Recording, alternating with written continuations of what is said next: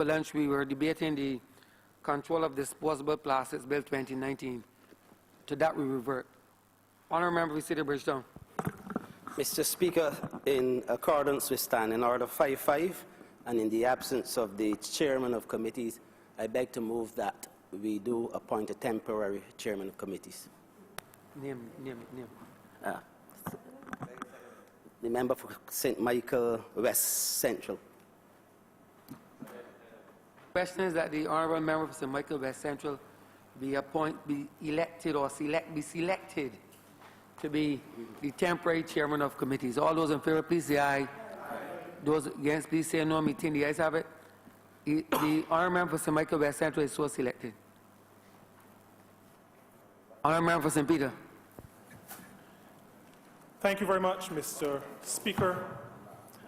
I want this afternoon just to make a relatively brief contribution to the bill before this honourable chamber, a bill that seeks to make provision for the importation, manufacture, retail of certain disposable plastics, and to authorize the use of certain types of disposable plastics and to provide for some other related matters.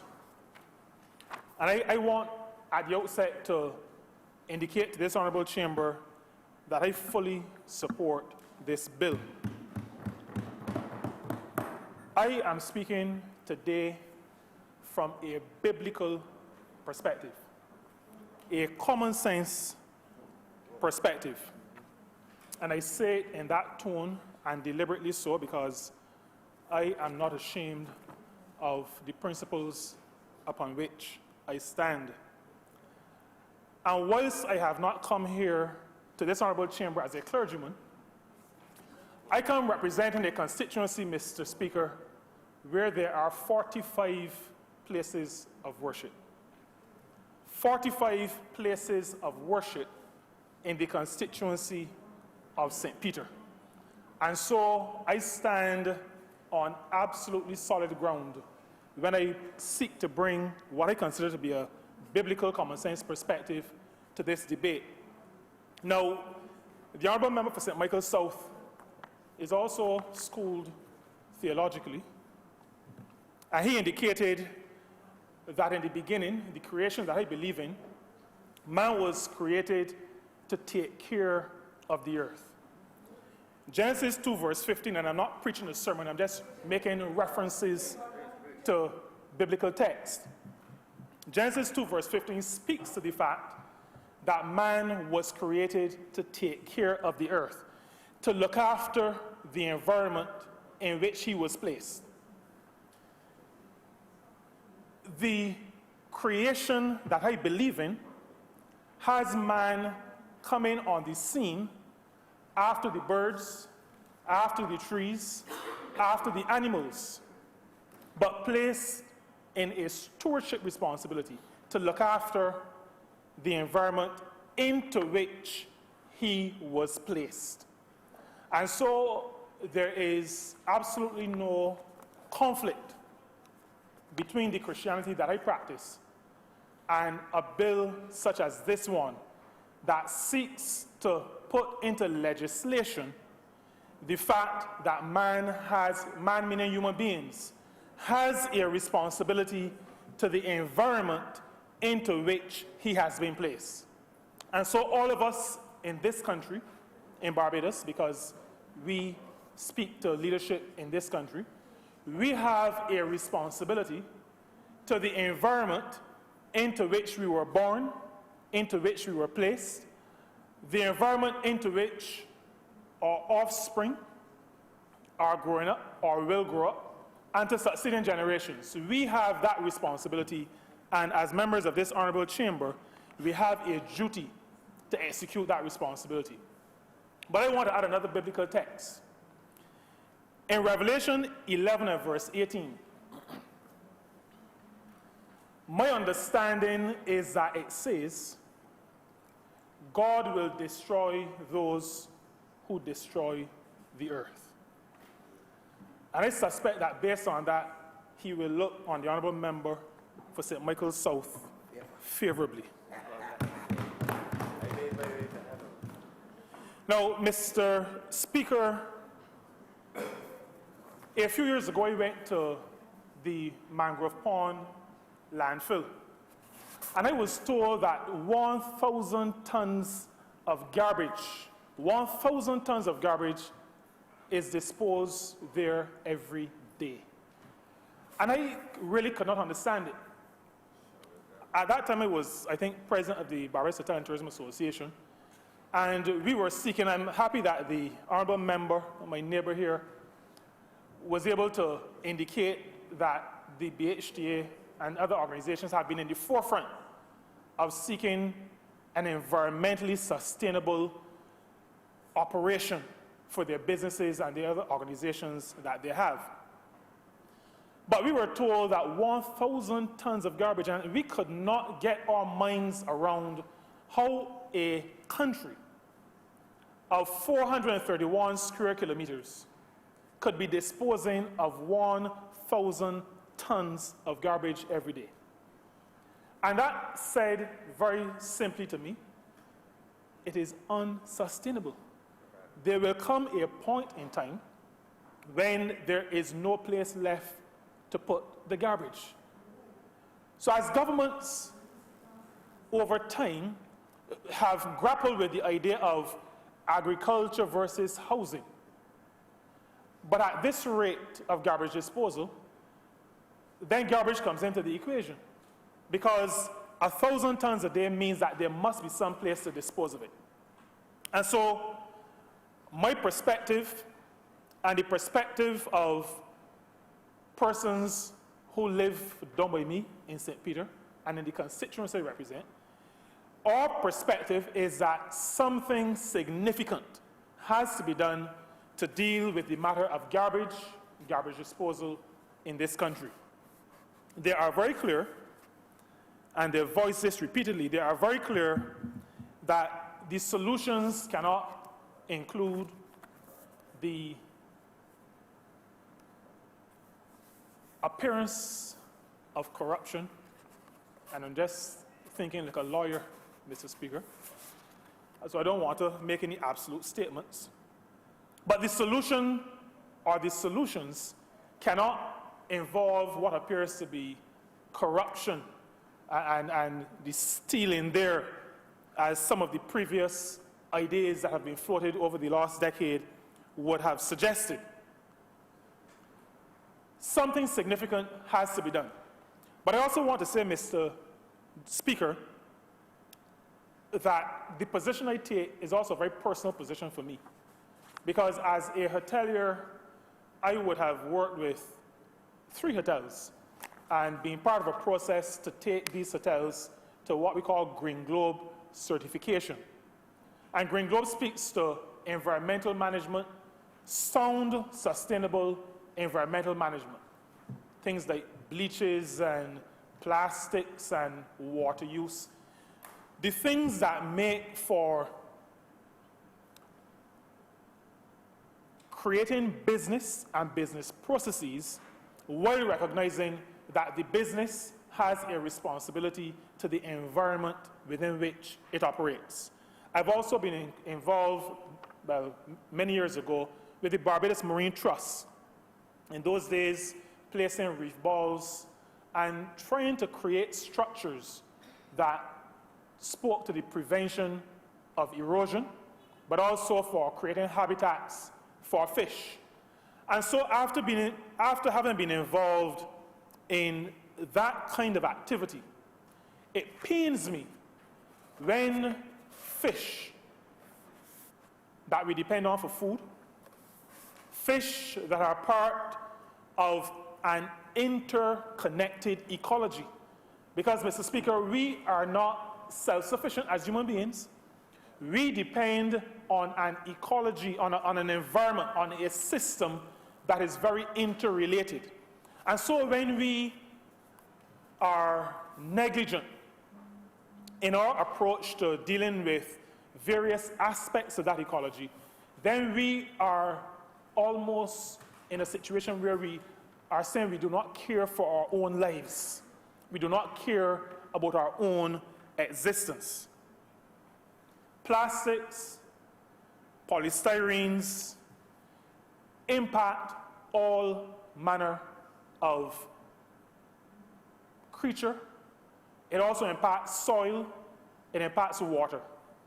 And so any sensible government, any responsible government, any government that recognizes that it has a leadership responsibility in their country must put measures in place that seeks to look after our environment, the ecology, that seeks to take care of our water and our water sources and the quality of that water, and seeks to protect our soils, so that when we have materials that take hundreds or thousands of years to degrade, and even in some cases when they actually degrade, create particles that become detrimental either to water supply or to soil quality, a good government will take the kinds of measures that we are debating here today. And I want to reinforce in the minds of Barbadians, a bill such as this says that the government that I'm a part of is a government that cares. It cares about people who are living in Barbados now. It cares about the fact that we live in this interrelated environment, and it cares about generations to come. It is respectful of what I believe God would initially have been expected of us, that we be good stewards of our environment. And so I would just want to point out, I said before that plastics and the polystyrenes, these things that don't degrade, impact marine life, fish, turtles, and these things all are interconnected. They create garbage disposal issues, because the more garbage is created, the more we have to look at how to dispose of these matters. I spoke to the contamination. But I want, before I sit, because I shall not be very long today, the matter raised by the Honourable Leader of the Opposition about the loss of jobs. Last Thursday, I spoke to the NUPW on the occasion of the official opening of their 75th, the annual conference that they have, and the 75th occasion of the opening of this conference. And I am minded to use here a lesson from history that I would have shared with them. When digital photography was invented, Kodak employed tens of thousands of people. Kodak may have taken the decision that if this technology will close down my business, there will be tens of thousands of people on the breadline. And just like Barbados, every person on the breadline, every person who is unemployed, may have 2, 3, or 4 dependents on average. Kodak could have taken the decision that I do not want to put these tens of thousands of persons in a situation where there is no livelihood. Mr. Speaker, Kodak no longer exists as a company anywhere on this planet. And those in the International Space Station have not found it in outer space either. I say that, Mr. Speaker, not to be flippant about loss of jobs, but I say that to say to any business person in Barbados or anywhere else that times change, and there comes a point in time in the history of a business, just like there comes a point in time in the history of a household, or in the history of a country that a decision has to be made not just to do with now, but to do with the future. In Barbados, Mr. Speaker, that time has come as it relates to plastics and polystyrenes and those other non-degradable products. That time is now. And today we debate this bill to say to Barbados, Barbadians, business people, individuals, those who sell food, we have to be forward thinking. We have to think not just about where we are today. We have to think about what kind of Barbados we want in the next 50 years, in the next 100 years, if time lasts that long. And so I want to say to those who feel uncomfortable about the fact that some businesses may have to change the way they do business, that, Mr. Speaker, is the way of life. It is the way of life. As Al Gore would have said many years ago, there comes a time when we have to face truths that are inconvenient. The good thing about the human spirit, though, Mr. Speaker, is that we have the capacity to adapt. And the Barbados that I know, inhabited by the Barbadians that I know, have that capacity to adapt. And I don't have the fear that the Honourable Leader of the Opposition has. I don't have the fear that the business to which he refers may have. I have confidence in the people of Barbados that they understand where we are going.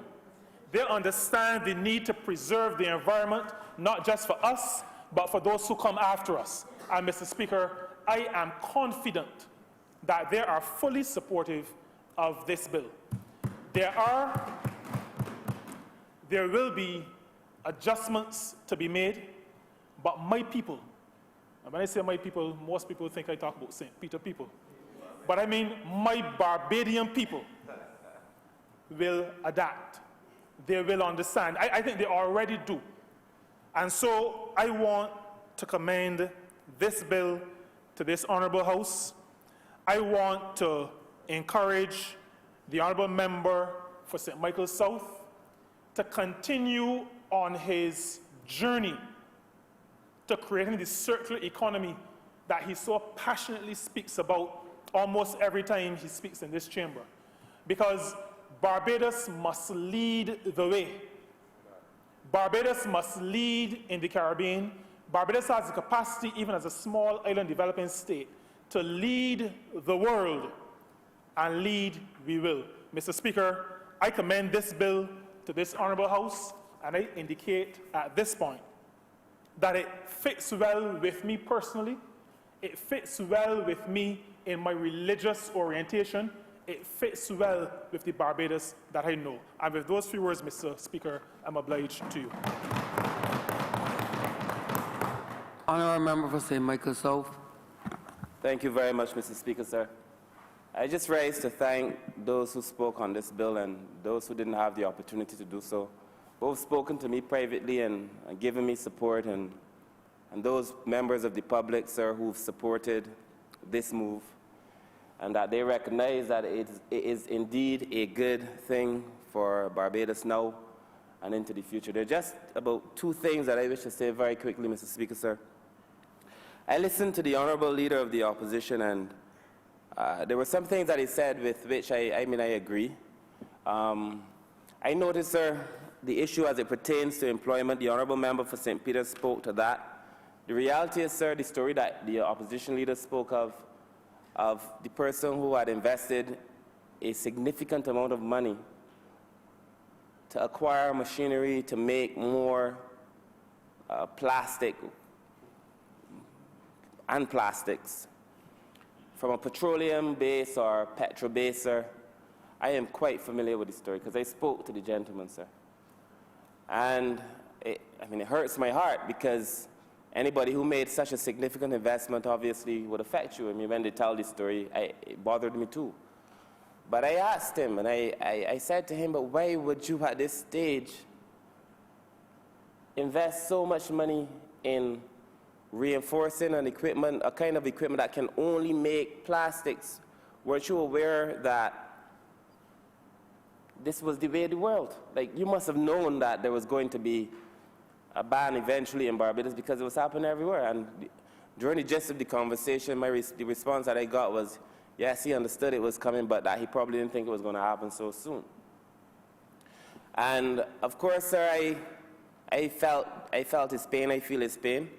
As a government, we've asked that the Honourable Member for St. George South, the Minister responsible for small business, and the Honourable Member for St. Michael North, who's responsible for industry, will meet with the manufacturers of plastics to see how best we can help them through this very difficult transition. Because, Mr. Speaker, sir, it is going to be very difficult to legitimately label this government with not caring. And so, sir, we're going to have those conversations. How it's going to end, I cannot tell you. But I know for sure it is our intention to help as best as we can. And then, Mr. Speaker, sir, I made a point in relation to Tetra Paks, where I might have said that the straws are not available in Barbados, and Barbados hasn't led the way, therefore. But the point I'm trying to make, Mr. Speaker, sir, is that in the international environment, even countries that have been able to ban straws have not found a way to deal with their Tetra straws, those smaller straws, as yet. And that because we're now implementing the ban, Barbados hasn't done so as yet either. But I am confident that we have the capacity and the resources in Barbados to bring a solution to that.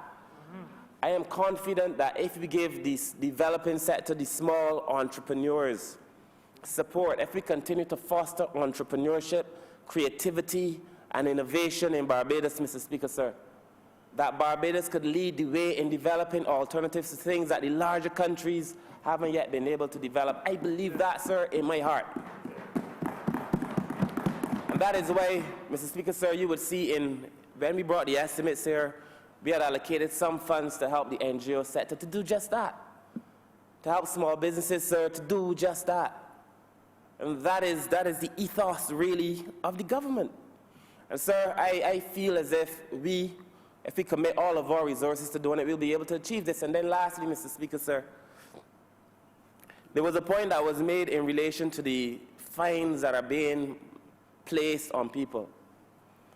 And the current legislation says $50,000. Now, I must tell you, like the opposition leader, I am not a lawyer. But when we were drafting this legislation, or when we were drafting the policy to guide the legislation, sir, I was very clear that it could not be $50,000 for everybody, and that it should be up to $50,000. But that the architects of the actual legislation said to me that law doesn't work like that. That I don't get to say it should be up to something, laws are certain, but that the person who is in charge of the courtroom would have the discretion to apply the funds according to the nature of I believe, the nature of the offense.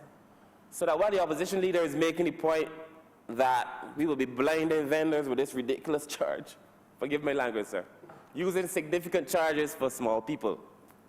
That is not the case. But that's the maximum. And that within there could be smaller charges befitting the offense, smaller fines befitting the offense, and depending on the person's circumstances, sir. So I just wish to address those before it got out into the public, that this Barbados Labour Party was charging small people $50,000, because it's not true, Mr. Speaker, sir. So as I close, I just want to thank all of my honourable colleagues again. I believe that we are about to do something transformative. I listened to the member for St. Michael East when he spoke in relation to the ban on plastics, Mr. Speaker, sir, and I thank him for his passion, and I know the Ministry of Environment will be bringing a lot of legislation to address these other things. How we handle our garbage, littering, taking care of your own private premises, those things. So, Mr. Speaker, sir, with that, I just wish to again thank my colleagues. And I beg, do I have to say? Mr. Speaker, sir, I beg that you do not leave the chair. No. I beg that this bill be read a second time, sir. Beg the second. Question that this bill be ready a second time. All those honourable members in favor, please say aye. Aye. Those against, please say no. Me think the ayes have it. Mr. Speaker, I beg that you do not leave the chair and the House resolve itself into committee for further consideration of this bill. The question is that the Speaker do leave the chair and the House resolve itself into committee for further consideration of this bill. All those honourable members in favour, please say aye. Aye. Those against, please say no. Me think the ayes have it.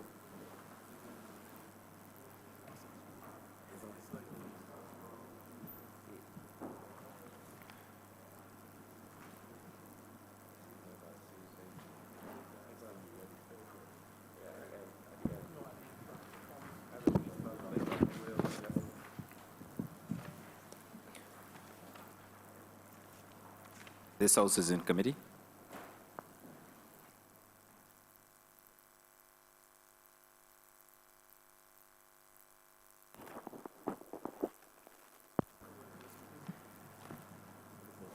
Mr. Speaker, I just begged, no, I'm sorry. Mr. Chair, I beg to move that clause 1 stand part. The question is that clause 1 stand part. All those in favor, please say aye. Aye. Those against, please say no. I think the ayes have it. Clause 2. Mr. Speaker, I beg to move that clause. Mr. Chairman. Mr. Chairman, sir, I beg to move that clause 2 stand part. Question is that clause 2 stand part. All those honourable members in favor, please say aye. Aye. Those against, please say no. I think the ayes have it. Clause 3. Mr. Chairman, I beg to move that clause 3 stand part. The question is that clause 3 stand part. All those honourable members in favor, please say aye. Aye. Those against, please say no. I think the ayes have it. Clause 4. Mr. Chairman, I beg to amend clause 4 by deleting clause 4.1a and deleting clause 2a, 4.2a. The question is that the clause as amended stand part. All those honourable members in favor, please say aye. Aye. Those against, please say no. I think the ayes have it. Clause 5. Mr. Chairman, I beg to move that clause 5 stand part. The question is that clause 5 stand part. All those honourable members in favor, please say aye. Aye. Those against, please say no. I think the ayes have it. Clause 6. Mr. Chairman, I beg to move that clause 6 stand part. Question is that clause 6 stand part. All honourable members in favor, please say aye. Those against, please say no. I think the ayes have it. Clause 7. Mr. Chairman, I beg to make an amendment to clause 7. I wish to delete the words disposable plastic container from clause 7.1, as well as the words disposable plastic container from clause 7.3. Mr. Chairman, sir. Question is that clause 7 as amended to stand part. All those honourable members in favor, please say aye. Aye. Those against, please say no. I think the ayes have it. Clause 8. Mr. Chairman, I beg to make an amendment to clause 8. I beg to delete the words disposable plastic container from clause 8, sir. Question is that clause 8 as amended stand part. All those honourable members in favor, please say aye. Members in favor? Aye. Those against, please say no. I think the ayes have it. Clause 9. Mr. Chairman, I beg to make an amendment to clause 9 to remove the word disposable plastic containers from clause 9.1 and clause 9.2, sir. Words. Second. Words. Question is that clause 9 as amended stand part. All those honourable members in favor, please say aye. Aye. Those against, please say no. I think the ayes have it. Clause 10. Mr. Chairman, I beg to move that clause 10 stand part. The question is that clause 10 stand part. All honourable members in favor, please say aye. Aye. Those against, please say no. I think the ayes have it. Clause 11. Mr. Chairman, I beg to move that clause 11 stand part. The question is that clause 11 stand part. All honourable members in favor, please say aye. Aye. Those against, please say no. I think the ayes have it. Clause 12. Mr. Chairman, I beg to move that clause 12 stand part. The question is that clause 12 stand part. All honourable members in favor, please say aye. Aye. Those against, please say no. I think the ayes have it. Clause 13. Mr. Chairman, I beg to move that clause 13 stand part. The The question is that clause 13 stand part. All honourable members in favour, please say aye. Aye. Those against, please say no. I think the ayes have it. First schedule.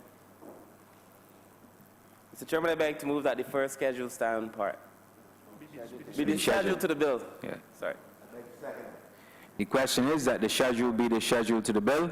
All honourable members in favour, please say aye. Aye. Those against, please say no. I think the ayes have it.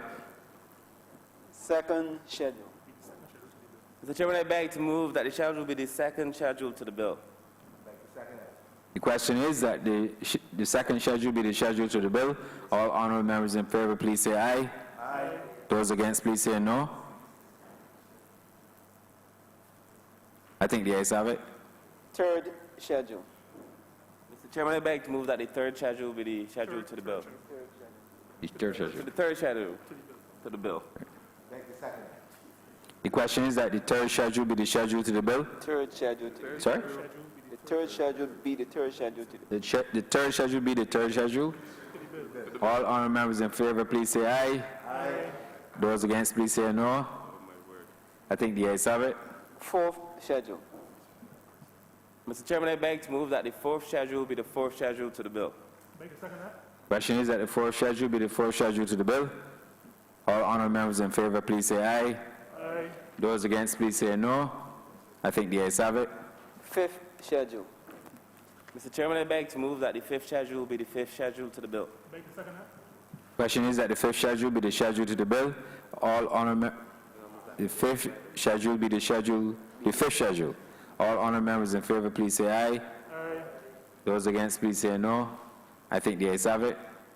Report. Mr. Chairman, I beg to move that you do not report to the honour of the Speaker the passing of one bill in committee with amendments. The question is that The question is that I do report progress to His Honour the Speaker. No. The passing Report the passing, not progress. report. Sorry, the passing of one bill. of one bill With amendments. with the passing of one bill in committee with amendments. All in favor? Yeah. No. You got to put it. No, you got.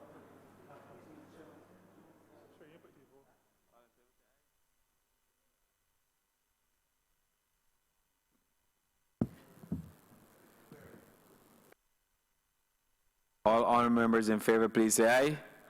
Those against, please say no. No. I think the ayes have it.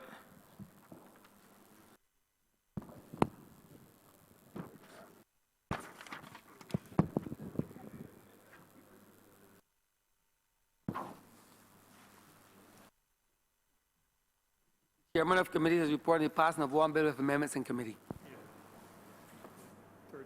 Mr. Speaker, I beg to move that this bill be now read a third time. Question is that this bill be read a third time. All the honourable members in favour, please say aye. Aye. Those against, please say no. Me think the ayes have it. Mr. Speaker, I beg to move that this bill now be passed and cited as the Control of Disposable Plastics Act 2019. Beg to second that. Question is that the aforementioned bill be so passed and so cited. All those honourable members in favour, please say aye. Aye. Those against, please say no. Me think the ayes have it. This bill is so passed and so cited. Order number 6, sir. In the name of the Honourable Minister of Finance and Economic Affairs, to resume the debate on the second reading of the Appropriation Bill 2019.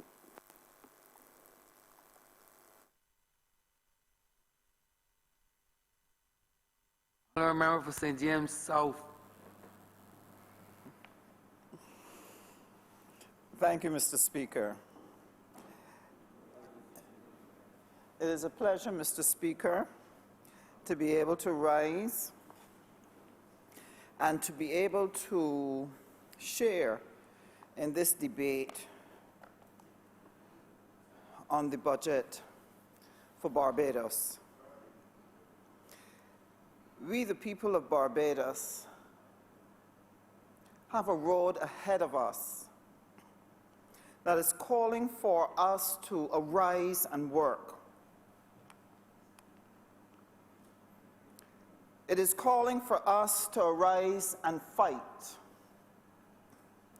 It is calling for us to arise and position ourselves that we can take care of our own future.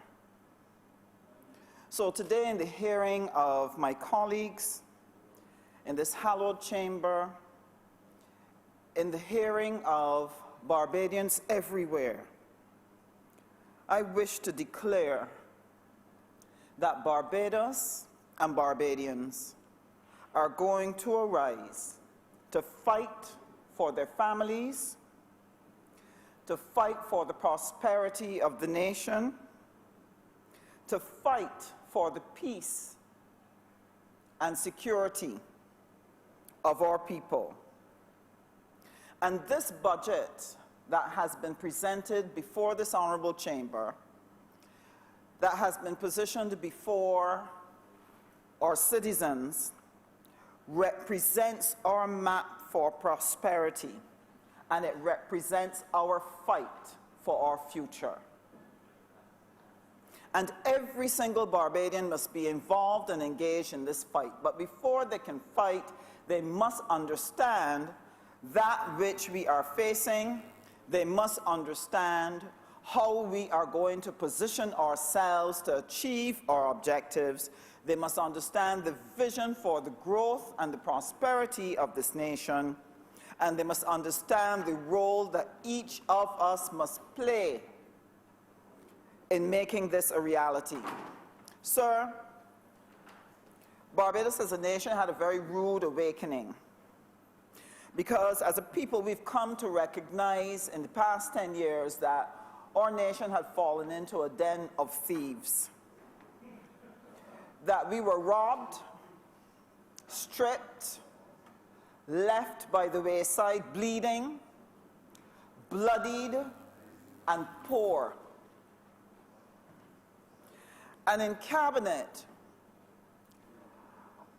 as I watch my colleagues, each one working their hearts out to try to correct the problems which we have encountered, when I look at the dozens and dozens and dozens of initiatives, legislation, that we're pressing hard on the public service to produce, that we can get out of the problems where we are, I sometimes ask myself, what did the other side come to work to do every day? Because so much was left undone.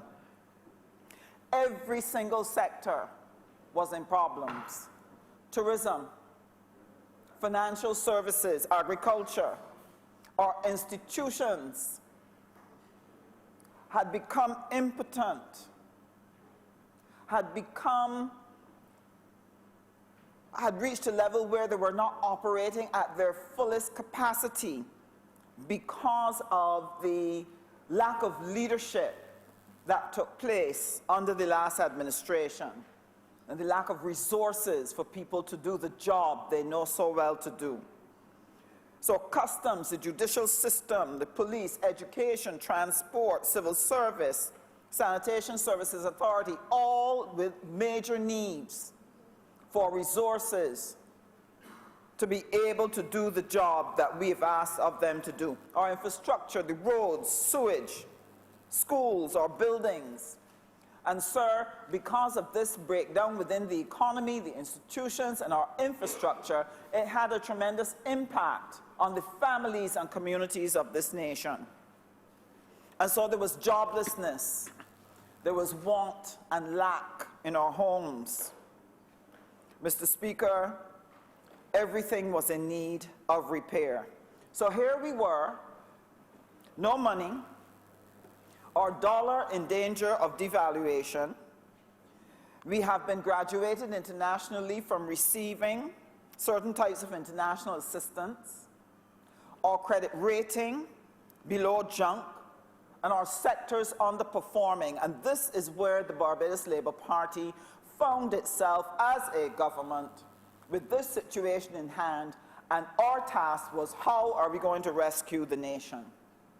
So, sir, it was only obvious that the only thing that could save this nation is if we had a bold, imaginative, sensitive, but effective plan to be able to rescue this nation and at the same time position it to be able to function well in the 21st century.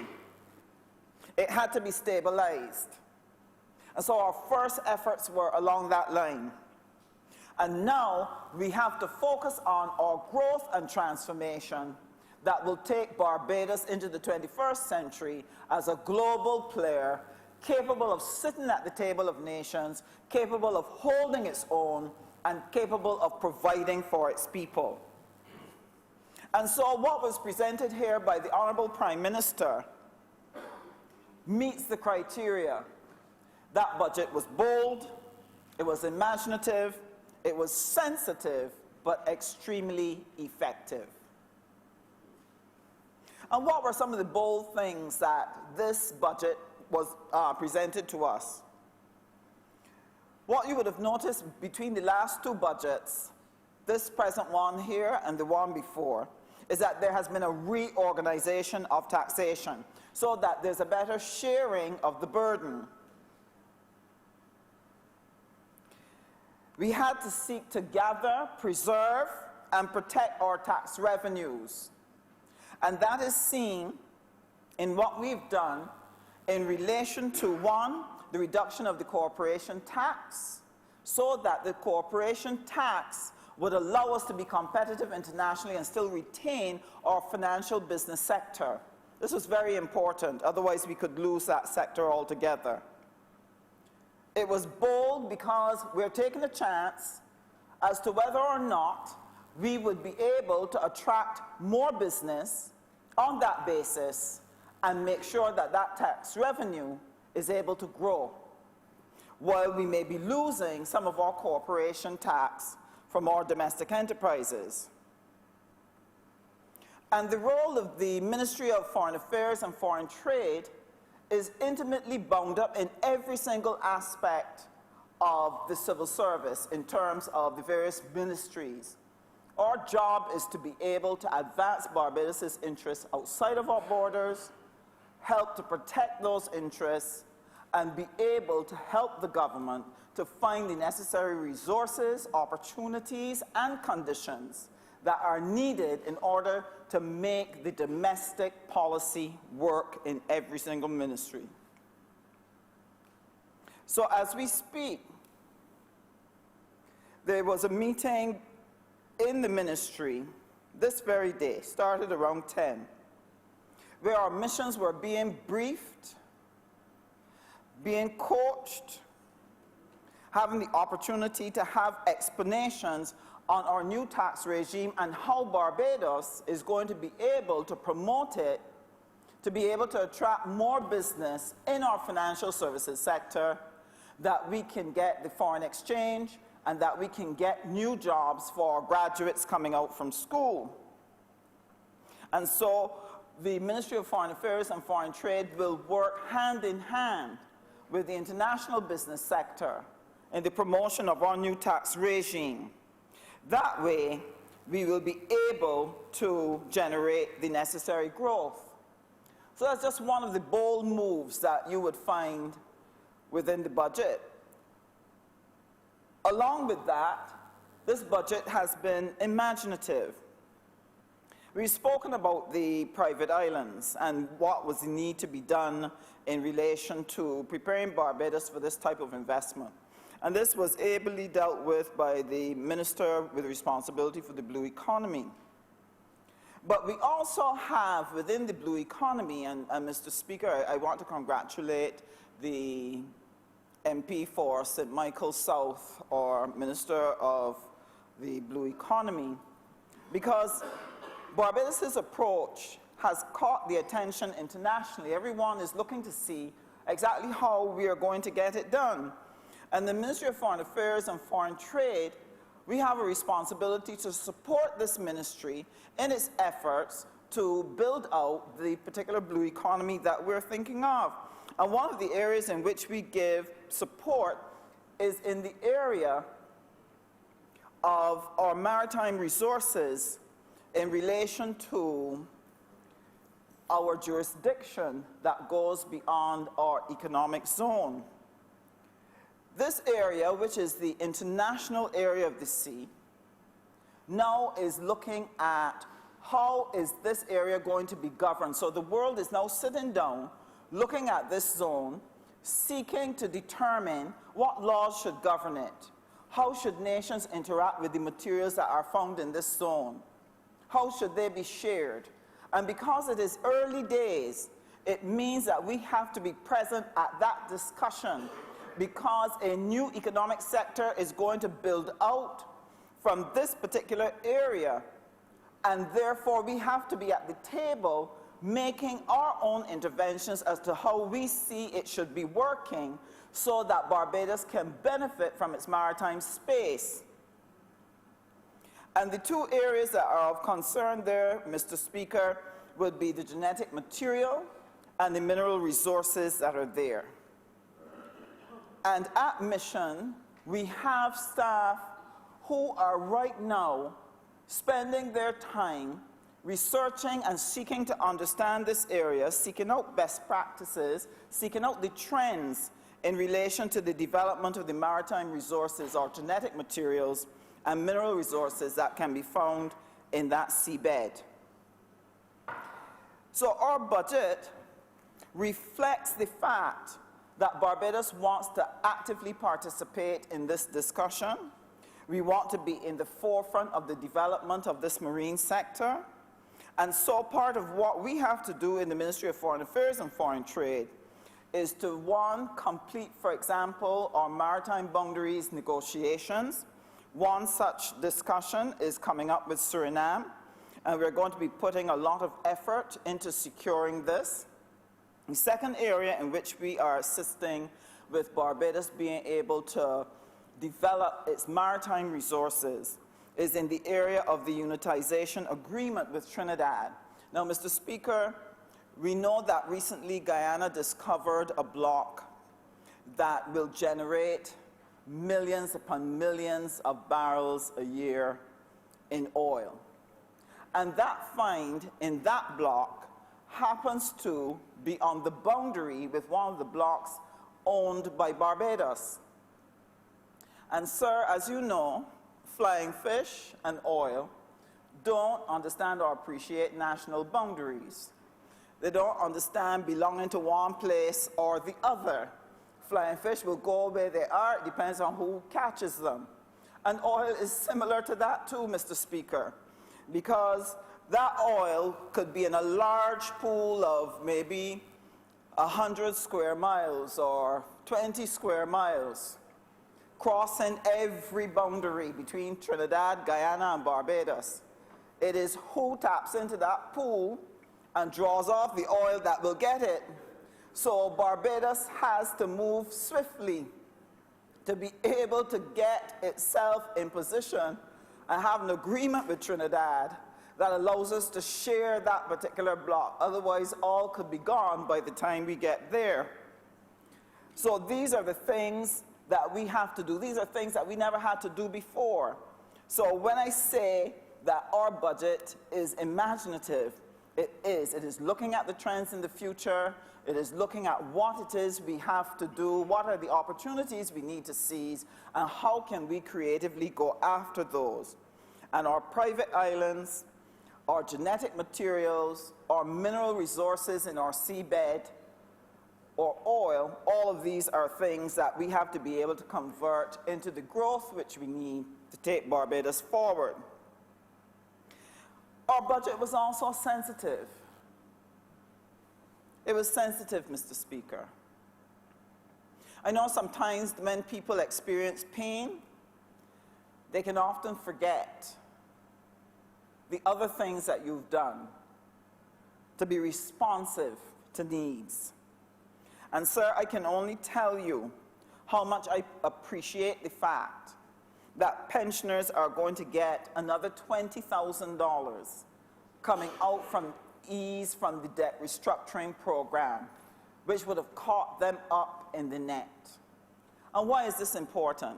St. James South, the constituency I have the honor to lead, and I want to thank the constituents for their support. I have a very large middle-class grouping in St. James South, and many of them are thrifty, hardworking, people who save their money and have made preparation for taking care of themselves in their old age. But the difficulties, the economic difficulties in which we found ourselves resulted in the fact that the government had to look at a debt restructuring program in order to save the dollar. Because without doing that, not just the pensioners, but every single citizen in this country would have been hurt, would have been dealt a tremendous blow. But this government made the determination that we can find creative ways in which to give back pensioners some of that money earlier so that it would be available to them for use to take care of themselves so that they can maintain their independence. They don't have to be a burden on their children. They don't have to be a burden on the state. And they do not have to face old age in poverty. And on behalf of the good pensioners, the good people of St. James South, I want to thank the Minister of Finance, the Prime Minister of Barbados, for finding ways to ease those pensioners. The tax relief too, the adjustments will also take some pressure off of the households, especially our middle-class households that have had a lot to bear. The reverse tax credit is of interest to me as well, because I have so many constituents for whom this money is important, especially when it is issued just before school time. Because as you and I know, Mr. Speaker, the cost of sending a child to school is enormous in Barbados. And if you have 2 or 3 children, Mr. Speaker, it can be a burden that sometimes families cannot make. But that reverse tax credit will help. The extension of tax relief to other categories of citizens, some clerical officers, people who work at the airport, people who work for between $1,800 and $2,500. These persons will gain some tax relief. And this, Mr. Speaker, will put more money in their pockets that they can put food on their tables. And CLICO, again in St. James South, so many of them would have put money within that CLICO program to only find that their money was trapped. So, Mr. Speaker, when this administration has made the determination that despite our economic difficulties, despite the demands on the government purse, despite the challenges that we have, the program we have on the ground, the fact that we can prioritize the CLICO policyholders who have suffered for years, who have died, who are ill, because of this situation going on unattended for so long, having been dealt with in such a callous way, I want to applaud the Prime Minister for this step, because it is the only step of integrity that a caring government can do in relation to this CLICO policyholder issue. So I am very pleased with what this particular budget is delivering to Barbadians. And I am particularly pleased with the efforts that are going to be made in relation to growth for the economy. And the work of the Ministry of Foreign Affairs and Foreign Trade in helping the BERT program is going to be vital in terms of our success. Now, a lot of people don't know about the work of the foreign affairs and foreign trade because they tend to think of it as dealing with visas, and if people have problems and so on, that's where we step in and we go to diplomatic get-togethers, receptions, shake hands, and smile. But believe me, we do extremely serious work that helps to make the domestic policy of Barbados become a reality. And I just want to take a few moments to share some of what we do on a daily basis. Now, in the program and in this budget, what you will see is that it anchors our growth strategy. In order for us to grow, two things have to happen, Mr. Speaker. We're going to need foreign direct investment, and we will need enterprise growth. Those two things are going to be vital. Without those, we cannot give our citizens a decent life. So what are we doing to make that happen? One, we have to have a strategy for attracting investment, and this deals with our financial services sector. Invest Barbados in this budget has been provisioned with the resources that they're going to need to be able to develop that promotional strategy that will seek to attract more financial services into our economy. A few years back, that particular sector used to earn over $300 million a year for Barbados. It used to pay that in foreign exchange currency. That particular sector employed close to 4,000 people in high-paying jobs. It actually helped to finance a tremendous expansion of the middle class in Barbados. So in St. James South, I have a number of people who either still work or used to work in that financial services sector. So the growth of this sector is vital to my people. And therefore, the monies that we put aside for the promotion of this sector to make a success of our bold effort in reducing the level of corporation tax, this means a lot to us in St. James South. And our missions, we have missions in England, in Brussels, we've got missions in the United States, Canada, we've got them in Brazil, Venezuela, we have them all over the world, about 13 or so of them. Mind you, we don't have them in as many places as we would like, and we are looking forward to this budget providing us with resources to open a couple more missions in some key strategic areas. The missions form an important part of Team Barbados. And part of their job is to help in the promotion of our financial services product, in the promotion of our tourism, in looking for opportunities for trade, in looking for opportunities for treaties and agreements. And so, what we have done, along with what I shared earlier, that right now they are having sessions with international business to prepare themselves to be able to support any thrust to promote these particular, this particular new regime that Barbados has created. Along with that, we're going to be mobilizing our honorary council network, because wherever we do not have a mission, we try to establish an honorary council to represent Barbados' interests in that particular jurisdiction. And what the ministry will be doing this year is reorganizing our honorary council program, adding new people to it, reorganizing it, and tasking each person with a work program for the promotion of Barbados and Barbados' interests across the world.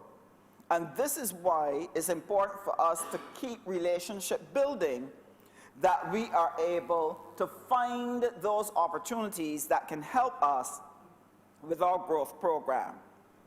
We will also be redoubling our efforts in broadening our network of tax treaties. Those double taxation treaties allow for the financial services sector to grow, because those enterprises that register here then will not be double taxed when they get home. So we are working ahead of the international business sector to make sure that the opportunity for the spread and growth of that area will occur. But that is not all. We are right now discussing with the International Trade Center, putting on sessions on commercial diplomacy. This is a type of training in diplomacy that is focused on how to build trade and business, to give the skills to our people in these missions that they can help us find more business for Barbados.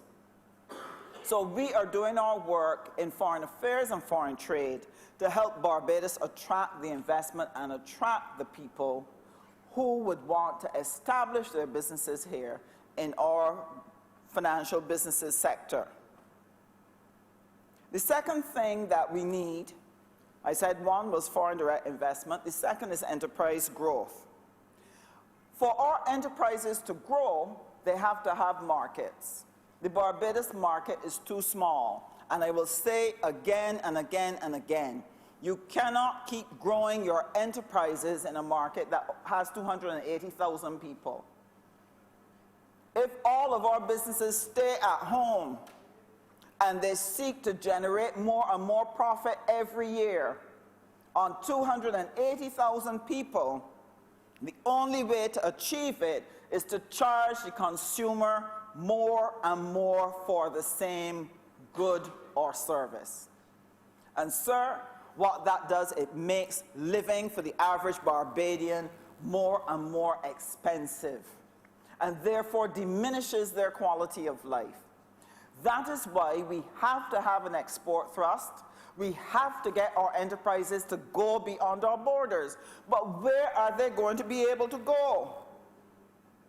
Well, we have a three-pronged attack that we are going to be using in the Ministry of Foreign Affairs and Foreign Trade. One, we have to preserve our existing markets. And to give you an example of what we've done recently, Brexit presents a major challenge to us on trade. Should there be a hard Brexit in which the UK leaves the EU without an agreement, then what will happen is that there will be a period where there will be no treaty or agreement to govern trade between CARICOM countries and the UK, which means that our goods will suddenly attract duty, which will make them more expensive, which means that we could lose our markets. So CARICOM and CARIFORM have been working assiduously for the past 7 months to develop an economic partnership agreement with the UK that will replace the fact that when the UK comes out from the European Union, that we already have an agreement in force so that there will be no break in trade between CARICOM countries and the UK.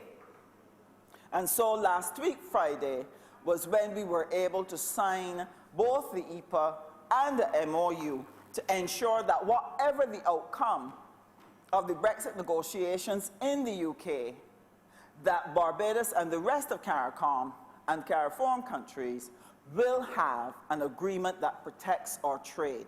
This is how we preserve trade for Barbadians. And that is about our rum, it is about our sugar. And that is about $13 million in trade. We also have to deepen our trade in the areas where we already are. And one of the agreements that is now up for discussion is the replacement agreement for Cotonou, which is the agreement between African, Caribbean, and Pacific countries and the EU that helps to govern not only trade, but relations, etc. And so those are going apace, Mr. Speaker. And the areas that we are seeking to protect are the areas of taxation and financial services, energy, culture, or general services, professional services, agriculture. These are things that we are seeking to negotiate to ensure that Barbados will have future markets and good conditions for trade so that we can continue to grow our enterprises and that they have a place to export. But the one dearest to my heart, Mr. Speaker, is our trade with CARICOM. It is probably one of the most misunderstood areas of our relations by the average Barbadian. I just want to take a moment to explain to people why CARICOM and the CARICOM single market and economy, why it is important to us. Mr. Speaker, Barbados sells close to $300 million in goods and services to CARICOM. It represents 55% of our trade. This is how we preserve jobs, Mr. Speaker, at our biscuit company. How we preserve it at our meat processing companies. How we preserve it in the sugar industry and all the different things which we export. Barbados actually has a positive trade balance with most countries in CARICOM. We sell more to them than we buy from them. The only exception really was Trinidad because of the oil. But we are only scratching the surface of what is the potential of trade with CARICOM. This region actually imports 88% of all that it needs from people outside of CARICOM. That means that there is an enormous set of goods that we currently do not buy from each other. And if we are going to create jobs for our young people who are coming from university, coming from SJPP, coming from BCC, coming out from school, we simply have to begin to build out our capacity to trade across CARICOM. Only 88% is bought from other people, while we do not buy that from ourselves. And sir, that is a travesty.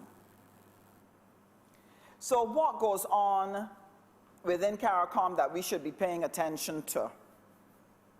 Well, first of all, I want people to understand that Prime Minister, as lead person for CSME, Barbados has responsibility for that, is doing a magnificent job in re-energizing CSME and advancing our agenda so that Barbados can succeed in building out its enterprises through trade. I just want to share a little something with you. I didn't get a chance to share it before, so I'll share it now. You always give kudos where they're due. I'll never forget when we went to the first CSME meeting, when the CARICOM Secretariat was coming in to brief Prime Minister when she first became Prime Minister about the state of CARICOM, where we were at, what was on the agenda, what needed to be done. And I remember as we sat at that meeting, the Secretary General started to share. Within a few minutes, our Prime Minister started to speak.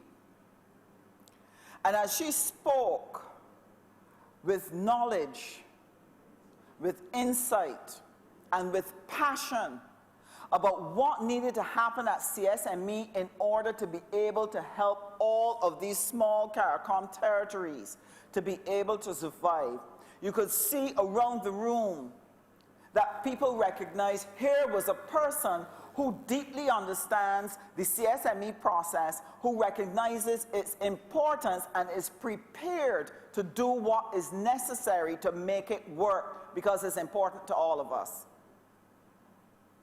And one of the things I heard going around the room, Mr. Speaker, as we broke up and we were leaving, I heard CARICOM officials saying, Barbados is back.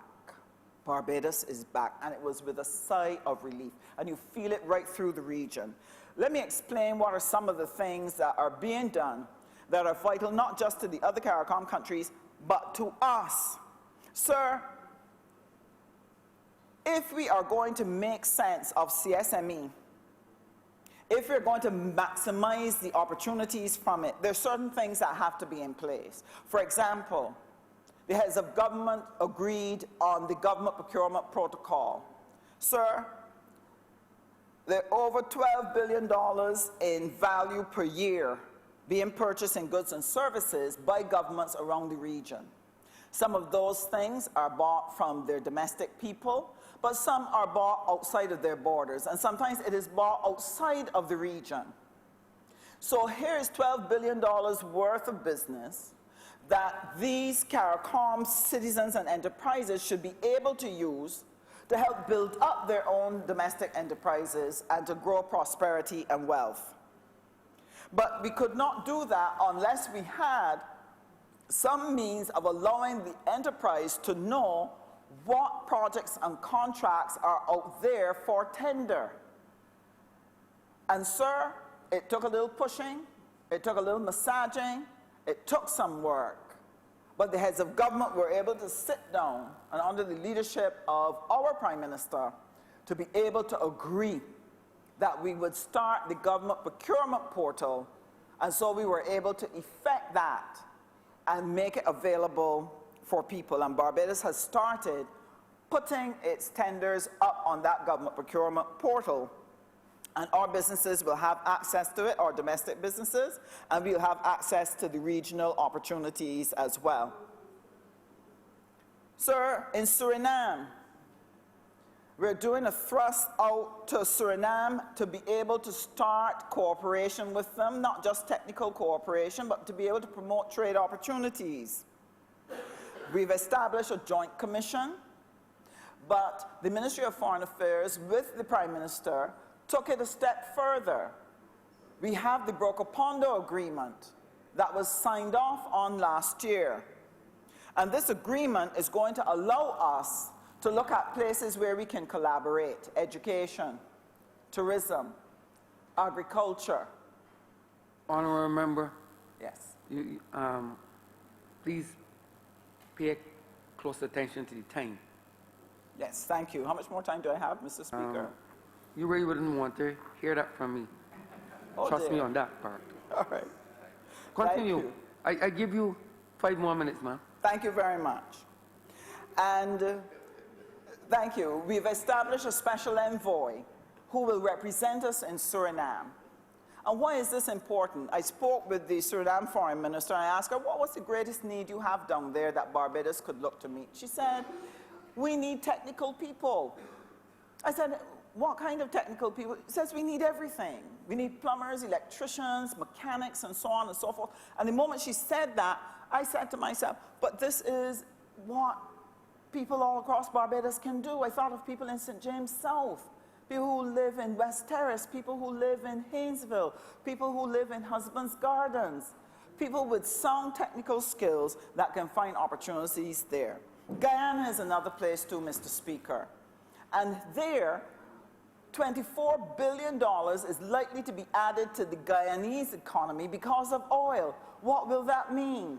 That people and businesses will flow into Guyana, and my determination is that Barbados must be a part of it. We must become a part of that Guyana experience. But how are we going to participate?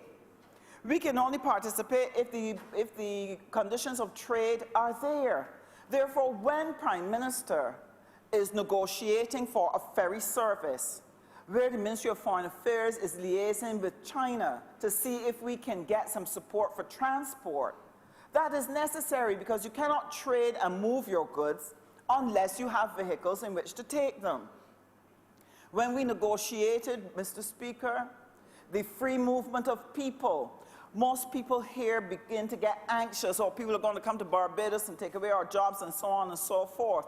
What we are thinking of is not just people coming to Barbados. We are thinking about the fact that Barbadians will have to move across the region to take advantage of the opportunities in Suriname and Guyana, and therefore they need to have the right to move, and that they also need to have contingent rights, Mr. Speaker, so that they can take their families. This is why we're doing it.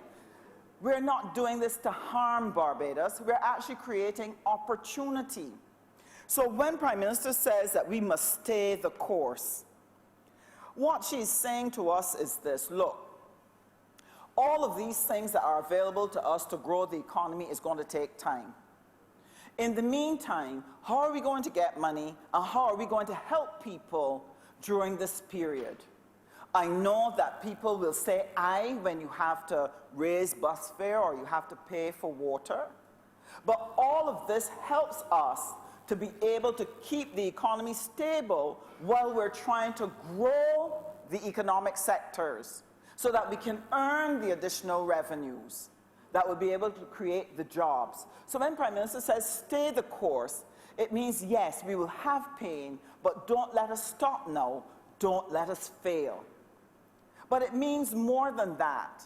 It's not just bearing the pain, Mr. Speaker.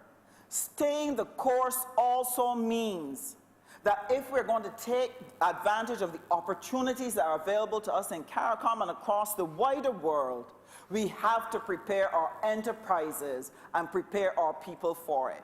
So when we say that Barbados is going to become a big training university, where we're going to be looking at technical training, soft skills training, we're going to be looking at standards, staying the course means that citizens need to get involved in these opportunities and prepare themselves, because we cannot convert the opportunities into economic growth without the citizen going out and doing those jobs, providing those services, and doing them extremely well. So I'm appealing to Barbadians, and I'm going to end on this note, Mr. Speaker. Staying the course means more than just holding the pain. It means beginning to do the things to up your skills, doing the things where you start to look beyond our borders for the opportunity. It means helping to work to make Barbados a place that is safe so that investment and tourism can come. It means working together with the Ministry of Environment and the Ministry of Maritime Resources to keep the environment clean and healthy. It means working with the Ministry of Health to tackle the NCDs. It means working with the Ministry of Education to get our children focused and help them to aim high so that they will be the next generation that will take our opportunities and move them to a higher level. I want to commend this budget. I want to commend it to the people of Barbados. I want to reassure them, we've got this. We've got it. We know what we're doing.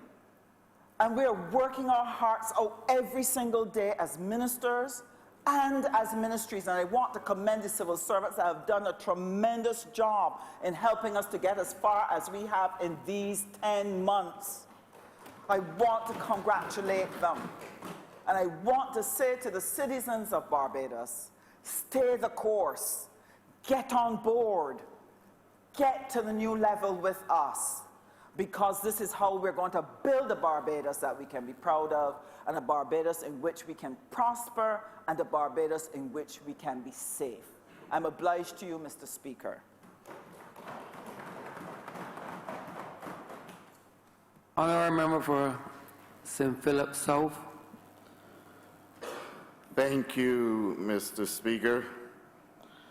I rise this afternoon to lend my voice to this budget debate and appropriation bill 2019. And Mr. Speaker, with your permission, I shall ask of you two things. One, that I thank the people of St. Philip South for giving me the opportunity to participate in this, my first budget presentation. And secondly, to thank the team of my campaign for making me Indar the man in St. Philip South.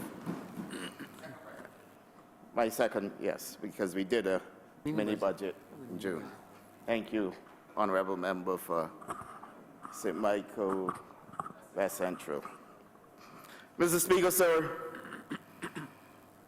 as I reflect on my days as a boy, sitting in Granny's shed roof, as we called it then, I recall the days of the great Tom Adams and Richie Haynes speaking in this honorable chamber. And I deem those to be the days that convinced me that I should pursue a journey in politics.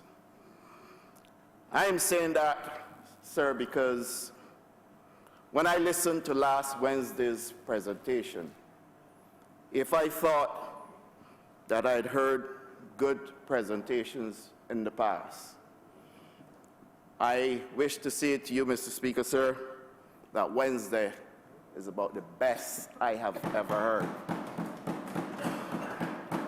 And I want to make it clear for the records that I'm not just saying that lightly.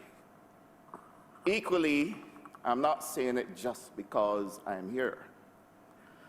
I am saying it, sir, because I thought it was about the boldest budget presentation ever presented in this chamber since the one by Tom Adams that brought us the Tenantry Freehold Purchase Act. Now, Mr. Speaker, sir, I can do nothing other than congratulate the Honourable Prime Minister and her economic team and her advisors for what was presented to Barbados at a time when the forces of opposition were seeking to foist upon the people of Barbados that we were going to impose more taxation on them and make life harder. And Mr. Speaker, none of them expected us to be bold enough to say we have a problem with our bus or transportation system and we need to fix it, and the way to fix it is to increase the bus fares. That is bold, Mr. Speaker, sir. None of the naysayers were bold enough to say that we have to break new ground in this country.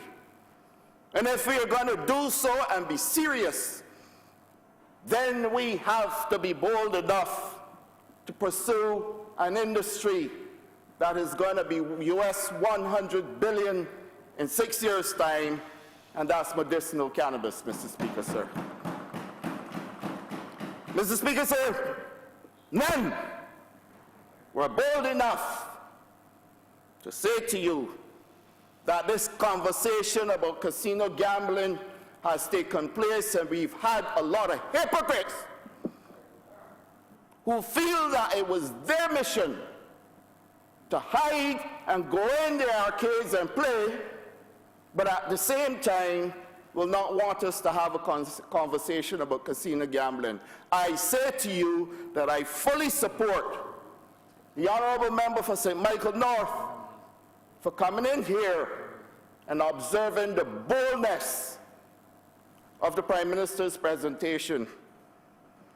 Mr. Speaker, I usually don't like to follow the normal political course. I believe that those days are over in our existence. And if any of you doubt me, reflect on May 24th in Barbados, when the entire population of this country and the electorate broke new ground by creating history in Barbados. It told us, and it ought to remind us, that new ground has been broken in Barbados and that the electorate of Barbados is no longer tolerant of the politics of the past, where all that appeared to be presented was smut, slash and burn, no substance, recklessness, a complete destruction of a whole country in pursuit of a political agenda, corruption at the highest level, no leadership, a lost generation, Mr. Speaker, a lustrum. That is what we had, Mr. Speaker. And I am prepared to pursue, Mr. Speaker, my approach towards what I consider a clean, bold, refreshing, and people-driven political career. Because we do not have the luxury of time. And we have a country to rebuild, Mr. Speaker, sir. And so, in our quest to rebuild this country, we do know that that time will be upon us when we have to address issues frontally.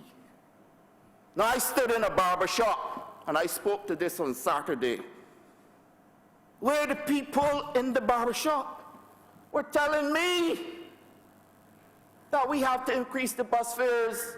I didn't tell them, they were telling me. This is the word on the ground. And for any right-thinking person to come in here and say otherwise, that person is disingenuous, Mr. Speaker, sir. And I understand poor people were hurt. They always do. And you always will have casualties in pursuit of good. But, Mr. Speaker, when you choose to take the most minuscule of any discussion to turn it into the big issues, then I know you're disingenuous. Mr. Speaker, we didn't just increase bus fares. We widened the tax bracket for those people who we deem to be the most vulnerable. And what did we say? We say, look, every year, come and draw down $1,300 from the government of Barbados. That's essentially what it means. It basically means that every year, you go to the Treasury, file your report, and draw down $1,300. And then if you compare that to the increase in bus fares, the increase basically amounts to what? On average, if you work 5-day or 6-day a week, $700–800, and you're drawing down $1,300, Mr. Speaker, sir. Bold, but balanced. It's not unfair, we are humbugging nobody. And I don't usually cite the member for St. Michael West just because I can. But I thought that he was humbugged with the presentation that he was given. And it is a man that I like and respect a whole lot. But the presentation humbugged him. And I hope it will never happen again. Because, Mr. Speaker, he gave to this honorable chamber some options for agriculture. And Mr. Speaker, I am the happiest man to note that the honorable member for St. Michael West recognizes a role for agriculture. But equally, I'm disappointed, sir, because he was here when I did the estimates presentation. And unless he has forgotten, he knows that I presented a plan for agriculture. I noted 5 fundamental things that we were going to pursue. He mentioned all 5, and I have no problems with that. But I have a problem when you didn't take the time to say, 1, I hope they can be delivered. 2, I heard you say, but I equally believe. Or 3, it might have been said before, it is not unique to you. One of those would have been palatable, honorable member. But you know, Mr. Speaker, I have said that I enjoy the days of Tom Adams and Richie Haynes, because those days also taught me a lot about debates. Now, Mr. Speaker, we have a lot in this country that stands before us. And I want, Mr. Speaker, with the time that I have, to focus on what we are doing in agriculture. Because it seems to me that everybody has suddenly become an expert on agriculture. Everybody is an expert. You listen to the call-in programs. Everybody is an expert. And I am so happy that during my time, we can draw so much attention to agriculture. Remember, if you're doing nothing, people hardly would recognize. But if you're doing something, it draws people's attention. And so therefore, if for the first time in 10 years, agriculture is getting some attention, I'm indeed happy. Oh, Mr. Speaker, I also am very disappointed that equally I have found, and in this honorable chamber I found it too, that people don't engage in a lot of reading. It disappoints me. And it disappoints me because if you're going to present in this chamber, Mr. Speaker, sir, I think one of the things you owe to yourself is some quality time for reading and research. I got the nickname politician at the university simply because I spent more time researching so that I can debate hardest on Thursdays. And Mr. Speaker, some of the utterances, though I will not target anyone, were absolutely disappointing. I would not allow you to target anyone, sir. I know you wouldn't. Mr. Speaker, but I say to you that if you are going to borrow thoughts like borrowed money, you're only showing up the poverty of your thoughts. And to whom the cat fits, let him wear it.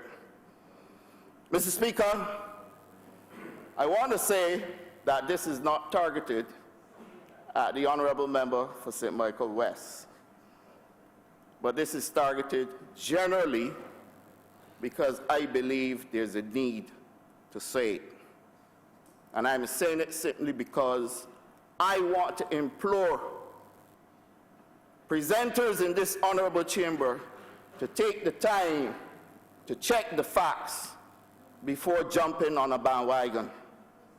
We must. Mr. Speaker, I am on record for outlining 5 fundamental areas of growth for this economy using agriculture as a means through which people can be empowered and enfranchised. Mr. Speaker, I beg you to bear with me because time may not permit, and what I may ask of you, I know you will not grant. You really are in no position to ask. I'm in a position to grant, you're not in a position to ask. Thank you, Mr. Speaker, sir. Thank you. Mr. Speaker, let me start by referring to our Appropriations Bill document 2019-2020. And those 5 fundamental areas that I presented here in the well were the transitioning of the sugar industry into a sugarcane industry, changing the BAMC from what it currently is into a privately owned, publicly owned partnership, where Barbadians, ordinary Barbadians like me, and members of the community of the member for St. Michael East communities will be able to purchase shares in that entity. And I am on record for saying that anything I touch in my ministry that falls under the title SOE, State-Owned Enterprise, will no longer be the same when I'm gone. And it will not be the same, sir, because I do not think that that is a footprint for government. And I have said, Mr. Speaker, that when I'm finished, the people of Barbados must have ownership. And I don't speak to the people who have majority of the economic ownership of this country only.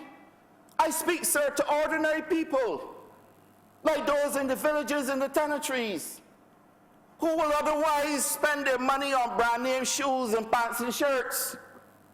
But that if we can encourage them and help them to break the shackles of their minds and remove them from being tied to an employer and see themselves as participants of the economic structure of Barbados, Mr. Speaker, sir, then I feel that I would have delivered as a minister and that I would have done good by the people of this country because I would have given them a share in the economic pie of this country. That is how I feel. Well, Mr. Speaker, if we transition the sugar industry into a sugarcane industry, you no longer have a bankrupt entity. It will be a profitable entity that is going to produce sugar, increase molasses production. You all have heard this before. But it came over as though this was never said. Increase molasses production, and then using the waste matter to generate energy in a cogeneration plant. And that we were also going to look to heritage tourism by using the factory at Buckley to be a museum where people will go there. They can get on a train and go through the train tracks that are still there, that they can come there and hear the story of the sugarcane industry from days gone by, and that they can also sample the syrups and the molasses, the local sugar, and that we would tell the story of our sugar, which has the finest crystals anywhere in the world,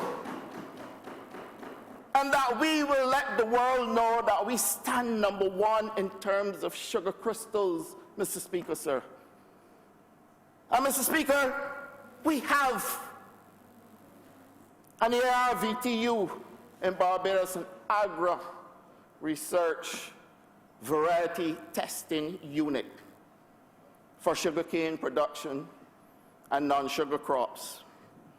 And that unit has done trial crops for as far afield as Indonesia, all of Guatemala. And that if we can hold up Barbados as a center for research and development, Mr. Speaker, then what we have done essentially is pave the way for the removal of government and allow the private sector to do what they do best, and that is commerce. We have no right in a 21st century with the government jostling for position with the private sector. It is unheard of. And Mr. Speaker, that I have articulated repeatedly. We now have a consultant on board who is about to take this project forward. The same white talk that people criticize for no apparent reason, reasons that made no sense to me, because I am trained to pay for results. So if you're going to tell me that paying for results is wrong, we have a problem. Because there ain't nowhere else you get results except paying for them. You go get chest pains and decide to consult one of your friends rather than go and consult a cardiologist and see what would happen. That's all. And in my opinion, it's a mute discussion. Because if you're paying for results and getting the results, what is the problem?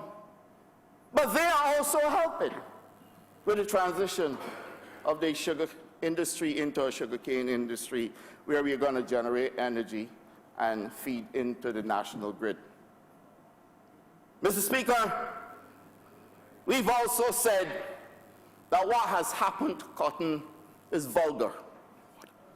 It is extremely vulgar, Mr. Speaker. We had a cotton industry that gave us an opportunity to export lint, and that industry has crumbled over time to the point where when I became minister in 2018, we weren't able to export any. That is our reality. Fields overgrown by cowage, no equipment, lack of seeds for planting, no work taking place to build out an industry. I took a paper to Cabinet, Mr. Speaker, and the Cabinet said to me, Minister, we want a full value chain cotton industry. My colleagues in Cabinet can attest to that. And we are currently in the ministry working on a value chain industry for cotton, where we don't just grow cotton and export the lint, but that we are going to take advantage of the opportunities available to us now, where we can also get back to manufacturing. Our cotton has been tested and proven to be the best cotton and the best lint anywhere you can get in the world. And so why should we grow that and send it anywhere in bulk when we can take full advantage of the entire value chain? And when you hear me speak, sir, I speak about value chain. Because we made a fundamental error in this country, sir, when we grew sugarcane, depending on the preferential treatment, only to find out that it was up there and the bottom drop out. And we then had to scramble. We're fixing that. We've also learned our lesson. And Mr. Speaker, we're not going to fall into the same trap again. And so therefore, we're going to take advantage of the full value chain. And I heard the Honourable Member for St. Michael West when he talked about using the cotton seeds to create oils, etc. But sir, that's a given. It's in the estimates for 2019-20. We spoke about research and development, sir. And Mr. Speaker, if the Honourable Member didn't read the document and he just put his finger like that, like we did in school, I'll forgive him. Well, Mr. Speaker, I know that there has been a lot of talk around Barbados. People say we ain't doing manufacturing, we ain't doing this, we ain't doing that. But here is a document for the coming financial year that speaks to what we will be doing. And I'm being told that agriculture needs to do these things that we have already said we are doing. Sanka Price wrote an article back in August 2018 listing all the things that I had planned for the agricultural sector of Barbados come this financial year. Mr. Speaker, we do not have enough seeds to plant 300 acres of cotton. It will probably take us to a maximum. We have to rebuild the industry. That is our reality, sir. 300 acres. My proposal is that we get 2,000 acres. It's going to take time, but we're working on it. We have to source the equipment, and the equipment is costing us over $1 million. But we are going there as well. Mr. Speaker, the third one is food security. The Ministry of Agriculture is now Agriculture and Food Security. I spoke to this as well, and I spoke to climate change, and I gave reasons why we should be cognizant of what climate change can do to a country like Barbados in the event that we get a climate event. And we know that the types of systems that pass through the hurricane season, sir, we are exposed.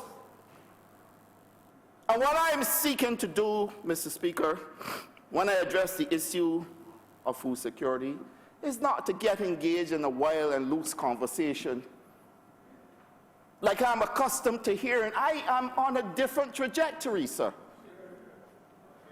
And so therefore, I can't engage in a conversation about food import bill in a tourism destination where we have to feed tourists and feed locals, because I'm engaging essentially in foolishness. And I refuse to humbug myself or the country with a nonsense conversation. We know that primary agriculture costs us $176 million in imports. So what am I going to do? Regurgitate that every time? For what? I've already looked at it. I know the numbers. I understand how it got us there. And I do not confuse it with the overall food import bill of over $600 million, because they have things in there like alcohol and processed food, all of which we have to work on over time. So what did I target? I targeted the low-hanging fruit, primary agriculture. And I said, look, my team and I will work on this, not out of a conversation focused on this, but on a conversation that will be focused on how we can empower and enfranchise the people of Barbados in a way that gives them skin in the game. And when you give them skin in the game, your focus is on productivity. Your focus is on planning. Your focus is on mapping. Your focus is on avoiding gluts. Your focus is on measuring seasons. And so we have created a program called the Farmers Empowerment and Enfranchisement Drive, deliberately so, because the acronym is FEED, F-E-E-D. And what it's designed to do, sir, is to produce most of those things that we currently import. Cabbage, broccoli, lettuces of all varieties, sweet peppers, tomatoes. Can you imagine we import cucumbers and pumpkins? And I have said, look, these things must become a thing of the past. And we got together and we look at all the options available to us that will quickly create opportunities for people, but not just people. We are targeting.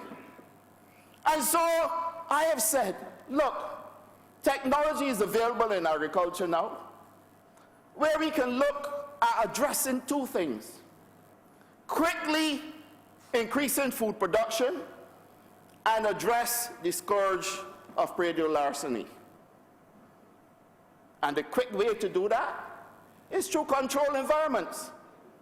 And I have said that if we go to containers, what they call freight farms, where you take a 20-foot container and you have approximately 2 acres equivalent of agricultural space to do vertical production. The Honourable Member of St. Michael West knows that I have said this before, and that what you will do is quickly increase the time to harvest, so that if it took you 8 to 10 weeks before, you're cutting it in half, so you're now doing it in 5. And the level of production will also be higher than what you do in open field for those crops that we have targeted.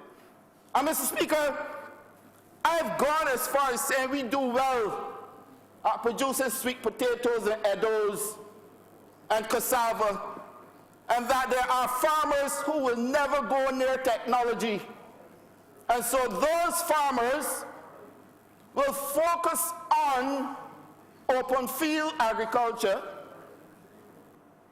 so that they continue to drive the production of food like sweet potatoes and cassava, and that I will work with the private sector to get into agro-processing, where we can produce flour from sweet potato and from cassava. And do you know, and those of you who have not yet tried it, go to BADMC and try it, a sweet potato pie. I tried it and it's quite good, and it's also very healthy. So that when you get that mix of technology-driven agriculture, in addition to the traditional way, I don't have to talk about a food import bill. That happens naturally. If you have a headache, your treatment is to take a pill. You don't keep talking about the headache. And the pill essentially is what will give you the relief. Farmers' empowerment and enfranchisement drive will reduce the food import bill, but my focus is on empowering people. That is the conversation, sir. If you want a good drink, Mr. Speaker, sir, to quench your thirst, you get the man that says keep walking with some coconut water. It quenches your thirst, but it also puts you on a high. So then you would get to do more in understanding. You would probably pick up a speed wobble too, as I've often heard when people overindulge. But Mr. Speaker, the point that I'm trying to make is one of marketing. You cite how you get the results. You do not continue to focus on the problem. And this is a problem I have with the way conversations are constantly framed in this honorable chamber. We have not yet removed ourselves into understanding how to deliver the change that we need. That is the problem, Mr. Speaker, sir. So, Mr. Speaker, who will be driven to agriculture that uses technology control units to retrofit buildings in our industrial estates to not only just grow food, but also to do the processing at the back, to put on a pack house, and to introduce the right type of equipment to do the freighting, and that the BADMC would offload most of the produce, if not all, and that the BADMC is setting up a marketing unit that will source markets for the crops grown, and that we have already engaged the Barbados Hotel and Tourism Association to make sure that the hotels are serving local food, and that, Mr. Speaker, sir, we are planning for Vision 2020, the home gathering, where people coming home to Barbados will eat locally produced food, sir. And that we have, Mr. Speaker, under this program, two other elements.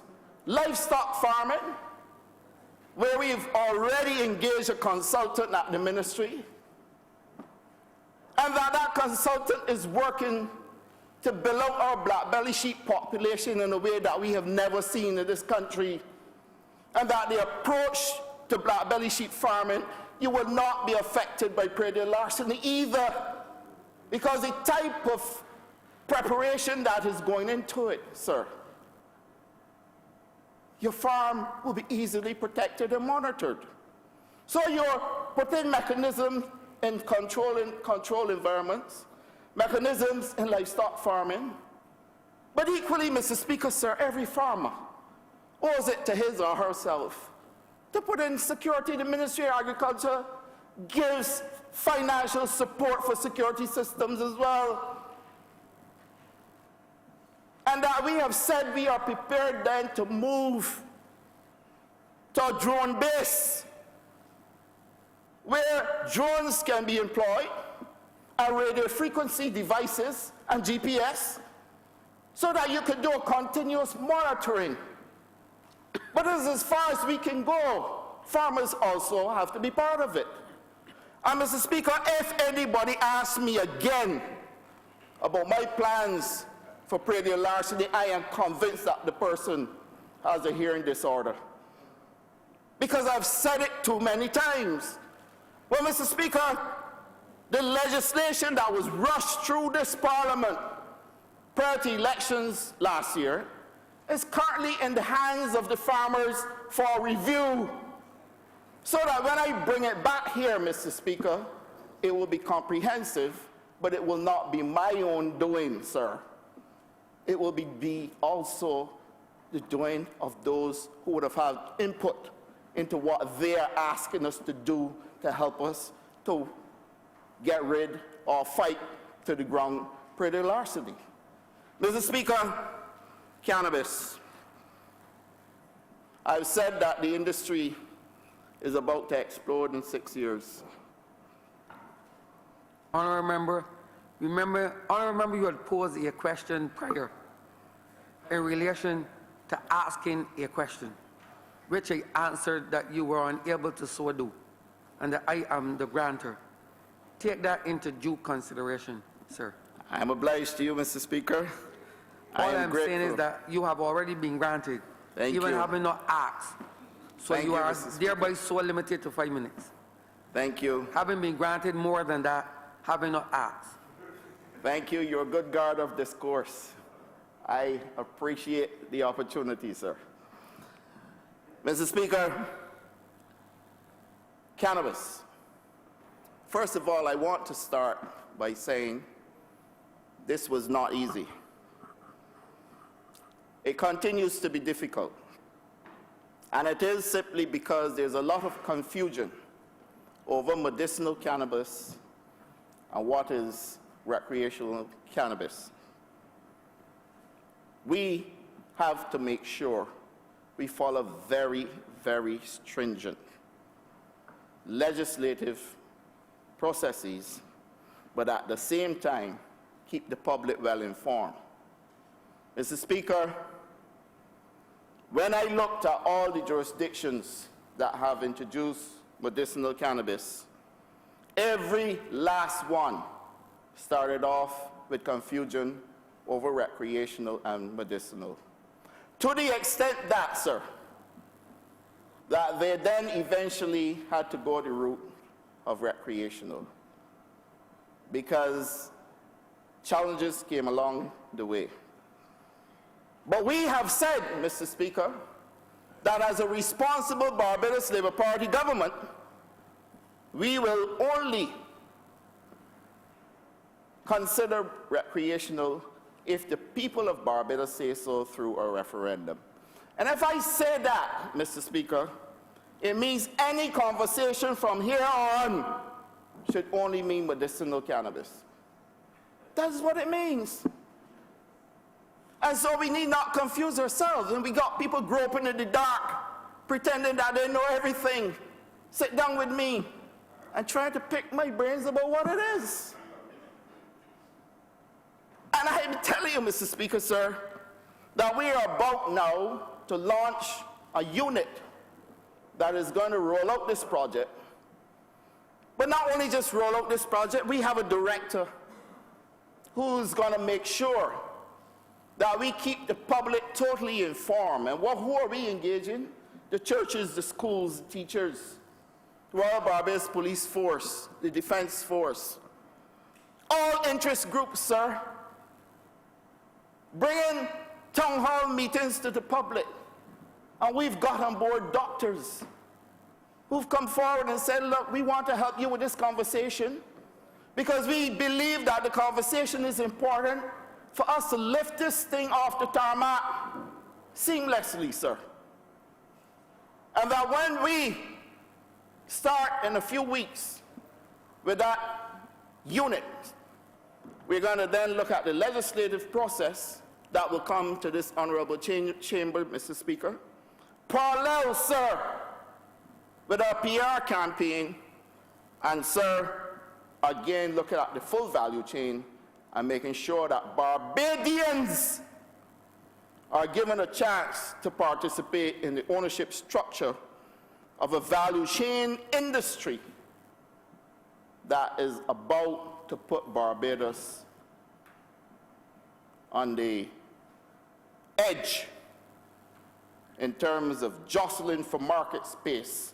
And we're doing so, sir, through making sure we stand on 4 fundamental pillars. 1, research and development. We do that well.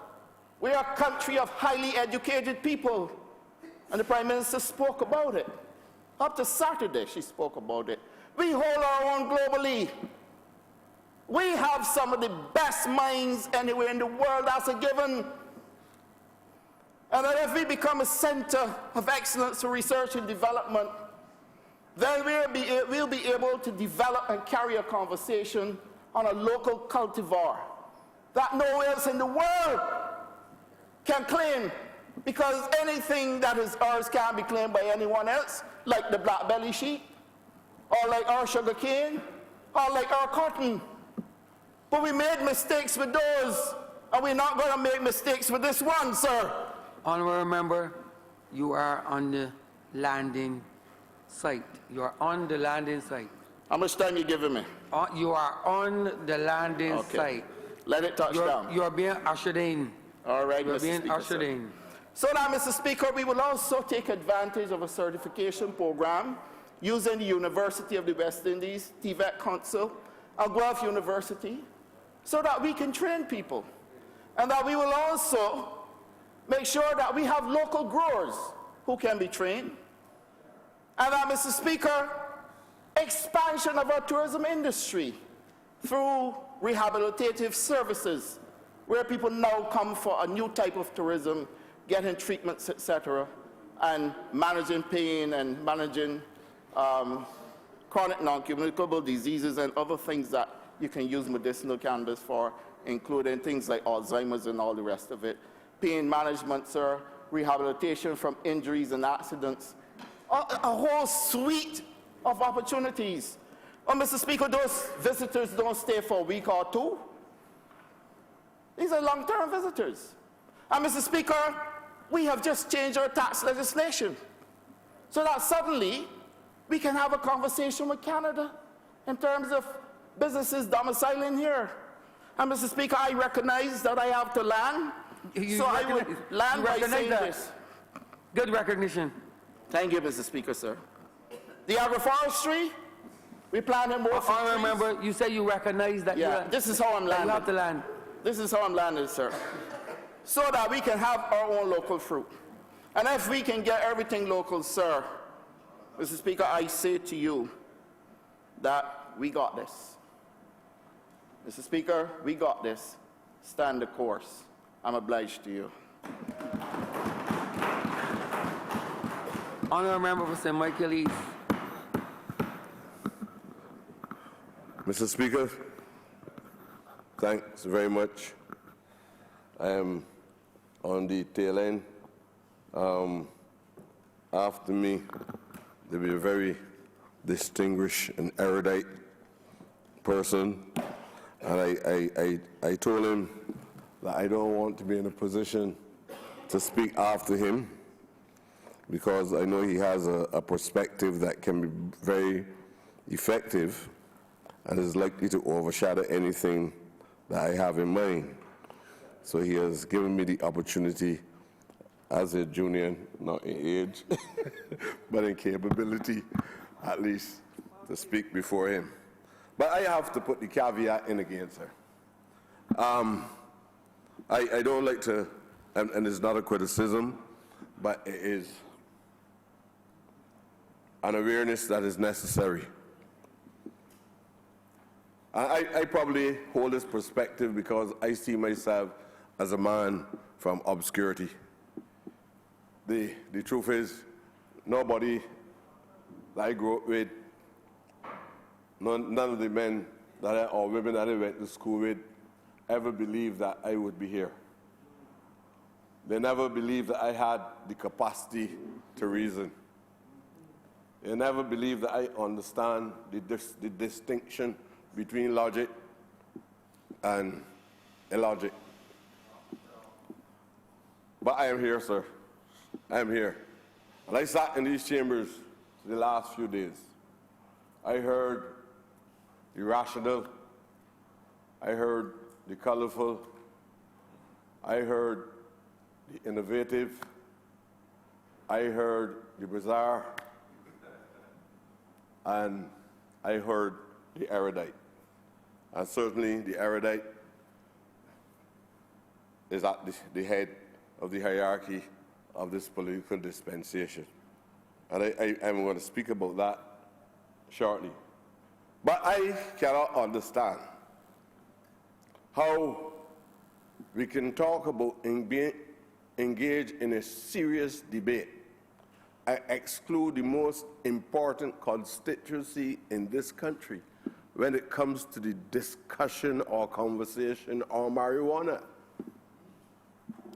And I'm not going to hide on that. Everybody retreat and hide up on it, the desk. And coaching language and putting clothes all around it, dark clothes. And the reality is that the Rastafarian community in Barbados has been in the forefront of the struggle for the use of marijuana. And this attempt to sidestep certain class of people in this society, while we are experiencing problems in the same society, is one of the same issues, the issue of alienating these very people who we know have achieved more than many of the federalists, the ones who talk about CSME, CARICOM, Caribbean Basin Initiative. All of these things, the Rastafarian community has been able to travel across this entire Caribbean region and has been able to influence young people all across it. The Rastafarian the Rastafarian brothering and sistering has been able to advance an argument for a considerable time where people ignore it, that there was something of a positive nature in the use of marijuana.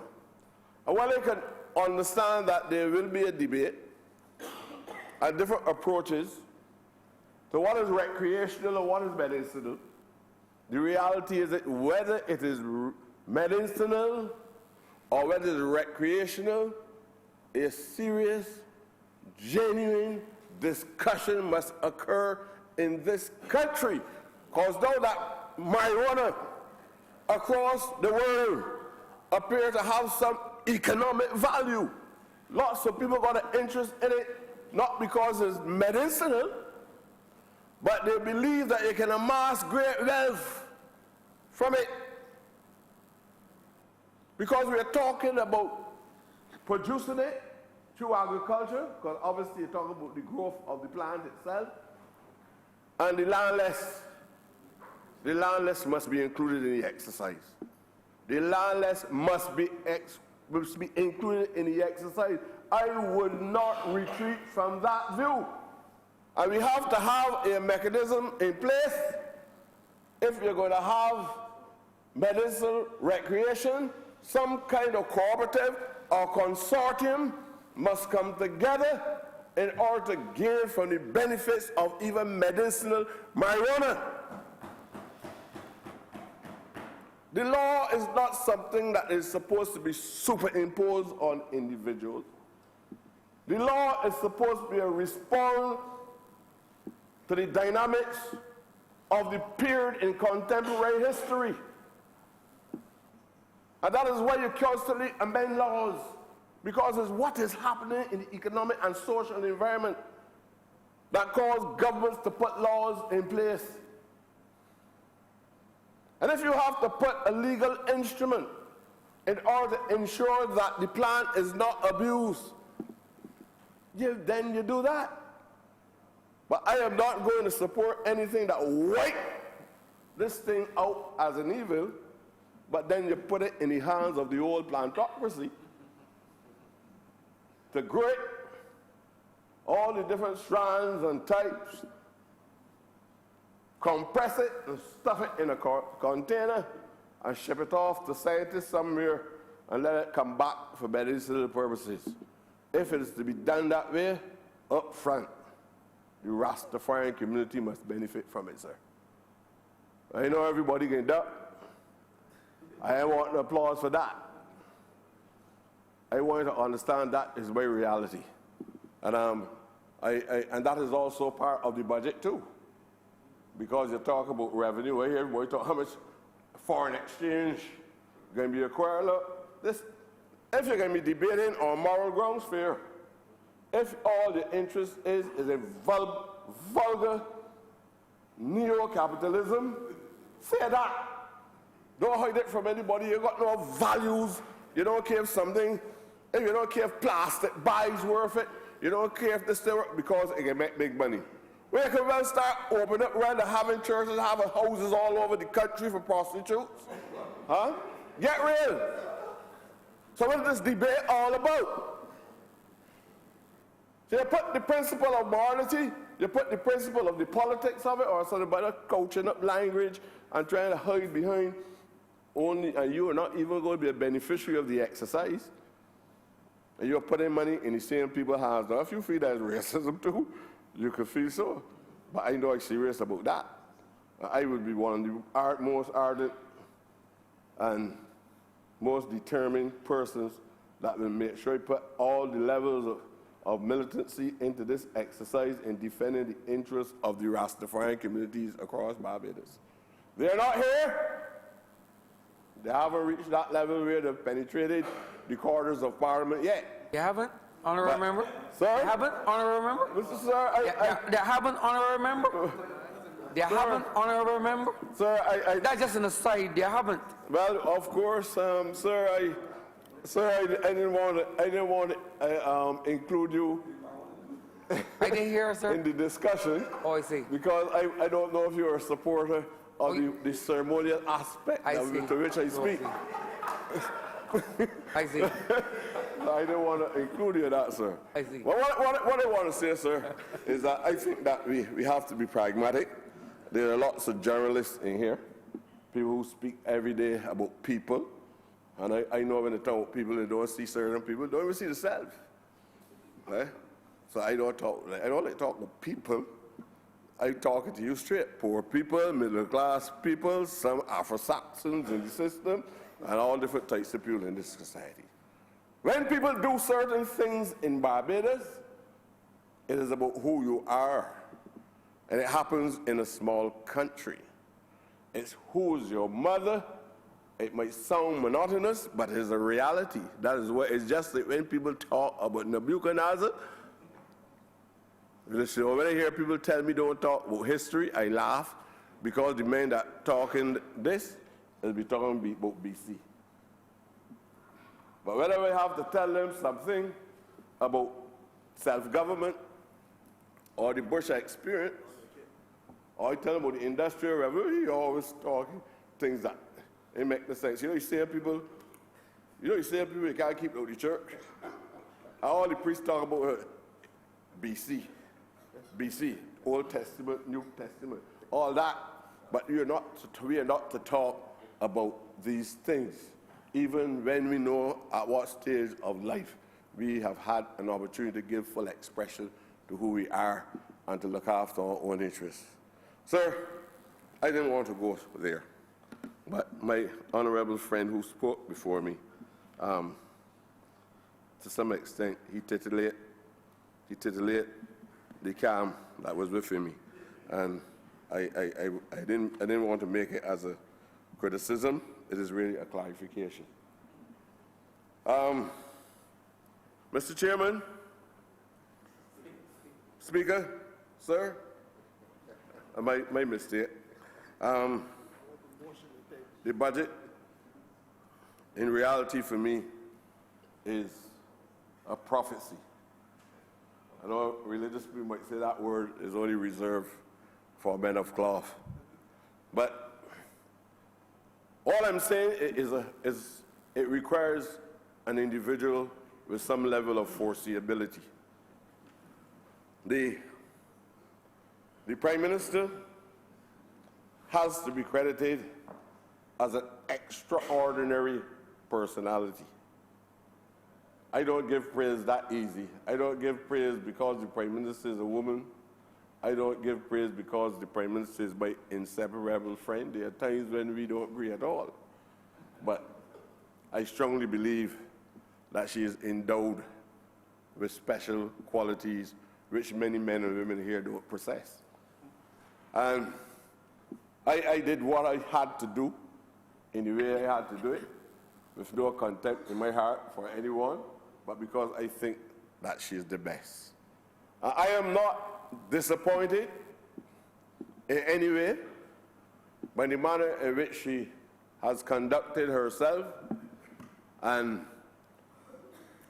within the last 10 months, where we are today.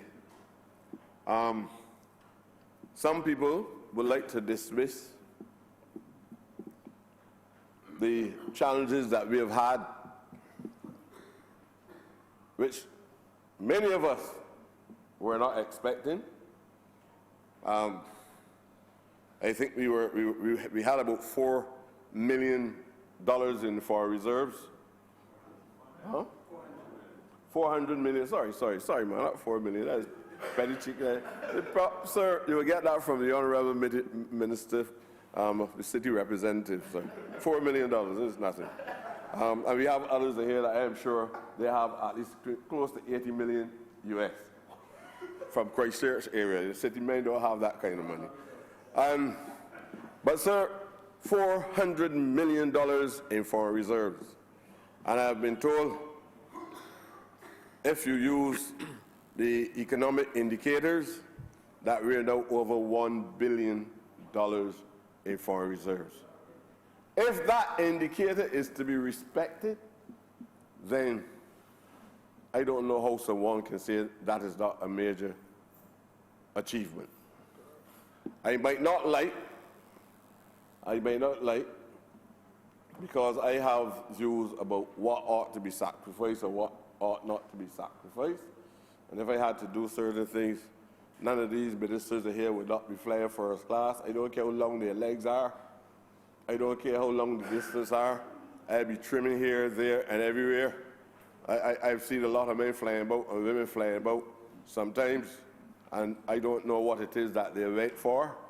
When they return, I don't hear anything coming back to Barbados. They don't have money. If they have ideas, they have the ideas in storage. So nobody knows what it is that they have to offer. But during the last 10 months, as a result of the performance, we are here today making plans for how we will go through for the next year. And sir, even the predictions, probably to use a more secular term, probably the predictions of a budget where lots of people do all strange things trying to make you believe that this year calls for some mastermind. I know that in the mechanism of a budget, they put in things that they call contingencies. So if the budget, say $4 billion, somebody's add on a 10% on it. I know that the officers in the Ministry of Finance has reproduced figures every day in different ministries that I've been seeing for the last 45 years. And this column here, 32 million. And then last year, year before, there's nothing artistic or scientific about that. I know that. So the boy can't tell me there's no special art or no special science.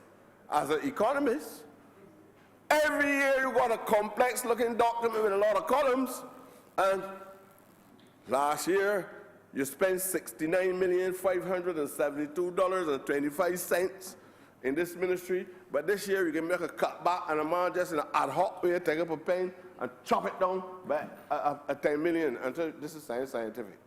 So I know that's true. Because every year, these same men, sometimes before we could get halfway in the year, we come back here and say, we want supplementary. The money ran out. And we add on nothing to the programs, we add on nothing to the government's policy, it runs out. But I know everybody must at least get a piece of the cake, including the economists. But I am not one of these people who glorify them. I'm sorry to say that because I have friends as well that are economists, but I am not going to glorify them. And I am not going to make them feel that they understand life more so than those who do theology or involve in the pharmaceutical world or the military or attorneys at law.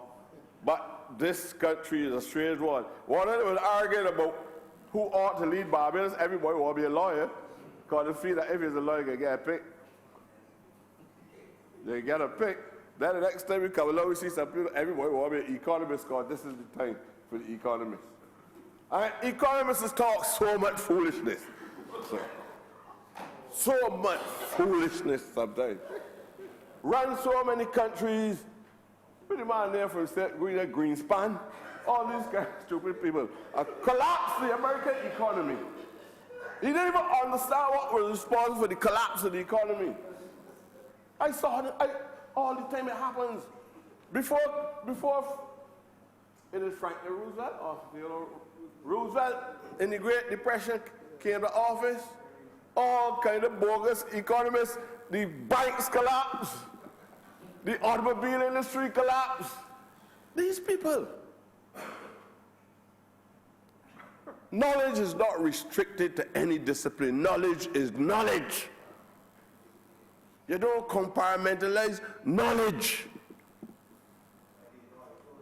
You have to be able to, if you are in this business, you're going to understand a little bit of everything because you can't understand everything. So you're going to understand a little bit of everything. So nobody in here is an inferior. But we'll be able to do things in here. And this is a place that had Beckles. Here, some of these people want to tell you to put on. If you could come in here in carpenter overalls, and that's not the history over here. I had a big Senate debate on who wears our clothes. Women buy real wigs and dressed up and everything because you're going to come here. That has nothing to do with how you conduct business or conduct yourself and make it in order for you to make a meaningful contribution to the general development. In my view, I might not agree with the thesis. I'm not saying that it was absolutely wrong, but I might not agree with the thesis. But I also have an antithesis. And my view is that the Honourable Member for Christchurch,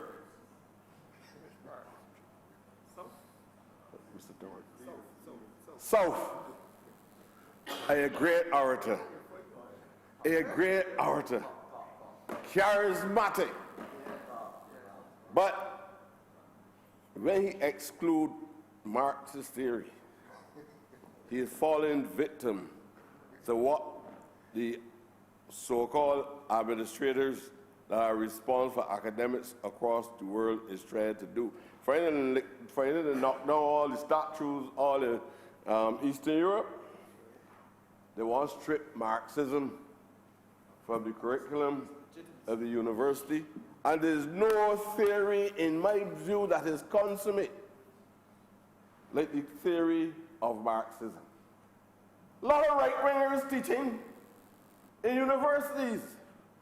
Nobody wants to deal with class differentiations in the system. So when you operate with that mindset, you could jettison ordinary people easily in it. And if you think that way, not that the Honourable Member for Christchurch South think that way, but I believe that he is a source of influence. I believe that he's one of the best attorneys in the region. I believe that. And I believe that he's a genuine friend. But we can't agree if he wants me to upset that there's no causality to consider. He can't agree if he says to me, I understand, reprimanding members of his own profession in the debate in his thesis. I don't know how he would be able to face them, but that is his fight. If he wants help, we will help him. But the reality, you might not be able to go anywhere near the Supreme Court or the Magistrate Court. Because you're asking lawyers to do things that pragmatically, not theoretically, but pragmatically, lots of lawyers would not understand the core of the morality of the logic that you advance. So you advance an argument that lawyers are there to live up to certain principles, certain tenets, that you must protect and preserve justice. But that ain't true. Pragmatically, that is not so, sir. Sir, you see something why I don't involve you because you understand this thing well. sometimes the client believes that he paid you. Not to say guilty. He's not in church, confessed it to anything. I am not saying guilty. If you want my money, help me to be free. I am not an attorney. I receive calls from time to time. I think you can help me. So even if I feel that a man is wrong, I don't dare tell him he's wrong. I say, I have to help you to be able to enjoy the liberty that any human being ought to be able to enjoy. All I am saying to you, don't do it again. But Marx made it very clear that if you exclude people from the mainstream in society, if a man don't feel that he's an integral part of the workforce, then you are alienating the man. Chances of frustration, and I will probably stretch this part because I have not seen that clearly expressed in words, but that man is likely to get involved in an alternative that might not be so morally just. He didn't say it like that, but that is my understanding of it. I also, last night, I went back to Montesquieu. Now, he is saying that criminality or change, radical changes or diversity, radical diversity of social behavior don't happen by chance. Something caused it. Something caused it. So I kept seeing one common phenomenon coming through all the time. Causality in the theory. I also picked as well to Nietzsche. I know that Nietzsche is not, many academics don't like to talk about Nietzsche, but I only tell you what the man say, how the man think. It's just another perspective. Some people feel that Nietzsche is ungodly. I didn't get that view, that Nietzsche, who wrote a piece saying God is dead. He was not condemning God. He was not condemning God. Some people got an elementary understanding of what he was speaking about. He was not condemning God. He was saying as a result of people dismissing the values in society, the norms and the standards of society, you were really dismissing the very virtues that undergird godliness. So you didn't dismiss God. He was saying that godliness possessed these important positive features. And you were now undermining it. And he said, affirm life. All that the man said, affirm life. Young men don't affirm life. Young people don't affirm life. You get that kind of behavior because elites, bourgeoisie in this society continue to push the people on the margins of the society. Don't see their value in society. Give them low wages. Don't want them to get overtime. Some don't want them to get vacation because they feel that vacation, you could get vacation, you don't pay. I see the arguments already. You had people that supposed to be intelligent people say a man should get 4 weeks home and get paid too. So a man is a machine or a wild animal. But look where we are now. We're talking about paternity rights. Look where we are now. Paternity rights for men. go home and spend some time with your family. You could be arguing about the breaking up of the family. I don't take into consideration if you separate the males and treat the males as secondary to the females. You don't know, it creates tensions in the household. If you have a class or racial imbalance, you don't know you're dealing with class antagonism in the system. So there are always theories, and that is, my friend from Christchurch South was really advancing in theory. But he was saying, I don't know any theory. I'm saying to you, let's give you 3 theories. And I'm saying that you have to know the theory because you have to know the solution. And you can't know the solution if you don't know the causation. Sir, you with me? Oh, he's talking for I'm listening to you loud and clear. Sir, okay, let me go down to some more pragmatic things. Now, all I'm saying that, all of that, we have lots of information from criminologists. We have information from sociologists as well. We have both international people from France, people from the States, on trying to understand what causes crime and what solutions are important. We have had important studies coming out of South Africa called the Morabi culture. You know, you see here Wabins and all kind of things, the Morabi culture. You hear people making booze. When people want liquor, and they ain't got a sugar cane, they ain't got pineapple. They put acid out of batteries and mix it up with pineapple skin and mix it and hide it 6 feet down in the ground so when in South Africa, apartheid police come around, the dog sniffing, they can't sniff nothing. But on a Friday and Saturday night when the men came out of the gold mines, on a Friday and Saturday night, the men dig out their holes and sell the homemade brew. Those people did studies on problems related to deviant behavior, excessive alcohol, crime, and they find alternatives. I've been hearing from the Barbadian public,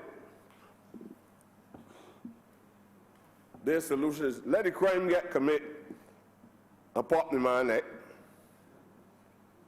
Let the crime get committed, and if the man come down the road and he knock a sweet drink out of somebody's hand that worth about $3, give the man 32 years hard labor. But you know the young man saying out there, but how comes you ain't get the man who shoot his son hard labor, but you give community service? You think that the debate on the block's easy? They want to know how comes this man, you know, a lot of people, if I tell you, I don't know the man name, but if I tell you something of a symbolic nature so you understand what he's saying, how comes this man shoot his son and get VIP treatment, fly away in a plane, right to Miami? The danger of shooting yourself in the hand is so severe, you might lose his life, and we was prepared to sacrifice the reputation of the hospital here. A man shoot himself at short distance, the bullet can't be in his hand. Huh? You got a cap gun? It gonna pass out. But the hospital here was good enough, so the man was allowed to fly away. When the man, on a private jet, when the man came back here, the Green Line, VIP lounge. I think that the men don't talk that. Trust me, I hear it often. I don't care who hear it now, I hear it all the time. I hear people talk about how comes you let man build a protrusion out in the middle of the street by the highway. I watched a little boy lose his life. And you only move it since Ross University come here. I had a bargain with him to move it. So the young people are seeing these things. Nobody is factoring in these things when they're making any serious social analysis. Everybody want to know what law you're going to bring, how the judge is ruling, who the judge will let go on bail. But you only get let go on bail because you allow a crime to occur. But you have this society, another thing. This society was not always this way. The fundamental question that we must ask, what has changed? That all, like now, rational man is behaving in this irrational way. Let's go back to the history of where we see it develop. It emerged in the last few years. It is not about if in the Barbados Labour Party time, in the end of March, we had more, this is a pretty analysis, between 2000 and, what is this, 2019? Between 2008 and 2019, the first quarter had X amount to death, murders. Sir, if you understand causality, the murders that you see now stem from what happened yesterday in Barbados. Ministers were doing all kinds of things in Barbados, and that's why they got one in prison in Miami. A minister that nobody wants to talk about in this country is in Miami with shackles on his foot, with modern technology. How come? So he can't go outside a certain geographical space. Talk about that. The people heard about all kinds of activities occurring here. The whole social fabric broke down at the head of the hierarchy of this country. A speaker sat in that chair. A speaker. A speaker, sir, not the speaker. Thank you. My limited knowledge. I understand the definite and the indefinite. Indefinite. Sir, a speaker sat in that chair.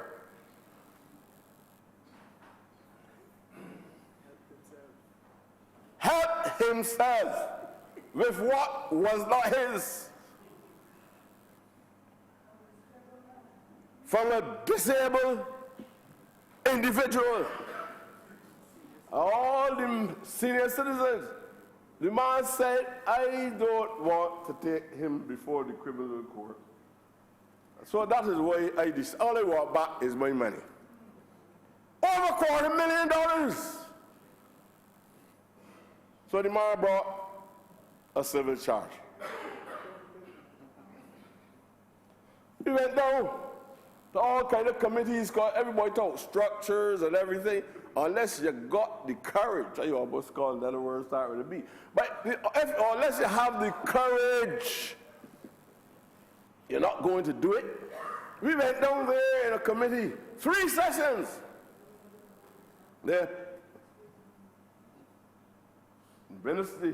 former representative now of St. Michael's Southeast brought the matter before this chamber. It went down to the committee. They asked the former representative of St. John to sit in the chair. No, she can't sit in the chair.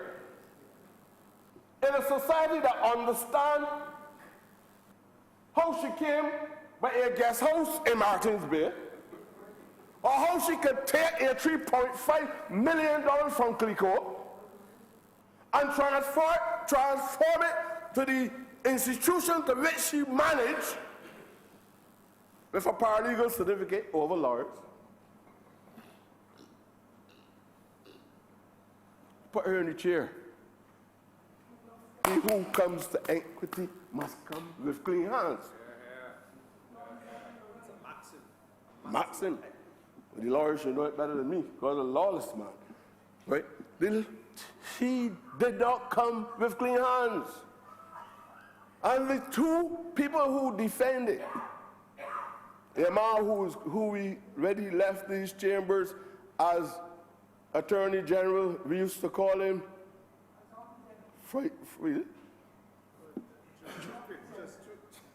something juicy, who went to say sub judica, on 3 occasions after being advised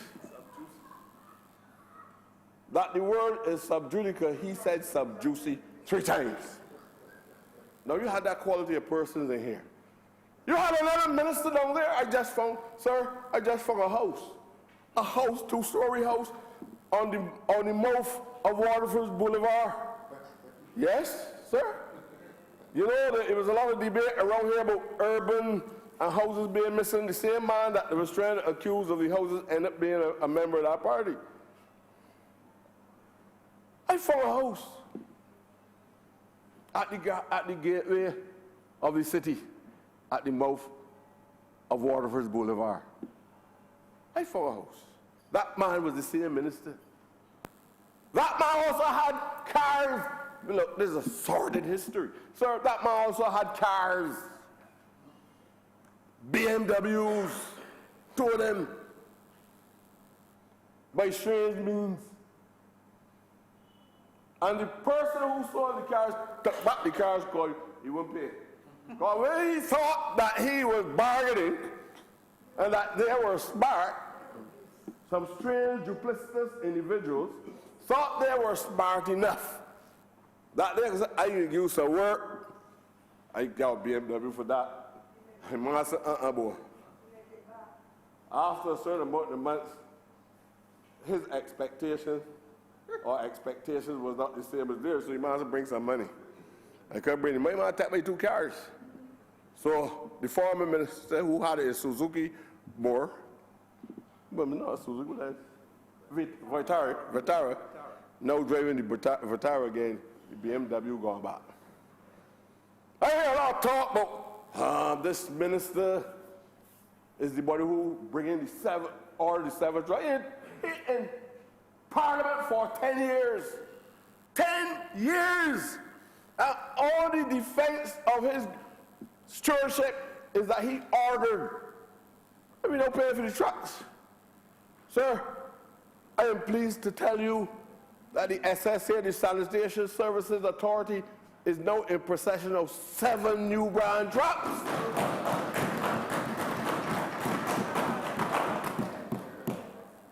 One D9 tractor. I have not engaged in discussions, sir. I just deal with some little parochial things, you know, related to the ministry. Sir, I know I'm engaged with 2 agencies of the Ministry of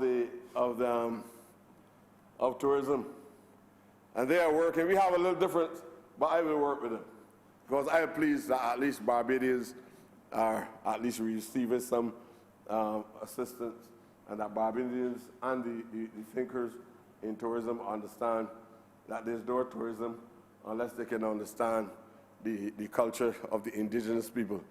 And this beachside tourism, where certain types of people again want everything by the beach. Some people want beach, whole beach. People want to rent it. Some want to. It ain't happening because I got some black people that want beach land too, straight. So if you're going to let these people get access to the beach land as a loan, being smart, or as volunteers, I got some people that, like Barbara Green, that want access to land too. Straight talk.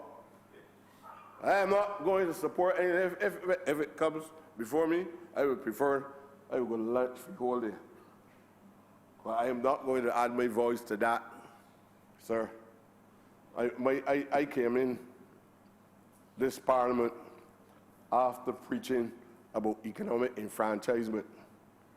I didn't come here to talk about depriving anybody of what they have. Others talk about that. I never said deprive anybody, any family from the drugs.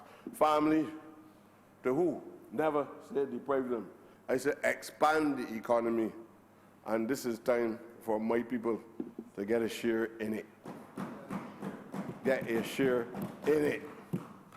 We have been doing well, sir. My ministry is proud of its performance. I always say this is not no one-man show. I could not do it without the good judgment, the equal form of sitting down around a table and reasoning as men. I watch the people advance views from the sanitation department of all different types, social types, people who what degrees, some don't have, some went to secondary school, some drop out in first form, some went to elementary school. I have heard the value of the arguments being advanced. It took the Prime Minister a morning, 6 a.m. She called me out of my bed. I was supposed to meet her at 6, but she was there probably at 5. When I got there, the Prime Minister had a good rapport with the staff at the sanitation department. But she did something which I could not do. I told her, Prime Minister, you probably, it's a gift from God. That divine aura that surrounds you certainly don't surround me. I am just simply man. All these arms you see is just an executed agent or agents that I have, right? But you have something that is special. I think she probably might be a person who is involved in probably understanding the importance of existentialism. In other words, there is an inner self that she possesses that none of us can understand. Honourable member. Sir? Just let me speak a minute. You know how it is with this honourable member whenever he speaks. No, sir, I'm a reasonable. Please, let me speak, sir. You know, whenever you speak, there tends to be not an issue, but when it comes to you and this finality goes on and become a finality, and it becomes a finality, and it becomes a finality. Yeah. That's what it is with you. Yeah. During my stint here. Yeah. So I had cautioned the other members. I cautioned the honourable member before, so let's say, when he was on the landing tarmac. So I do not want you to exist like the Boeing 737 D-Max as it relates to landing. Because I had a problem with deceleration, remember, acceleration, deceleration. So I do not want you to exhibit that same characteristic because then it can involve a crash. So I do not want, and it can kill everybody. So I don't want you to exhibit that same Boeing 737 D-Max. It's problematic. It's something to do with the software, probably software and also the hard drive. So I don't want to exist with you when it comes to your capacity to land. I want you to land and land safe. Continue on, remember.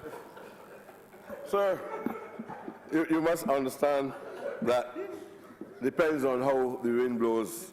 A light aircraft sometimes floats around. It happens. It used to happen in Dominica.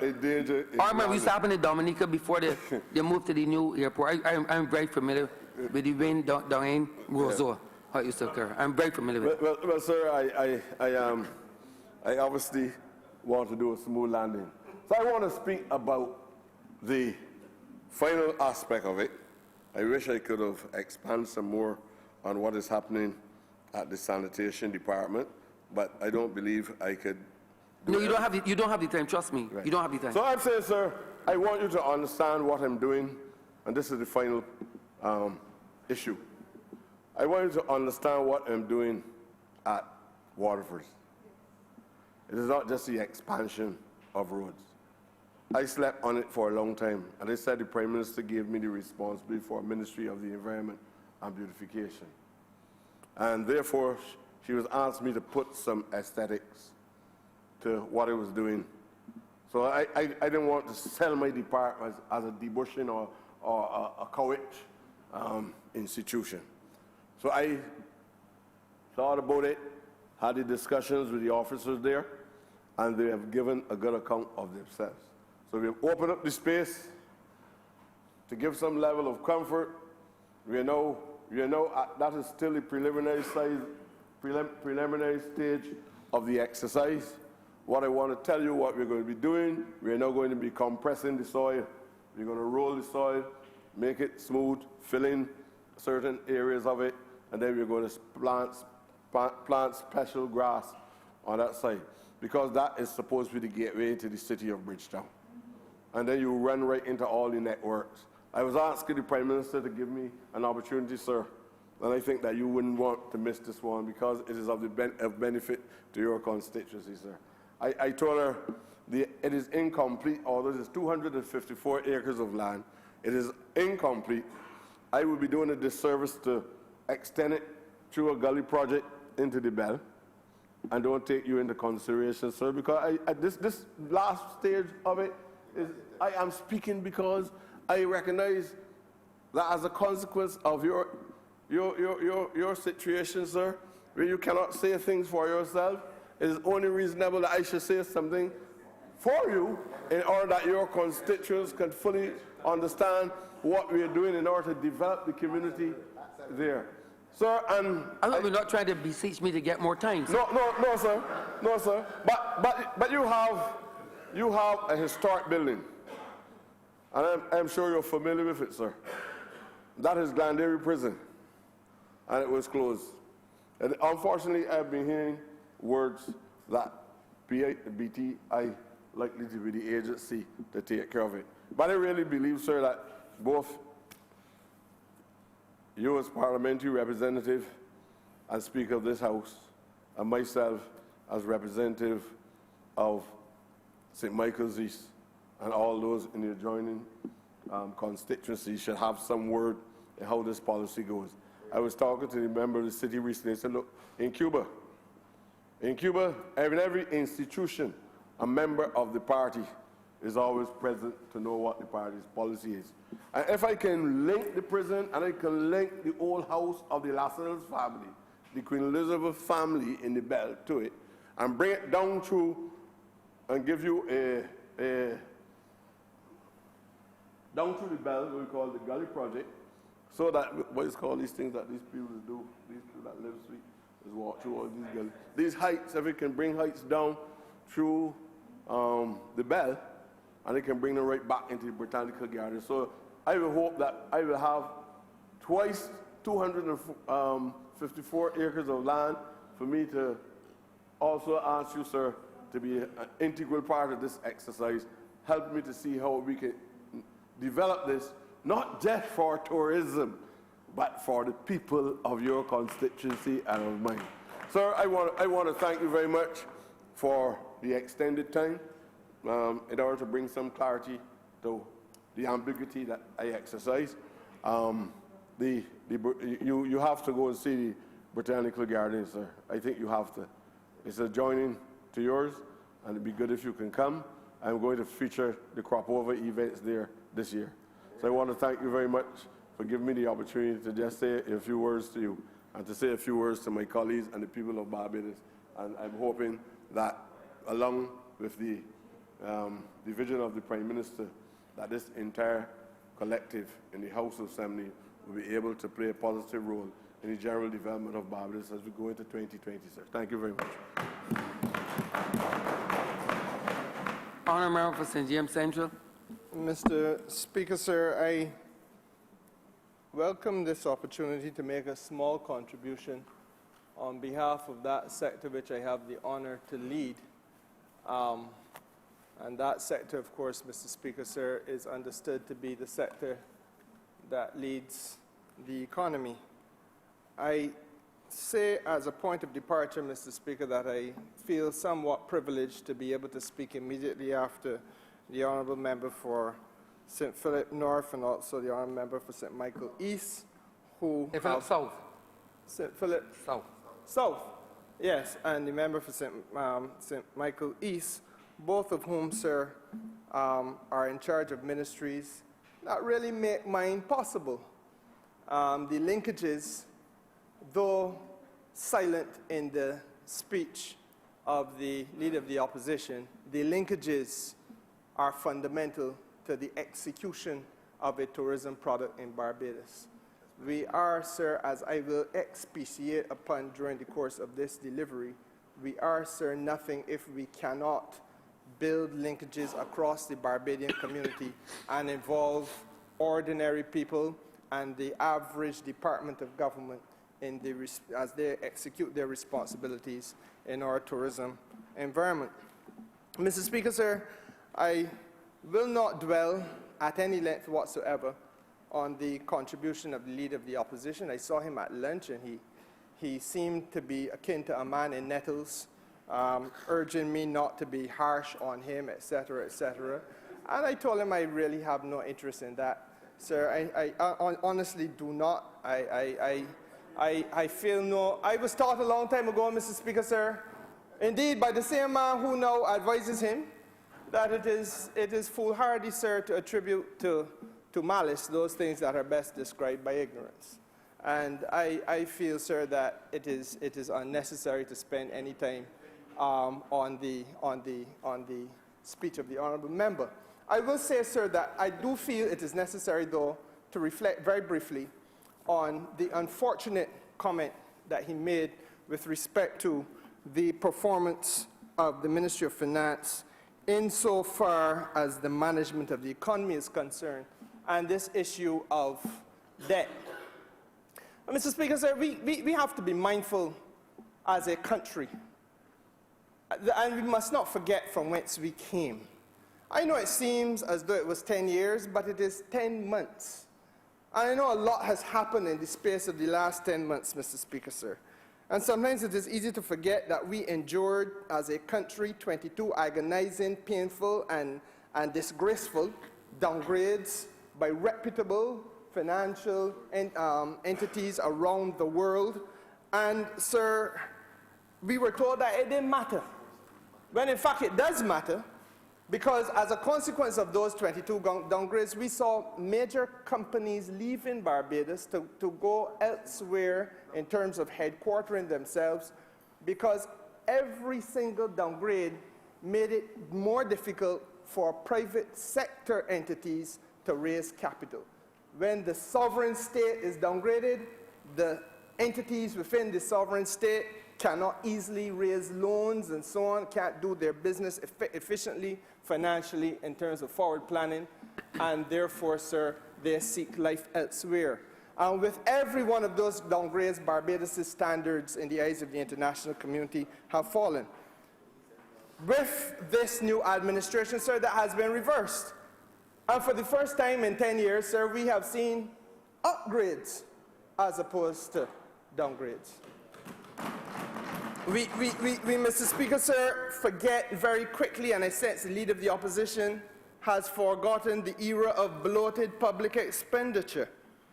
When we contested an election together, he and I, in 2008, and you and him, and I, in 2008, Mr. Speaker, 2018, sir, we had a country where there was $1.8 billion in debt in Treasury bills. $1.8 billion. And in fact, last year when the Parliament of Barbados debated the estimate, sir, a commitment had to be made to service debt to the tune of $800 million. And what has not been said in this debate thus far, but needs to be said for the benefit of the Leader of the Opposition, is that that constituted a new first claim on the public purse. Because prior to that 2018 estimate, sir, the first claim and the major claim on the public expenditure of Barbados was wages and salaries. And in the same last year's estimate, sir, wages and salaries were budgeted at $780 million. But we had a debt servicing commitment that extended the $780 million to the tune of an extra $20 million. So that we were actually in a state of affairs, sir, where the first claim on the government of Barbados' purse was to pay debt. And Mr. Speaker, sir, through the excellent financial management of the Minister of Finance, we have now restructured the debt domestically to a situation where, sir, the debt service commitment is $330 million, therefore saving us a $460 million commitment, creating $460 million in elbow room. That allows the honourable member who just took his seat to be able to secure the sanitation trucks that he talked about. That allows the honourable member who is Minister of Public Works, sir, and Transport, to be able to source buses, Mr. Speaker, sir, that allows us to conduct the kind of work that we need to do in the communities around this country. And it could not have happened if it had not been for the excellent financial management of the Finance Minister and Prime Minister of Barbados. And I wanted to make that point clear at the beginning, because I think it was most unfortunate and uncalled for the issue of debt, of all things, to have been raised in the context of the Leader of the Opposition speech. I feel, sir, though, that it is necessary for us, insofar as I really only want to speak to tourism today, to have an assessment of the policies that have been implemented by this government and where they're going. Now, Mr. Speaker, I did not have the opportunity to share lunch with you yesterday, though I did have the opportunity to commune with you in church.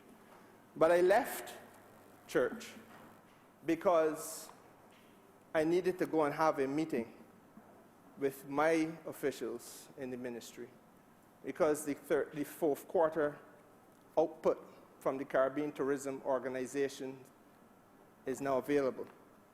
And the performance of Barbados in the fourth quarter is critical to this debate, because it speaks to the performance of Barbados' tourism between the period October to December, October 1st to December 31st. And Mr. Speaker, we all know that the prophets of gloom and doom, when we said that we had to broaden the base of taxation and for the first time put it onto the visiting community as well, and though that impost began on the 1st of October. And Mr. Speaker, sir, it's important to note that the fourth quarter of 2018 saw visitor arrivals grow. The fourth quarter saw visitor arrivals grow by 3%. And I have said repeatedly, this Minister of Finance is not interested in a debate on arrivals. This Minister of Tourism is not interested in a debate on arrivals. I am interested, sir, in a discussion and a debate on that which is more fundamental, visitors' expenditure. But what a visitor expenditure, Mr. Speaker? Average daily spend in the fourth quarter of 2018 has increased by 12.5% over 2017.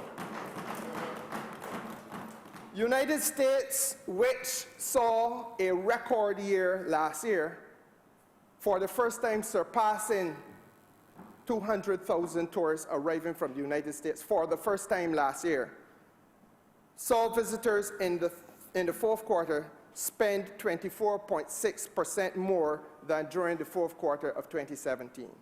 United Kingdom visitors, sir, spent 16.3% more during the fourth quarter 2018 than they did during 2017. And the average daily spend, sir, has increased to United States $192 on average, an increase of 12.5% over United States $170 in 2017. Now, Mr. Speaker, sir, 50% of that spend was on accommodation. And one would understand that accommodation would take a large chunk of it, because we placed a new tax, a levy, on the accommodation sector. But the good news is, Mr. Speaker, sir, that unlike the DMAX to which you referred just now, the nose is pointing in the right direction, because 10% of the increase in expenditure, sir, went to the category otherwise known as other expenditure, the tours, the attractions, those activities, sir, which see visitors to Barbados immersing themselves in the community of Barbados, where they are intermingling with our Barbadian people, sir, so that the democratization of tourism in Barbados, which is what I want to talk about, is taking place. And we are trending in the right direction, Mr. Speaker, sir. And may I say, for the benefit of the Leader of the Opposition, who came here, and though he didn't say it was his idea, he attributed it to somebody named Scott Weatherhead. When I researched that name, because it seemed vaguely familiar, it is a man who ran for some other political party in the last election. If it's the same individual, I don't know. Same name, I don't know if it's the same individual. He obviously lost his deposit at the polls. And if it's the same man to whom the Leader of the Opposition accredits the idea of bringing Disney World theme parks to Barbados, then quite rightly so, he lost his deposit, because we've been able to start to turn this thing in the right direction of expenditure without having to go down that particular road. And Mr. Speaker, sir, I want to be clear and I want to be unequivocal. In my view, tourism is the people of Barbados' business. I sat in the well of this house, sir, and I said during an inquisition that may have lasted 4 or 5 hours, starting in the morning, we went back in the afternoon, and I said repeatedly that philosophically, I believe, sir, that this ministry requires us to broaden the base of participation of the average person in Barbados. We have all heard, I grew up hearing it, tourism is our business. Let us play our part. The fact of the matter is, Mr. Speaker, sir, that as minister, I feel that my role is to let 1,000 flowers bloom, 1,000 thoughts contend. I have to facilitate a cross-section of ideas and suggestions. And I'm quite prepared to do that. But I do draw the line, Mr. Speaker, sir, and I do so without any apology whatsoever. I will not utilize my time or my office to give a cushion of comfort for ignorance and idiocy to sit upon.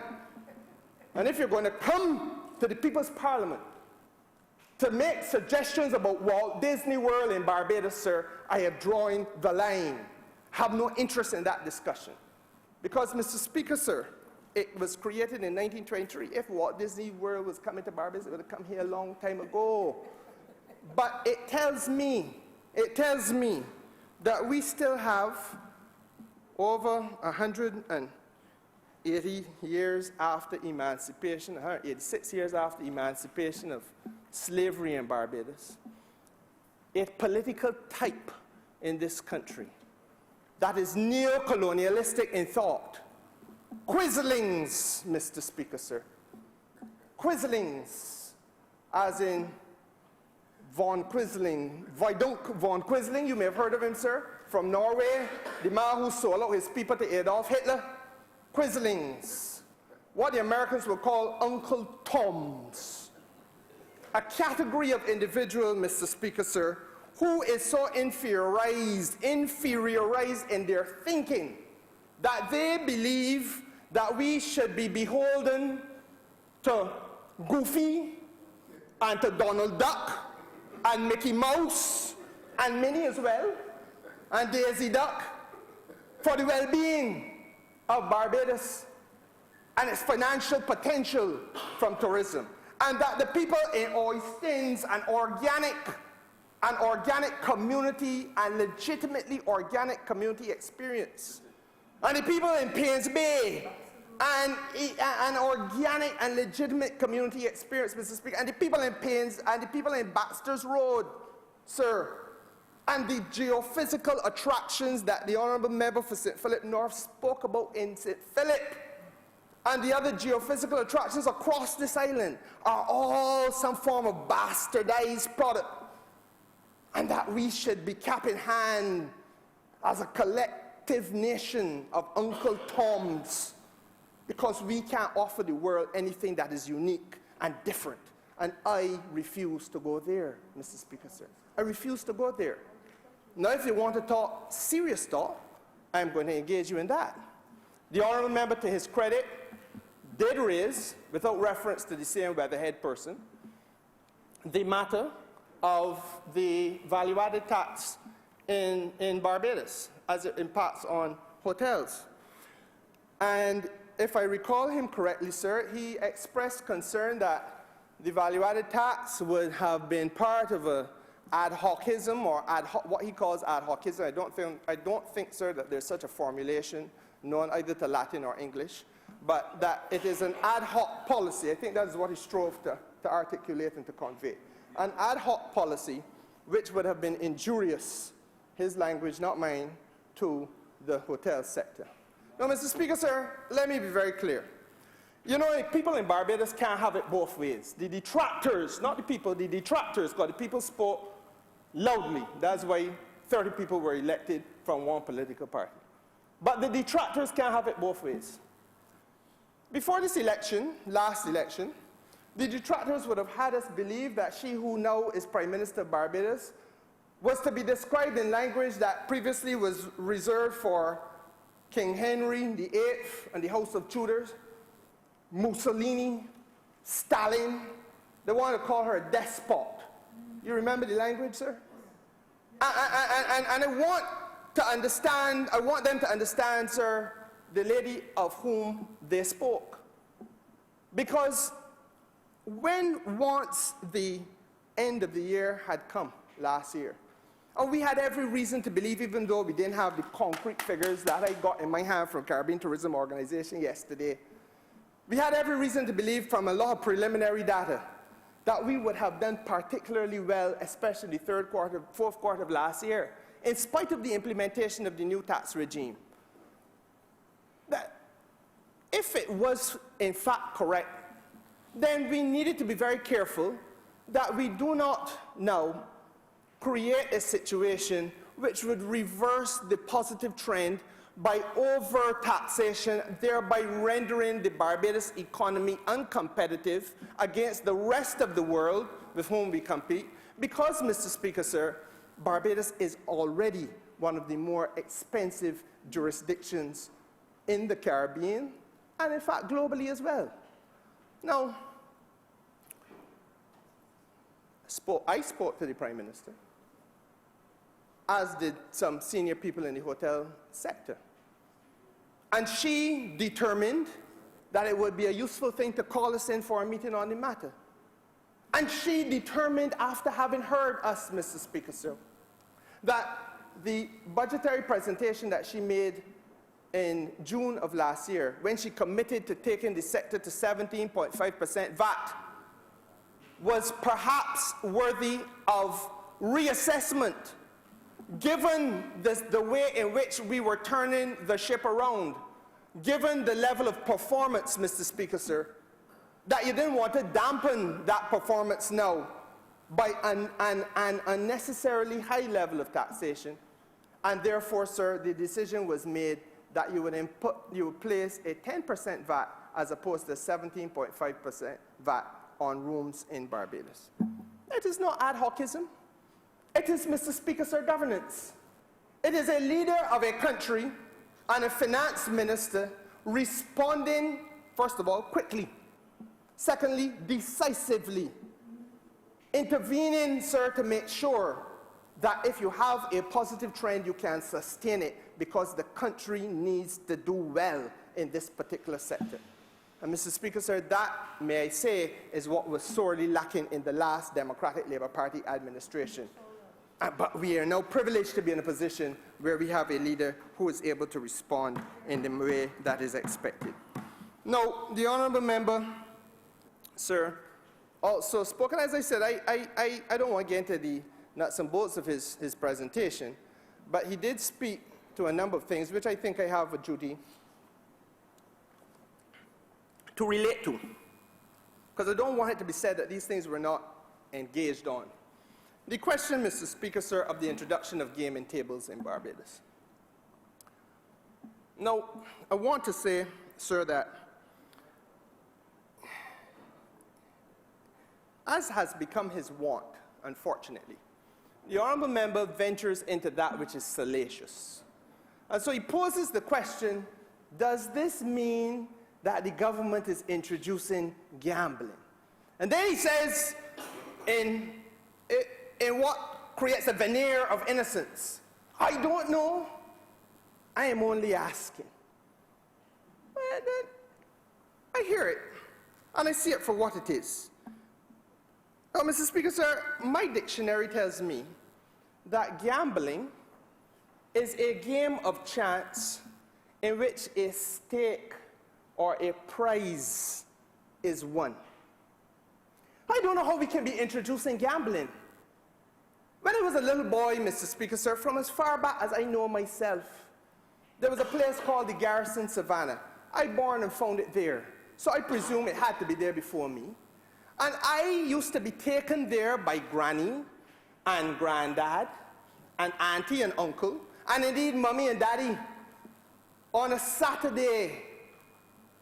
And I would see hundreds and thousands of people going into little wooden booths that they told me were pari-mutuel booths, Mr. Speaker, sir, where they would engage in a game of chance, taking a bet on a horse to win or place.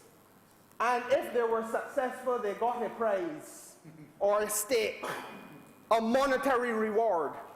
Mr. Speaker, sir, how can we be introducing into the country that which is endemic in its culture?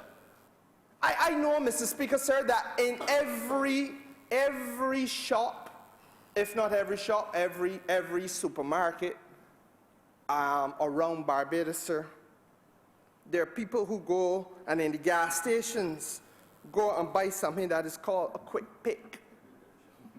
A quick pick. You're engaging in a game of chance in the hope of winning a stake or a prize. And for those of us who still walk about in the constituency and still engage with our constituents, we know that in every village nearly in Barbados now, almost every village, on a Saturday afternoon or a Sunday, you can find some people, old and young, with hens in their hand, pitting them in a pit. And those fighting birds, Mr. Speaker, sir, are surrounded by hundreds of Barbadians from all communities. And money is being bet on whether that bird can come out wounded or come out a victorious thing, a victor. And that, sir, is a game of chance. And you could go on and on and on. And if I have to be brutally frank, Mr. Speaker, sir, when I was taken as a little boy to a fair, I can't remember if it's put on by a school or a church, but remember, I will never forget, that's why I don't gamble. Because I had to put my hand, I saw a lovely water pistol that I wanted. I will never forget it. But they tell me I had to get $1 that I had to beg my grandmother for. $2 actually. And I went and put the $2 in this thing that they tell me is a lucky dip. And they pushing the thing, hoping that I could pull out the water pistol and they get a lollipop. A game of chance. Huh? That too. So it is endemic in our culture, and I do not think that it is an intellectually satisfactory approach for us to start to stir up hornets' nests of anxiety, when the real issue that the leader of the opposition may have wished to put before this country is whether that which is now part and endemic in the culture of the country can be done by way of an ethical framework so that we preserve the social fabric of Barbados and we pay serious attention to the preservation of the social fabric of the country, but that we do so in a way that does not render the country's tourism sector and its economy, by extension, uncompetitive. And the answer to that question, Mr. Speaker, sir, had it been put, would be yes. It is possible, sir, to have a regulatory framework, and the leader of the opposition spoke to her willingness and her intention to engage several stakeholders, including the church. The Prime Minister, I beg your pardon. Prime Minister. To engage several stakeholders so that we can get their views on the necessary structure of this framework, and to bring in expertise. Well, Mr. Speaker, sir, let me say this. I believe that we've come to understand from what we see around the world that there are no club structures where people, and we're talking now, as the Prime Minister said in her presentation, we are talking, Mr. Speaker, sir, about mega investments. Well, we have a few in Barbados. Sandy Lane Hotel is a mega investment. Sandy Lane Hotel's room rates, sir, probably are not less than $1,000 a night. I don't think they have any rooms that are cheaper than that. I speak subject to correction. US. And I know they can climb up to several times more. So if you, first of all, have to go into the hotel and register as a guest, you're paying that first. And that you don't become a club member unless you're there for 2 nights or more. This is just an example of how it works around the world. Then you automatically exclude, 80–90% of the population of Barbados. then, Mr. Speaker, sir, you are talking about transactions which will be denominated in U.S. currency only. So that if it is that you are going to use a gaming table, you have to be prepared to spend on the gaming table in U.S. currency. We already carry now, Mr. Speaker, sir, to exclude 98% of the people in Barbados. And the fact of the matter is, Mr. Speaker, sir, it is through those type of structures.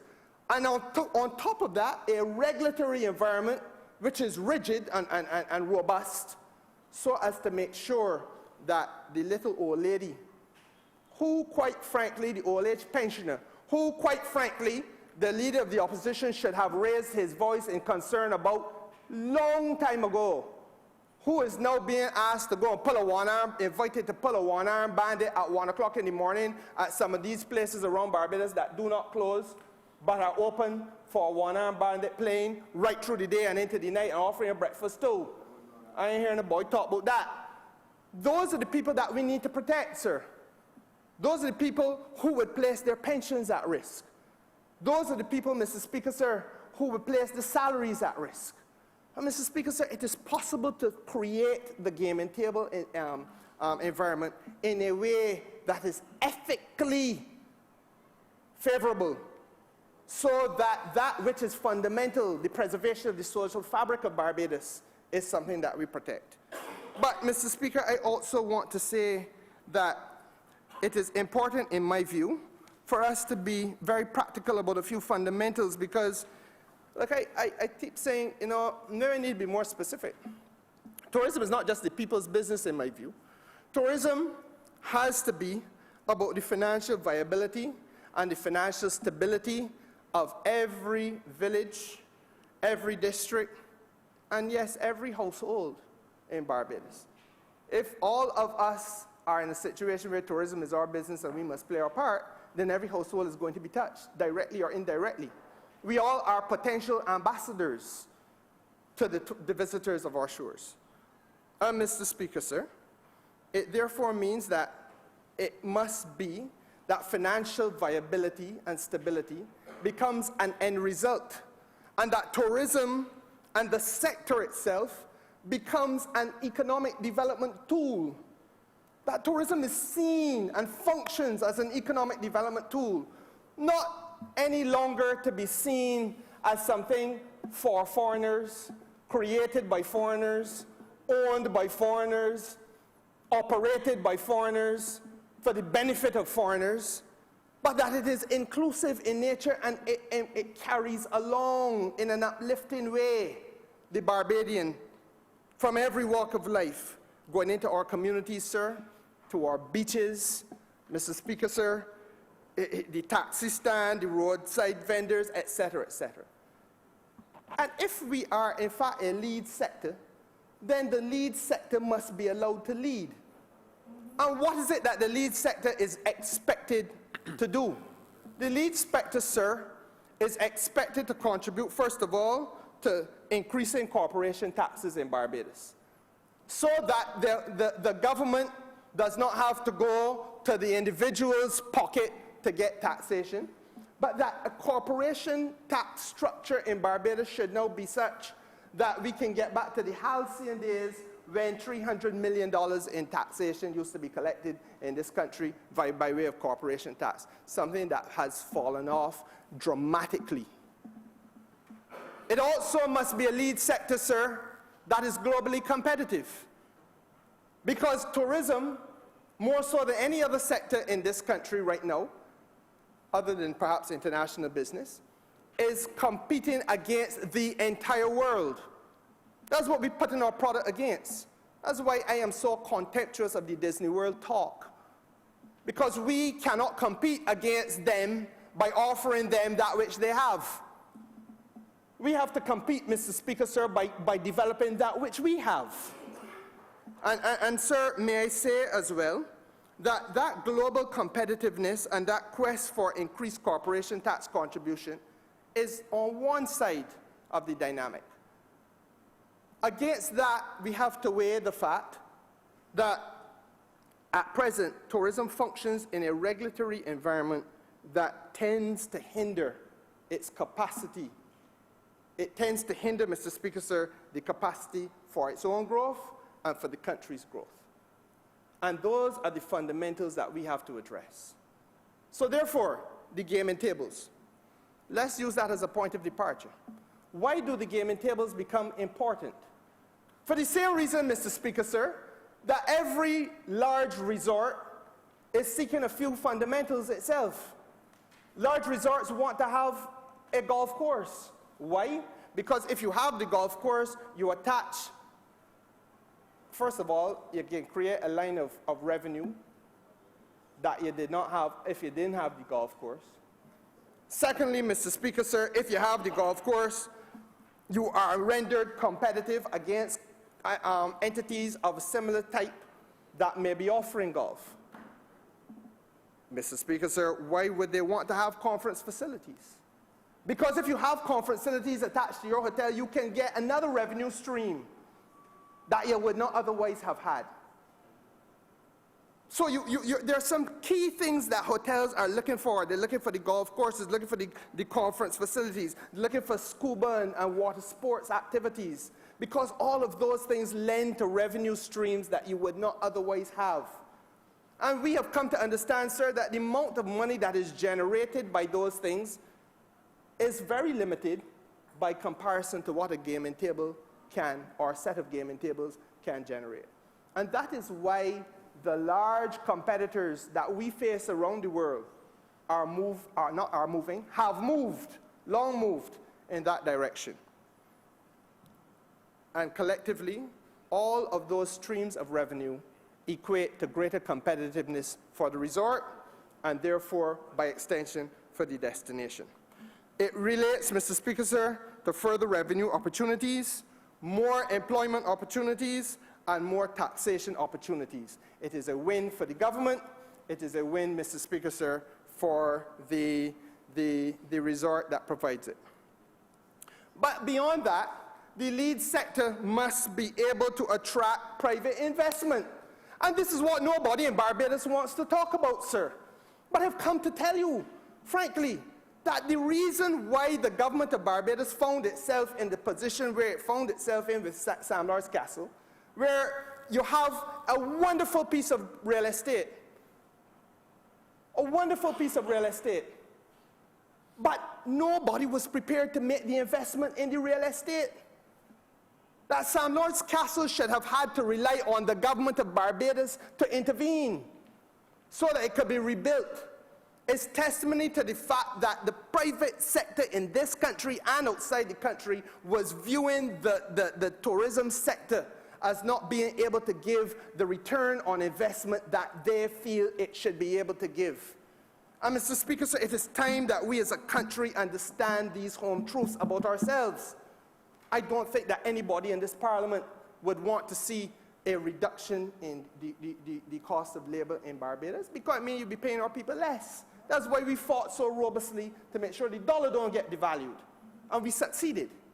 But the fact of the matter is, Mr. Speaker, sir, let us understand what is happening in the region that we compete in.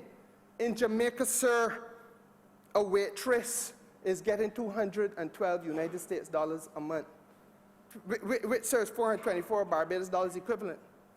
That's a fact. 424 Barbados dollars equivalent. But a waitress in Barbados is going to be earning $1,000 or $1,200 a month. So if you were an investor, where would you begin? Because you have to think in terms of your labor costs. You have to think in terms, Mr. Speaker, sir, of your utilities costs, which is why this government is working so hard to make sure that we can move to renewable energy. Because the cost of energy in Barbados is far more expensive than many other parts of the Caribbean. And we have, Mr. Speaker, sir, to be prepared to speak seriously to those things that have long been impediments to the sector's ability to compete successfully. And I've sat in this parliament for more years now than I care to imagine, Mr. Speaker, sir, going 17 years. And I cannot understand why this is not the debate that this country has had. And I want to credit the Prime Minister, because she brought a change to the town planning legislation which addressed another fundamental, that on a small island like this, you're only going to get so much square foot space. when you're doing an investment.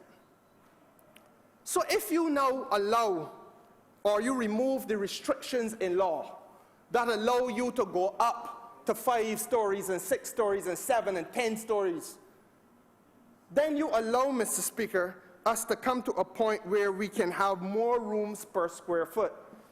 But the previous town planning regulations, that regulatory environment, stymied that. It wasn't an option that was available. For most hoteliers, sir, they could not go up.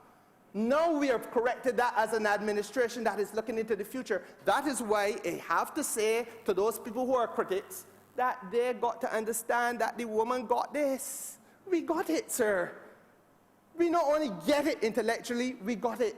We brought the legislation to change the town planning regulatory environment so that, sir, we can now go multi-story in a way we couldn't before. I spoke about the cost of energy, light, and water. Well, everybody knows when it comes to water, what the hotels offering swimming pools. Good Lord. Huh? Good Lord, it's not rocket science.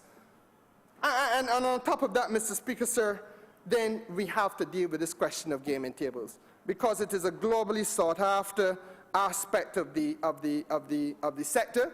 It is a clearly defined revenue stream. It makes good sense, because instead of taxing the poor people in Haynesville and poor people in Durance Village and the poor people in Hoyts Village and the poor people in Bagatelle and Redmond Village and in Fitz Village, Mr. Speaker, sir, we are speaking about taxing corporations who are turning over millions of dollars in a night. And, sir, I feel, therefore, that this really is not a matter that should be detaining us. I also want to say, sir, that part of the speech of the leader part of the speech of the Prime Minister, sir, part of the speech of the Prime Minister, in fact, not just part of it, the substance, the underlying theme was one of building capacity in this country.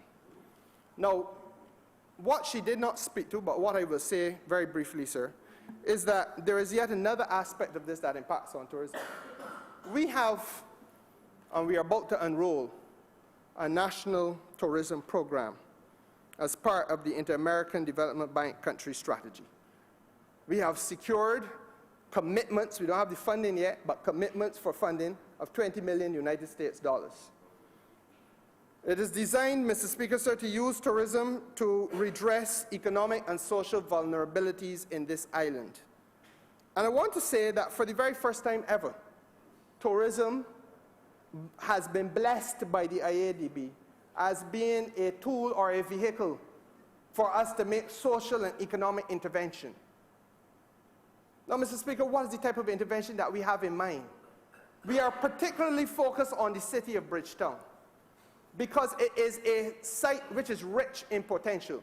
Don't mind the so-called advisors to the leader of the opposition who would tell you that the solution to Barbados is to build a monorail from Grand Islands International Airport to the Bridgetown Harbor, which I believe is about 12 or 13 kilometers in distance. You're building a monorail, according to them, because they went to Orlando and they see a monorail. So, oh, that is pretty, we get one too. The last monorail to be built was built in Mumbai, India. Costed 30 million United States dollars per kilometer. They built one a little bit before that in Los Angeles for 80 million United States dollars per kilometer. I do not know what the cost of it would be if you had to build one in Barbados, but let's assume it went in at the 30 million United States dollars, which is the lowest in recent times. We'd be talking about just under roughly 750 million Barbados dollars to do what? To put black taxi drivers in your constituency, Mr. Speaker, sir, and in mine, minibus operators in your constituency and in mine, out of work. That's what you'll be spending 750 million Barbados dollars to do, sir. And I said it is a duty when you ascend, howsoever you get there, to an office that traditionally has been seen as a person in waiting to become a prime minister, howsoever you manage to miss and get there. There's a duty, sir, to at least bring a modicum of analysis and common sense before you spit out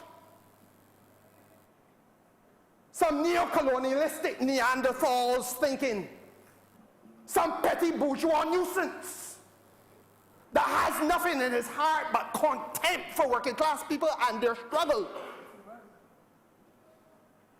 That you could seek to alienate them with one fell swoop. And not a word said, sir, about how we can maintain the damn thing or acquire the land that they got to put columns on all the way down for it to run on. Because you ain't getting to that cost yet. So I'm not interested in that, Mr. Speaker, sir. What I am interested in, because I do not subscribe to the inferiorized thinking, is that Barbados has a story to tell the world. That we sit in the second or third oldest parliament in the Commonwealth. That this place is a place of interest for all and sundry. Not only because of the good work we have done this week and last week, but, Mr. Speaker, sir, because of the history of the place. This is the place where the laws were perfected on a model slave society. That this country then was able to export. And a lot of Barbadians themselves, perhaps even the leader of the opposition, are ignorant of this. That we founded a colony. We're the only colony in history to found a colony. We did it in South Carolina. We exported our people from here to South Carolina, black and white, because this parliament created the legislative environment that was so superior that they sought to borrow the model. And then we founded it. We founded it, Mr. Speaker, and that story has value.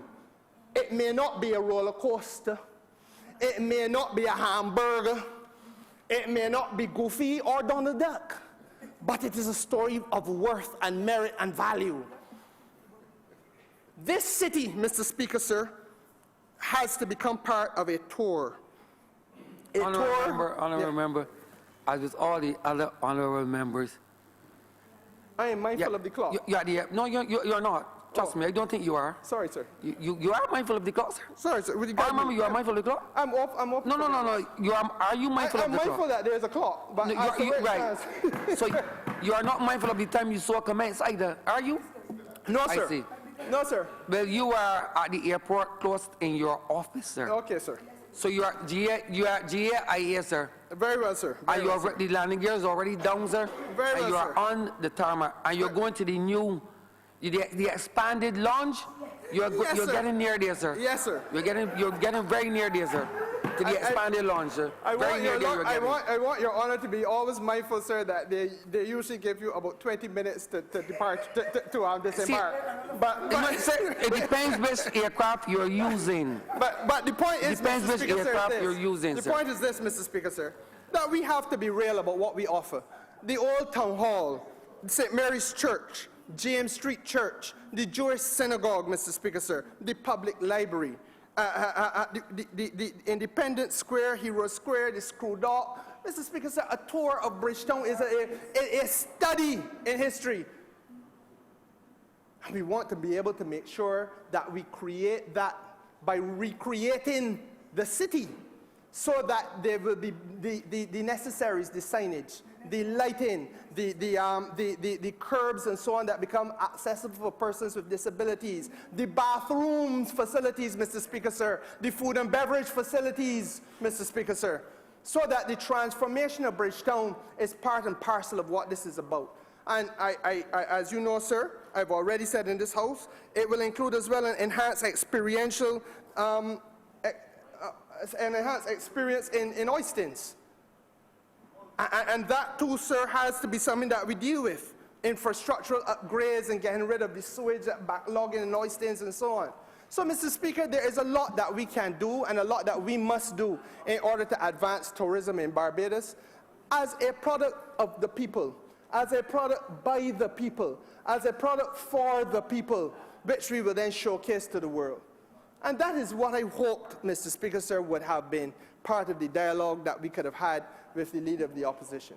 I stand, Mr. Speaker, sir, willing, ready, and able to engage in that type of dialogue as we go forward. I think, sir, that it is a golden opportunity that we now have because this budget is a budget of capacity building. This budget is a budget that speaks the language for the first time in 10 years of growth. This budget is a budget of opportunity for the people of Barbados, and I unreservedly associate myself with it. I am obliged to you, Mr. Speaker. Honourable Member for City of Bridgetown. Thank you, Mr. Speaker. This is an unusual position for me to be speaking in a budget. I normally speak fairly close to the Honourable Member for St. George South and my friend. But I'm indeed delighted to be able to deliver this speech today on this side, on the government side, because for the last 5 years, the annual budget for me was an experience being on the opposition benches. And so I would like to begin by thanking the good constituents of the City of Bridgetown for reposing their confidence in me one more time to be here, to be able to do this, and to be able to have done what I have over the last 10 months as part of this government and this administration. I would also like to say to the constituents of the City of Bridgetown that their Member of Parliament, if they know him well, would not give them what I saw in the press as a tongue lashing for constituents of the City of Bridgetown. I believe in press freedom, but I made it quite clear at the beginning of my discourse at a branch meeting, speaking to my branch members, that I was going to be having a discussion with them on some issues which I normally would speak to my branch about, but then this was translated into a tongue lashing for the constituents of the City of Bridgetown. But if that is what is said, that is what is said. Some time ago, before the campaign, the general election campaign officially began, I gave a speech in White Park, and the tone of that speech really had to do with the rise of the phoenix from the ashes. The phoenix, of course, being a mythical bird from Greek mythology. And it is said as the classical, mystical imagery and symbolism of resurrection, of life reborn, anew and transformed.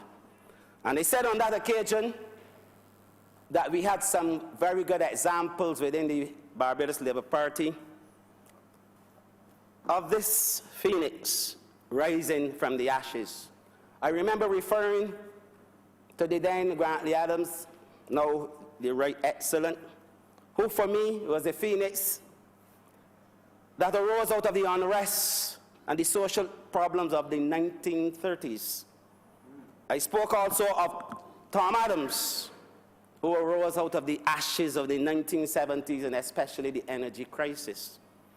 I spoke of Owen Seymour Arthur, the Right Honourable, the former Right Honourable member for St. Peter, who arose out of the ashes in the 1990s and the recession, the economic recession and the pain that Barbadians were experiencing at the time.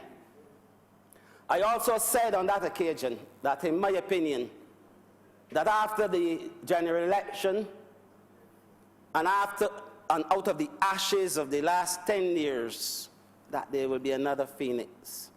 The phoenix being Mayor Amar Mortley, now the Honourable Prime Minister, Minister of Finance and Economic Affairs and Investments. Sorry, okay. Thank you. And I said that, and within the last 10 months, I have been seeing the emergence of this personality. And I will say in a few minutes why I have said that about the Honourable member. But let me first of all congratulate the Honourable Prime Minister in her capacity as Minister of Finance, Economic Affairs and Investments for the delivery of a mature budget, a sensible, stabilizing and responsible budget. And I want to say that this budget, unlike many others, must not be seen in isolation. This budget must be seen within the context of a Barbados economic recovery and transformation program. It must be seen as a budget that was delivered within the framework of an austerity program, an IMF program. And that is what really makes it, for me, a wonderful budget. Because I don't know where you would find on Earth or Mars a budget under such circumstances in which persons earning between $18,000 and $25,000 per annum could now benefit from a reverse tax credit. That's 7,000 ordinary Barbadians. Under such a program, we could still see tax relief through adjustments to tax bands that allow Barbadians to have more spending power during the next financial year. Or, effective July the 1st, the fact that all Barbadians will be allowed to open foreign currency denominated bank accounts. Or that the ceiling is going from $7,500 to $20,000 in terms of the annual limit on personal travel.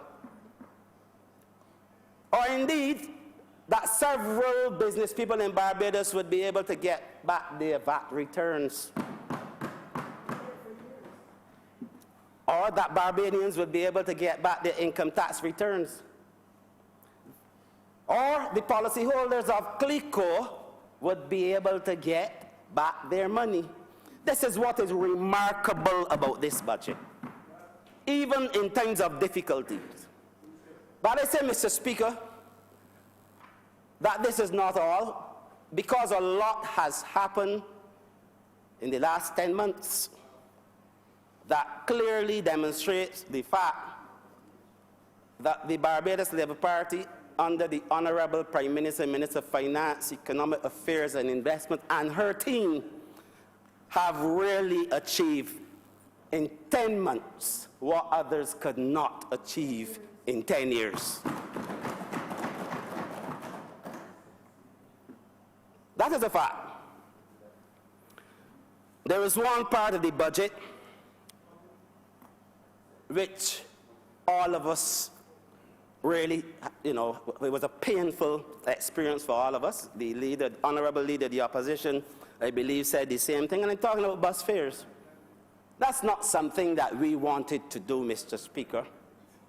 A Prime Minister who has done so much to safeguard the vulnerable persons in this society would not increase bus fare to $3.50 at this time if it was not necessary. That is the point. And I'm saying that, yes, it will create some discomfort for people. We cannot get away from that. We've tried to mitigate those situations by the discounts and so on that will be offered. But the reality is that if we want to have an improved, and Barbadians deserve an improved bus service, a proper, efficient bus service, then after 20 years, this raise is necessary, and it is a justified raise. And although it has gone to $3.50, I've been doing some checking around the Caribbean, and I believe that we still have in this country the most reasonable bus fares. If you go to St. Vincent and the Grenadines, I'm told you will pay between $1.50 from town to Arnottsville, up to $10 from town to Georgetown. That is true. In St. Kitts, a similar situation where you go from $2.50 up to $5.50. And Antigua and Barbuda, the same range, $2.50 up to about $5.50. And in some jurisdictions, you even pay more at night. And we have a bus service in Barbados, and I know it is not what it ought to be, and there's no other way to say that. And they would have to say that we are very sorry, we apologize for that. But there are not many countries in the Caribbean where a public bus runs up to midnight. So this is something that I wanted to put on the table. But within the framework of the BERT plan, I want to move to the Ministry of Health and Wellness, the ministry which I have responsibility for. And I'm going to look at this ministry and what it is we are going to be doing within the framework of BERT. First of all, dealing with economic recovery. Because there's been some impact on the ministry in this regard, mainly from some retrenchment, although we have not been touched in terms of the finances. But I have a view that we must not lay down and play dead when we have challenging situations and circumstances. And out of these situations, opportunities arise. And I believe that this is the opportunity for my ministry and all of the other ministries to be able to do better, to be able to utilize what we have to do better for the people of Barbados that we serve. And that is exactly what my ministry intends to do. We have had some retrenchment, but as a result of that, it has forced us to accelerate the pace of digitization within the ministry. And let me say that this process started before my time, but we are accelerating the pace. And if you look at the digitization of medical records, for example, that is one area where we've completed all of the polyclinics, and now we are going to be moving into the hospitals, including QEH, to make sure we are on the same platform. The registration department within the ministry, which is responsible for the certification of thousands of nurses, doctors, paramedical, pharmacists, and pharmacies. This department, although there has been some retrenchment, the utilization of technology will result in a more efficient service to the people of Barbados. But Mr. Speaker, the greatest area that we can advance, and we will, this coming financial year and for the next 7 years, is the transformation to wellness, health to wellness, because this is where the major emphasis of the ministry and the medical policy for Barbados going forward has to be. I was not very happy as a Barbadian when I saw something on the internet that suggested that Barbados was in the top 20 and even the top 10 of the most unhealthy countries on this planet, based on things like childhood obesity and some of the other things that the NCDs and so on that we know that we have issues with. I wasn't happy about it. If it was in our favor and we were in the top 10 in terms of being the most healthy, we would be rejoicing. But for the Ministry of Health and Wellness, under my stewardship, we are going to utilize those statistics to ensure that we even fight harder to launch the wellness initiative in this country, preventative interventions instead of relying on curative responses. And in that regard, let me say at the forefront of this effort will be the primary healthcare system, or polyclinics, and public health, because over the last 10 years, in my view, this is the area within the Ministry of Health and Wellness that suffered most.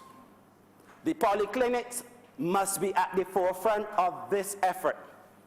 And speaking to the polyclinic, let me say a word, Mr. Speaker, about the Winston Scott Polyclinic.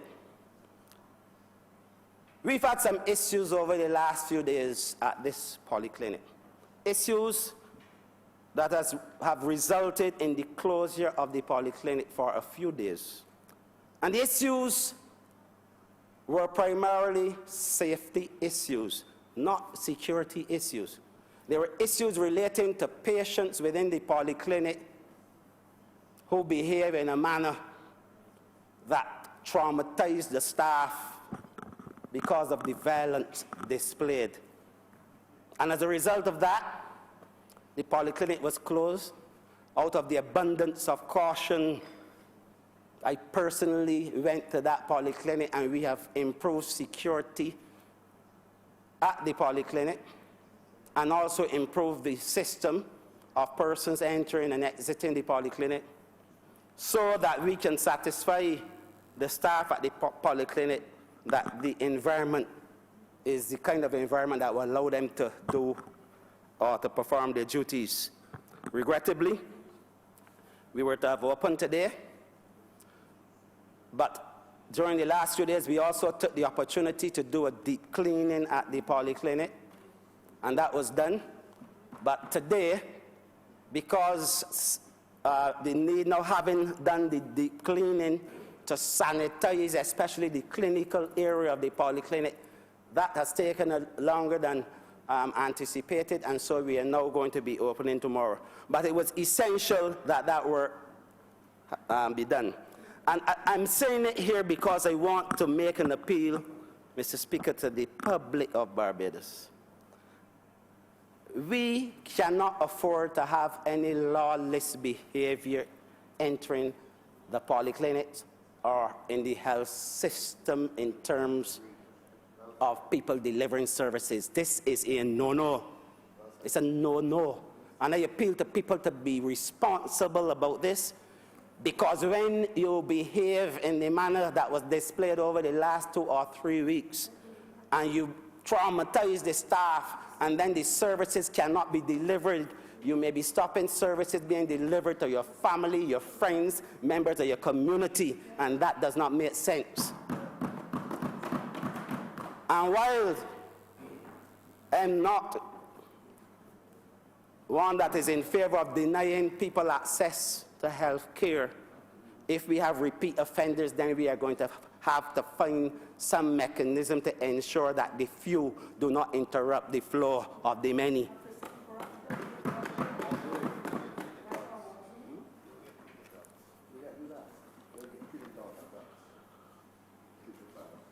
So the polyclinics and the provision of primary health care and the wellness initiatives, those polyclinics, all 9 of our polyclinics, are wellness centers within the catchment areas where they are operating. And we are going to be doing a lot more work in terms of getting into the community to do a lot of screening, educational programs, and so on, to be able to tackle the issues that confront us. And I would like to thank the National Task Force on Wellness for the work that they've been doing, parish by parish, they started with St. Lucie. I think they finished St. Peter, and St. Andrew is next. And these initiatives include nutrition programs, other wellness programs, hikes, and a few other things that we'll be adding, and we're going to be going from parish to parish until we are able to do what is required, certainly until we have the national wellness policy well articulated, documented, and then in a position where we can execute. But at the polyclinics also, let me say a word in terms of the 24-hour polyclinics, and that is one of the reasons why we had to make sure that this situation at Winston Scott, which is one of the 2 24-hour polyclinics, that we could not afford to allow that to continue. These polyclinics, we're aiming to have open on or before the 1st of June. They should have been open before. That was the directive from the Honourable Prime Minister. But there were some challenges that had to be overcome. And these challenges, in my view, had to be dealt with because we did not want a situation where we opened the polyclinics and then we couldn't sustain the operations at the 2 polyclinics. But having recognized that we were behind time, in collaboration with the Queen Elizabeth Hospital, and I thank the board and the management of Queen Elizabeth Hospital for this, we were able to provide a facility at the QEH that is doing exactly what is intended for those 2 polyclinics to do, which is taking the load off of accident and emergency. And that facility will remain in operation even after the start of the 24-hour service, so that we are sure that we have everything in place before we discontinue that. So that really has been working well. We are at the process now where all of the staff for the 2 polyclinics are in training by the accident and emergency personnel of the QEH, so that everything will be ready certainly by the 1st of June. So that is it in terms of how we in the Ministry of Health and Wellness intend to respond to the economic program. But it is not only about economic recovery. It is about transformation. And we are not going to be left behind in this regard. We are utilizing this year and the next 6 years to ensure that we have done our part in terms of transforming healthcare in Barbados. And one of the steps that we are taking in that regard, and which is one of the mission critical items, has to do with the accident and emergency department of the Queen Elizabeth Hospital. And like I said, some things have happened there already in terms of the provision of short stay unit, then the minor cases unit. We have 2 triage stations instead of 1. We've done some work in terms of creating bed space at QAH through the movement of elderly patients to the geriatric hospital, and also within the community to community assisted clinics or homes, senior citizens homes. But in terms of the accident and emergency, we are about within the next 2 weeks to actually start the physical expansion of that department. So far, we've been able to relocate utilities to facilitate this expansion. The expansion will see the existing space at accident and emergency moving from 8,000 square feet to 20,000 square feet. And it will consist of a new extension part along with the renovation of the existing accident and emergency. When this is finished, we should see at accident and emergency larger and more patient-friendly, dedicated adult and pediatric care spaces. We should see an upgrade to the asthma bay. We should see an expanded reception area with Wi-Fi so that patients can do what they have to do in terms of the utilization of Wi-Fi. 2 purpose-built triage stations, a dedicated 2-bed trauma room, larger critical care treatment rooms with improved privacy, a dedicated observation room, expanded internal diagnostics, including CT imaging, a larger ambulance garage, and a receiving area for patients arriving by ambulance, among other things. So this is going to transform the accident and emergency department at the QEH, and I'm sure that Barbadians would be very happy at the end of this exercise. Moving to the area of medical education, we would have heard the Honourable Prime Minister on several occasions indicating her desire to see Barbados becoming a hub for medical education within this region. And that has started, and I would like to inform the Honourable House that very shortly we will be meeting with we've already spoken to them, but we'll be convening a meeting with the major players, the University of the West Indies, medical faculty, American University of Barbados, Ross University of Medicine, and other stakeholders to first of all help us to establish what we will call the Barbados brand. And that Barbados brand is intended to stop what has happened in the past, the recent past, from happening again, because we will establish exactly all the parameters for offshore medical schools in Barbados. But more importantly, in my view, is the fact that having these offshore universities in Barbados present the opportunity for us to be able to leverage technology that they have, to get them to be able to help us to build capacity, especially in terms of establishing a nursing school so that we can train a lot more Barbadian nurses, not only for the hospitals in Barbados, but for export. That is a desire that we have. And also for us to be able to have more specialized training for nurses. So these are the things that we are hoping to achieve by having Barbados being established as a medical education hub. Medical tourism, and my colleague, the Honourable Member for St. James Central, will be happy to know that this is a desire of the Ministry of Health and Wellness, recognizing, as has been published, I believe, in Visa and Oxford Economics, the fact that the medical tourism industry accounts for about $450 billion US, and it is growing at a rapid rate. And so in Barbados and the Caribbean, we must ensure that we capitalize on this phenomenon, on this development. And we must ensure that we do so because Barbados has a lot going for it to make us strong in terms of medical tourism. First of all, we are a good, strong tourism destination that is doing better under the Honourable Member for St. James Central. And we have the kind of climate and atmosphere and environment, along with the technological base and so on, that would allow us to be able to flex our muscles in this regard. I believe, for example, in terms of pediatric services, that this is an area where we can have a center of excellence established in Barbados at the QEH.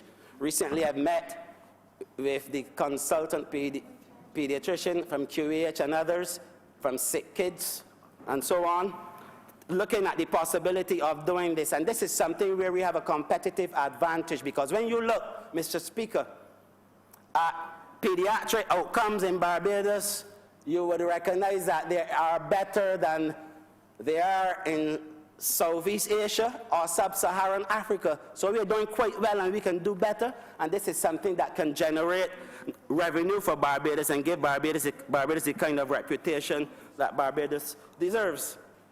Ophthalmic services as well, establishing Barbados as a center of excellence when it comes to eye care, because we have a competitive advantage in terms of the numbers of physicians in this specialty area. And this is something that we're going to be pursuing in this current financial year. Geriatric services. This is something that we have overlooked, I believe, in the past.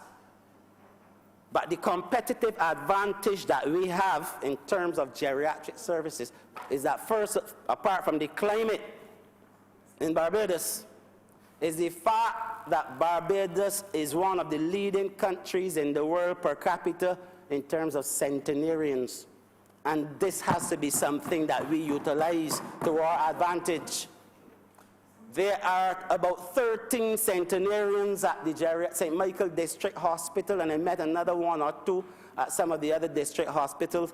And I believe strongly, Mr. Speaker, that if we move in the right direction in this area, that we will be able to establish such a center of excellence in Barbados, especially if we add palliative services or hospice services. We don't have at the moment, but we've been having some discussions with some NGOs, and also rehabilitation services.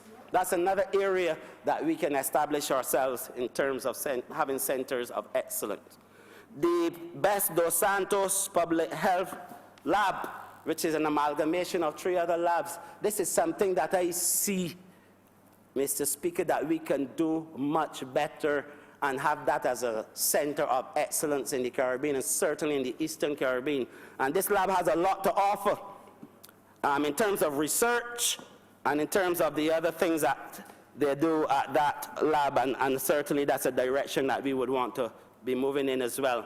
So the future for healthcare in Barbados, in spite of birth, in spite of all other things, we believe that once we utilize this opportunity to improve operational efficiencies, be creative and innovative, and bring all of the major players together, that we would be able to make a difference. We're not going to lie down, and certainly we're not going to play dead.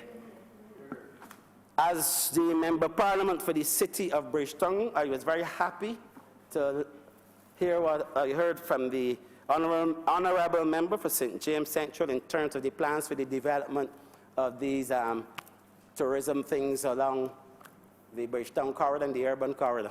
Really, really delighted to hear that. But I must say this though, Mr. Speaker.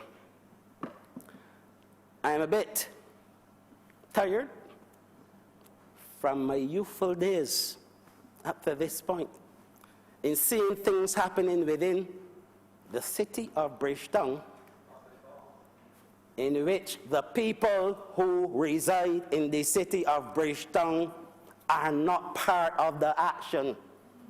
And that is something that we must change. We cannot have a historic Bridgetown with all of the nice things that were outlined and do not involve the people. The people must connect with the heritage of Bridgetown. And we have to find a mechanism to be able to do that sooner rather than later. I do not believe, Mr. Speaker, and this is no fault of the current Minister of Tourism, because this is something that I spoke to on several occasions while I sat on that side. I felt then that heritage tourism, being the fastest growing segment of the tourist industry worldwide, because the spend from cultural and heritage tourists is much higher than any other tourist segment, that we were not benefiting in this country in a way that we ought to benefit. And I believe the time is right to connect Bridgetown and Speightstown, because Speightstown may not be in the heritage site, but when you look at the history of Speightstown, the fortifications that existed in Speightstown at the time that fortifications existed in Bridgetown, the fact that it was in Speightstown that the Cromwellian forces were repelled and fled to Oistins, I believe that we can tell a story and we could connect the dots from Bridgetown to Speightstown that will benefit the people of Barbados. And so I am hoping that the people of the city of Bridgetown would get a greater piece of the pie. And let me say finally, Mr. Speaker, that the theme of this budget, Stay the Course, we got this, resonates well with me. Why? Because Stay the Course is similar to the first of the 9 principles of war: selection and maintenance of the aim. And why am I talking in those terms? I am saying to this chamber and to Barbados in general, to Barbadians, that we were elected to come to this parliament as a government to do a job to rescue and recover this country from the lost decade. And I am satisfied in the efforts being made by the Honourable Prime Minister in her capacity as Minister of Finance, Economic Affairs and Investment, and the great team of economists that have, the team that has been working with her, not this year, not last year, but for the last few years. And I have lived to see a lot of the things that were said by that team coming to fruition one by one by one by one. And when we are in a position today where we have the fiscal space to be able to do the things that I outlined earlier for the people of Barbados through restructuring, debt restructuring, and thanks to the White Oak folks for that too, I am more than convinced that we got this, that we are going to get out of this hole. I am more than convinced because I am not seeing any reckless policies on the part of this government, economic policies. I am more than convinced because I'm being able to connect things from the last 10 months to this budget, and I know that the other 4 budgets to follow in this parliamentary term will not be budgets in isolation, but will be budgets that will paint the picture of the unfolding of the economic recovery and transformation plan, and that as we move towards the end of the 5-year cycle, it will become more transformational than recovery. That is what I'm confident about. And so I salute the team. I give my full support to this budget. And I say to the Honourable Prime Minister and Minister of Finance, Economic Affairs and Investment that the Ministry of Health and Wellness, that I have the honor to lead, we will stay the course. And I will say on behalf of all of my colleagues, Honourable Prime Minister, I am not going to say that we got this, I will say that we have your back. And once you have us having your back, collectively, we got this.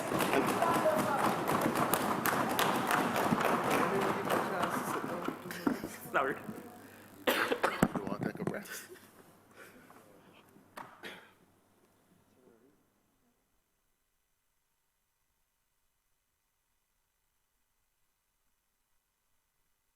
No, I don't need to suspend. Honourable Prime Minister. Mr. Speaker, sir, I want to say that I come in the name of love. And I say that I come in the name of love because it's not only my name, I would like to believe it's my nature. And I say so because for perhaps the last 15, 20 years, budget replies have come to be characterized by actions that are meant to shame, to excoriate, to insult. I'm not going to use the words maim and disfigure, but others seem to be saying that in louder sides, which I should not hear. But I really come in the name of love.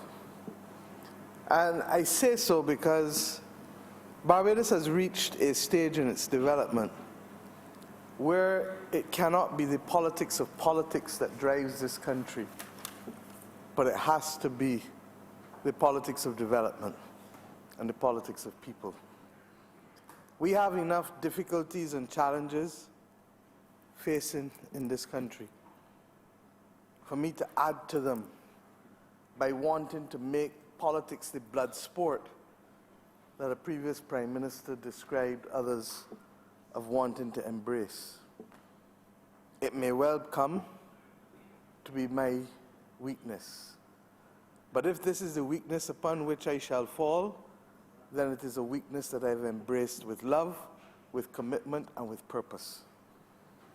I want my leadership of this government not to be associated with the kind of budget replies that have seen families and people flee for the mountains or flee for cover because it was all about who won a debate. I want to stand in this chamber today conscious and cognizant that the people who have won the debate will be the people of Barbados once we stay course. And staying the course is required because, as I said in my speech at the outset, you cannot recover from a lost decade in 10 months. You can't recover from a lost decade in 5, 6 years. And we have set ourselves a very ambitious target, in my view, of 2025, the middle of 2025, because we feel that it's more realistic, but it will test every sinew within this country's body to be able to allow us to jump over the lost decade and to reposition Barbados as that country, that small state that can continue to rise above all challenges, that can be resilient, that can be transformative. But in being all of those things, just as I said yesterday, P-A-R-T-Y is not party, P-A-R-T-Y is in fact people. And Barbados is in fact people. That's who we are. So that, Mr. Speaker, sir, I have no intention of speaking anywhere close to the length of time that I spoke on the first occasion. And for those whose time I trespassed upon, I say simply, I apologize, but I felt the need to talk the country through a number of critical challenges and issues that we are facing. I have tried at least once a quarter to have either an extensive interview or an extensive engagement, because we are conscious as a government that we cannot do this alone. I never fool anybody. We cannot do this alone. But we are equally conscious as a government that if we can unlock the commitment and the creative talents, the discipline and the passion, the perseverance of this nation, we shall do this and much more. And I therefore, Mr. Speaker, want first and foremost to thank my team, the members of this Parliament, not just Cabinet, all of you,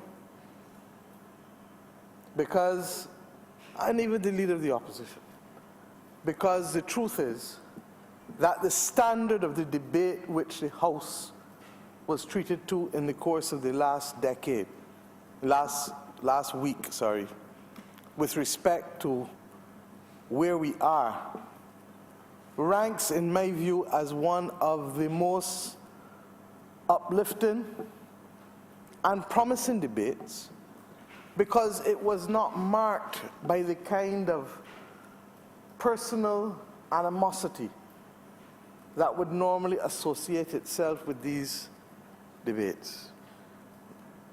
There may be one or two references, but for the most part, the debate related to where we are as a people, where we need to go, and how we shall get there. And I think that it is fair to say that every single member of my side, without exception, every single member of my side, without exception, made me proud of what they were able to do in this debate. And I can tell you that I received enough messages, excuse the Bajan word, but enough will better express what much I receive in truth. But more than 50, 60 messages over the course of the debate commenting on the performance of almost every member on this side. And it is gratifying because it tells me that the people of Barbados have placed their confidence in a team that is truly committed to making a difference in the quality of people's lives after a decade that has been lost. And Mr. Speaker, we don't get to choose the challenges that we have, but we must determine how we respond to them. And the people of Barbados, therefore, were given a glimpse of how persons on this side, in this government, I can't even say on this side anymore because the side is both sides now. But, and I don't mean that, I meant, you know what I mean. that the government is now represented on all four benches. But the truth is that even the Leader of the Opposition, and I must say I've heard him far more aggressive, but for the most part, he was engaging on substance. And I thank him for it, because I really feel that this is what the country needs now. And that is why today I rise in the name of love. There are some issues that need clarification. And there's some atmospheric noise out there that continues to be atmospheric noise because they don't know how else to be.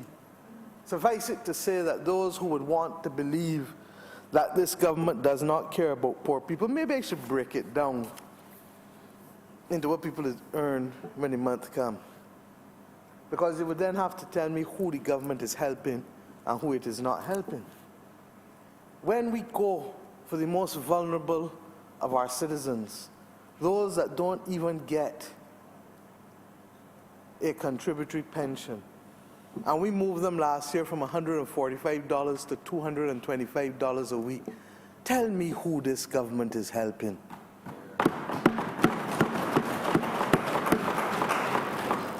When we go, as we pointed out in the debate, reminding persons to pay tuition fees for people whose parents can't afford to send them to Toronto or London, to Trinidad, to Manchester, but who simply want to go to Cave Hill from Bush Hall, or Cave Hill from Gemswick, or Cave Hill from Parish Land, or Cave Hill from Rock Hall in St. Lucie, or Cave Hill from Mile and a Quarter. Tell me who we are helping, Mr. Speaker. Or when, Mr. Speaker, we put another $5 million in the welfare department, when the last government stubbornly refused to do so, but could do all other kinds of things with the money that they used on this side. Tell me, Mr. Speaker, who we are helping to live in this country. And Mr. Speaker, when we choose to put $10 million in an accident and emergency department at the hospital, not at Sandy Crest, not at FMH, in Martindale's Road, at the QEH. Tell me, Mr. Speaker, who we are helping when we do that. And Mr. Speaker, come to this debate. When we say that people earning between $1,500 and $2,080, 2,082 or 83 if you want me to be exactly precise, per month, that any Barbadian, man or woman, earning between $1,500 a month or $2,083 a month will now get $1,300 once they file for it with a reverse tax credit. Tell me, Mr. Speaker, who we are helping, if not the poorest and most vulnerable in this society. And Mr. Speaker, when we go further and introduce an extension as to who shall pay income taxes in this country, not by giving a personal allowance of $35,000 to everybody, I wish we could do it. But we couldn't do that after 10 years of banditry from the last government, because we don't have the money to do it. But what have we done? We've said that those who are earning between the same $2,000 a month and roughly $2,800, I don't have the exact figure for that one, the equivalent of $35,000 a year. Anybody earning between $2,000 and $2,800 a month should be the ones who will now not pay income taxes in this country, because whatever you paid in tax in this year, the government will give you back in a credit up to $1,250, which is the total maximum by next year when you file your income taxes in April. Now, Mr. Speaker, would the people who are constituting the atmospheric noise, would they have rather that we'd let them pay taxes instead of making them zero tax liability? Would they have rather that? But yet I'm going to hear the nonsense and the madness that we are not helping poor people. Mr. Speaker, is this the same government that did not touch a single cent to charge anybody a cent in land taxes? Thank you. In land taxes for houses $150,000, properties $150,000 and under? Do you know that the majority of chattel houses in Barbados are valued less than $150,000? Throughout the Bayland, throughout Halls Road, throughout Bush Hall, throughout Exchange Hill, throughout Station Hill and Dean's Village, throughout the Garden Land, throughout Black Rock and Free Hill, up in White Hill, don't mind that they got other issues there, in Welchtown, in Pike Corner, even Half Moon, except for the old landlord in Half Moon, in Ebenezer,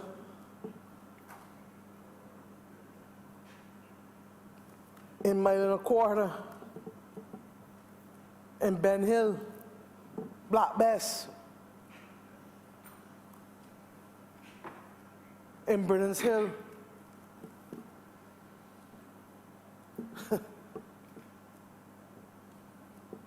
all through Christchurch, in Kendall Hill, in Gemswick, in Hoyts Village, in St. Matthias, in Ellerton and St. Luke's and Brighton, in Sion Hill, Lower Carlton. I call Hoyts Village already. But come down Seaview, all them houses coming down in Seaview that are chattel houses, not the ones owned by the Titans of Seaview. In Licorice Village, in Dunscombe or Pori Spring, in Well Gap. I didn't call up Top Lodge Hill.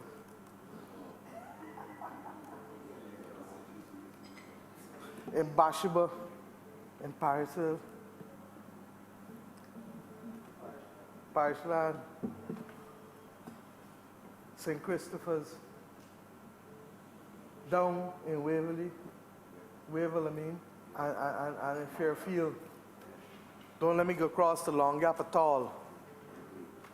In the Glebe in St. George, and I don't need to tell you about the city of Bridgetown. Who are we talking about, sir? I get the impression that there are people in this country now who feel that once they form words in their mouth, that there are people so naive and ignorant in Barbados that they will believe and listen to them. Well, I thank God for the real experience of people, because none of them who have houses under $150,000 can say that a Barbados Labour Party government in or out of an IMF program has raised a single cent in property taxes on people earning whose properties are $150,000 or less. But if I wanted to go a little further, I could go across in Oxnards and West Terrace, the ones in Emerald Park. The houses valued $450,000 and under. We haven't increased a cent on them. And those are essentially lower middle income and middle income households. Where has the tax burden come? It has come on those who can carry it. It has come, Mr. Speaker, on those who may be receiving a larger percentage or a larger piece of the cut, largely because they earn more. And why? Because, Mr. Speaker, we didn't set the last member for St. James South to go and sign the document committing to the OECD to dismantle the whole international business sector. We inherited that. But once we inherited it, like with the Sanders Agreement I'll come to shortly, government is a continuum. And we had to continue to adhere to what was committed in the name of Barbados. And it therefore meant that significant changes would have to be made to the corporation tax regime. I made it clear then when we did it in December, that the country would have to have a discussion about the balance between direct and indirect taxes. I made it clear every step of the way. And Mr. Speaker, we have reached a point where if we left the income tax rates as they were, it would mean that there would be a serious risk of Barbadians incorporating in order to avoid the higher personal income tax rates. We have made the adjustments, sir. But we have made the adjustments conscious that we have to protect those who can least protect themselves in this country. Now, Mr. Speaker,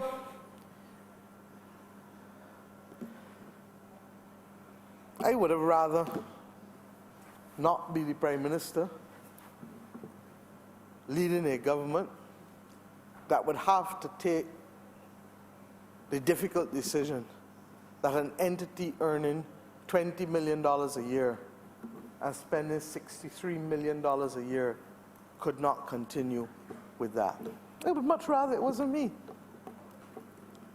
In fact, Mr. Speaker, since 1989, we have had 1, 2, 3, 4. I am the 5th Prime Minister since 1989. The 5th Prime Minister.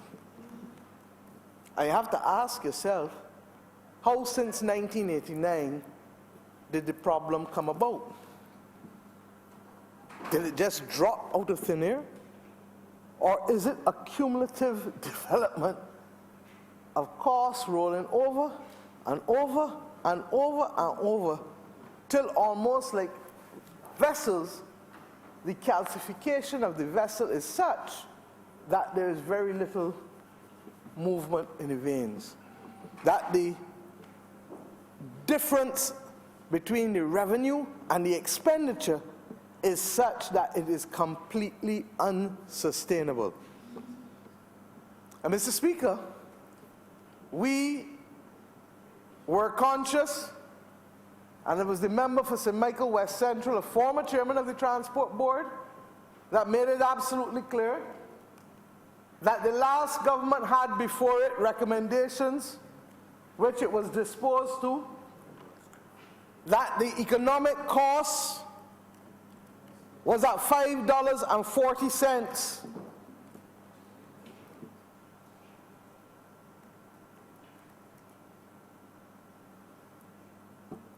Mr. Speaker, the increase in bus fares that we have asked for is not even 50% of what the last government was prepared to do based on what the IMF recommended to them. The increase that the last government 2 years ago, 18 months ago, would have been looking at would have been, for the economic costs, would have been in the vicinity of another $2.90? $2.90? And we have chosen, instead of increasing it by $2.90, to increase it by $1.50. Now, Mr. Speaker, last week when I spoke, and I know that this doesn't ease the burden of some, but what is it that we've done? We have said that your parents and grandparents will continue to be paid for by the government of Barbados. We have said that your school children, your children who are going to school, will continue to be paid for by the government of Barbados. And we've said so, Mr. Speaker, because we are conscious that there are very few probably single children families, but there are 2 children, 3 children, 4 children, and therefore the burden on that mother or father to send those children to school is appreciable. And I am not, and as I prove to you that this is not about the politics of politics, the person who introduced that and who stood here when he introduced that was the former Prime Minister, the member for St. John.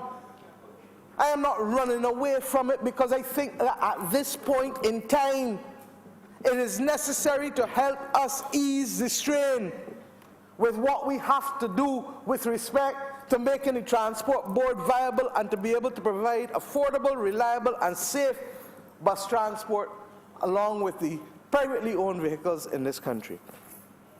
And we will continue, of course, to pay for the policemen in uniform.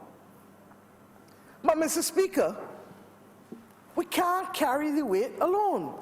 Now, when I spoke last week, I made it clear that the Transport Board will shortly roll out, because I was conscious that I was speaking so long, that the Transport Board would subsequently roll out the discounted fares, because the one thing that is clear to us is that a person who does a one-off or two-off or just so will not obviously benefit from the discount in the same way that persons who are regular or frequent users of the bus service must benefit. So that the stories that people tell, I empathize with. I empathize with them. I relate to it. But we knew all along that what we set as a fare, we also would be prepared for serious volume discounts. And what are the discounts that the Transport Board came up with?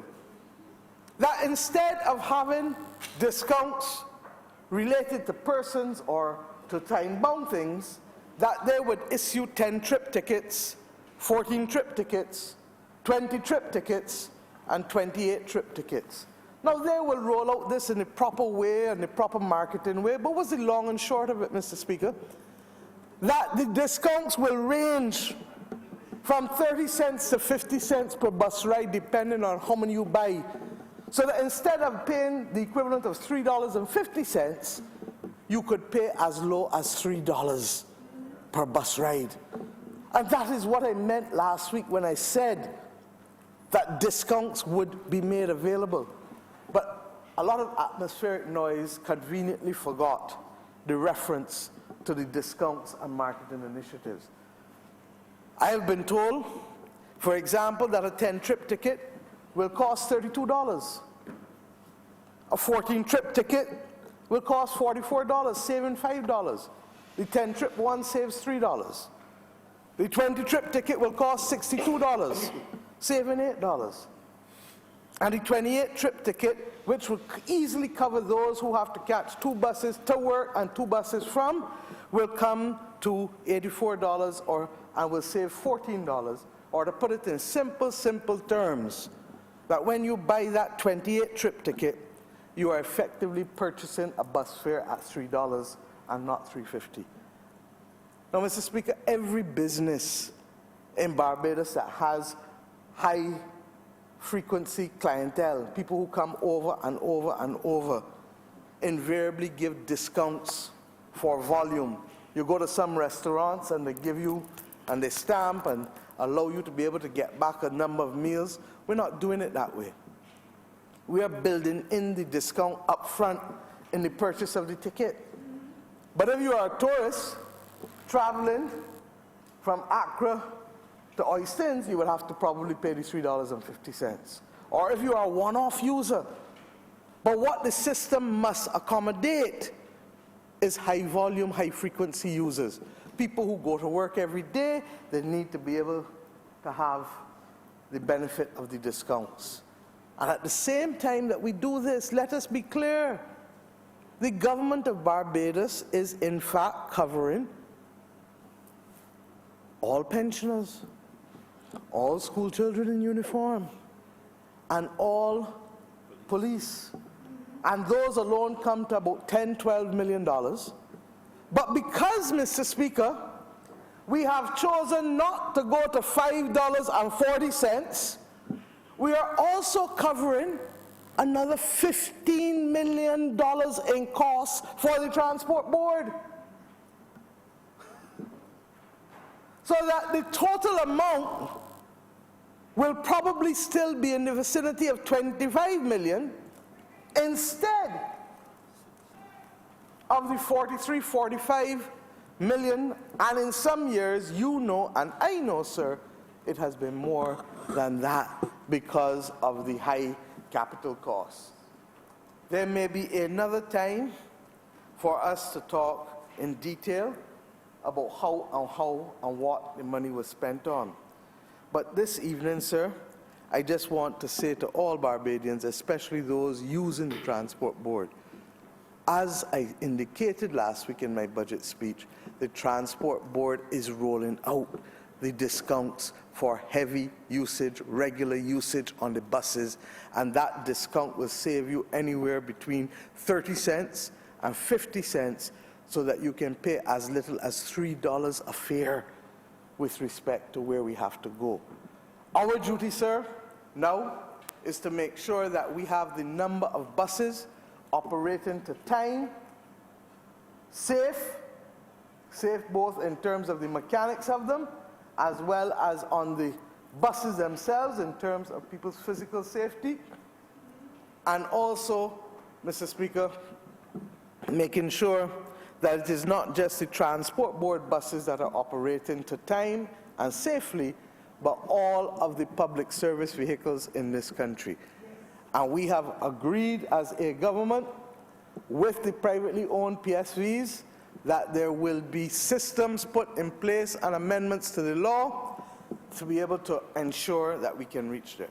The Minister of Transport has also assured me tonight that they will be meeting with the privately owned PSVs through their associations to see how best they too can put discounted fares in place for those who are high volume users. The beauty of this is that it's also, these tickets can be used by your children or your neighbor or whoever else, because what is being clicked is the ticket and not the individual. So that this, we believe, offers serious opportunity for persons who are regular users. And we hope that the privately owned PSVs will see it fit to also offer similar discounts. But it is not mandatory for them to do so, because the official bus fare is $3.50. But all who know about loyalty know that it makes sense to have people committed to you on a long-term basis. Mr. Speaker, sir, the TAP program that the Minister spoke about already has committed 40 privately owned PSVs to work on Transport Board routes and to allow the Transport Board to be able to ensure that they can have those routes plied successfully by vehicles. How does a transport authority put over 100 PSVs on the Silver Sands route?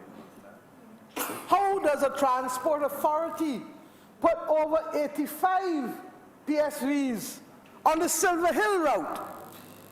And then there are other routes to St. Joseph. The Honourable Attorney General will tell you that the people in St. Joseph can't get home. And we have met with the Transport Authority and the Transport Board to indicate that there has to be a far more equitable distribution of vehicles in this country to ensure the fairness. Now, I'm not sure, the member for the city told me he was going to deal with it, and I'm not sure whether he got to deal with it, but the bottom line is that in other Caribbean islands, people pay bus fares according to journey. Thank you. And one of the things that makes me feel proud to be a Barbadian is that we determined 30, 40 years ago across all administrations that we were not going to penalize people for living in St. Lucie and St. Philip,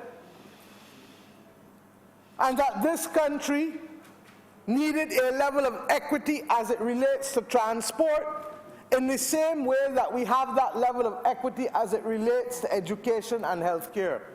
This is who we are. This is the Barbadian way. Now, you may argue that in some countries too, they also charge more for buses that come at night.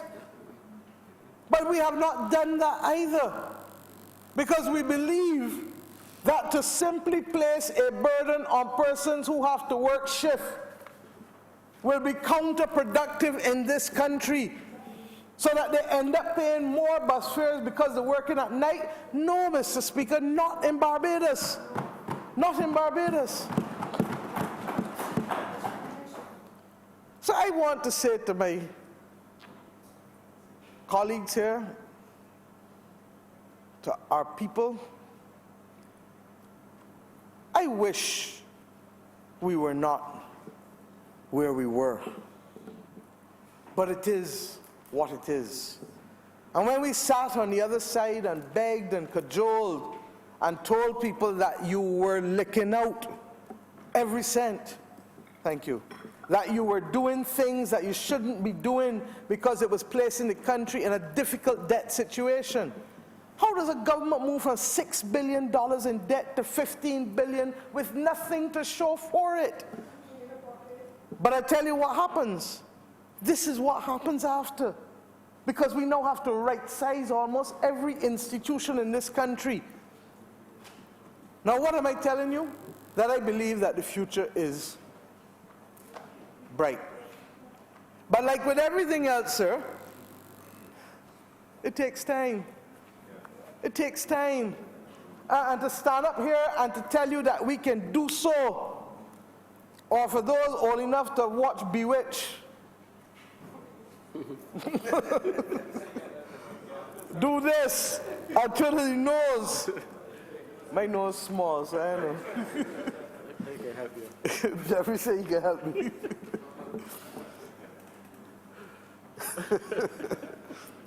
But it's not going to happen overnight. But what we are saying to Barbadians is that, believe you me, we are passing the right road signs. And secondly, that there are things that we would want to buy that we can't buy now. But it's not going to kill us. Hold strain, hold tight, stay the course. When we talked about the hotels, I saw that the Nation newspaper did a center spread yesterday about the investments to which I referred. And I did not even refer to all. And I deliberately held back. And those of you who know me know that I like to underpromise and overdeliver. I like to underpromise and overdeliver. So when I tell you that there is more, believe you me, there is more. But I also want to say to you that the level of confidence, and since I spoke, I did do the groundbreaking, and the member for St. George South, I thank him, because I really didn't want to drive the tractor, and he drove it for me. I confess to the fact that the tractor was about 20 feet from the ridge, and I really wasn't taking any chances with that. But as a good engineer, and a valiant man, he went and took the wheels for me. But that is a $200 million investment.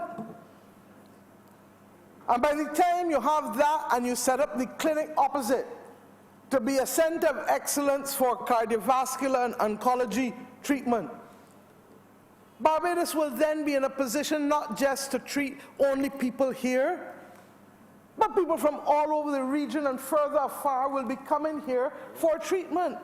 That is foreign exchange.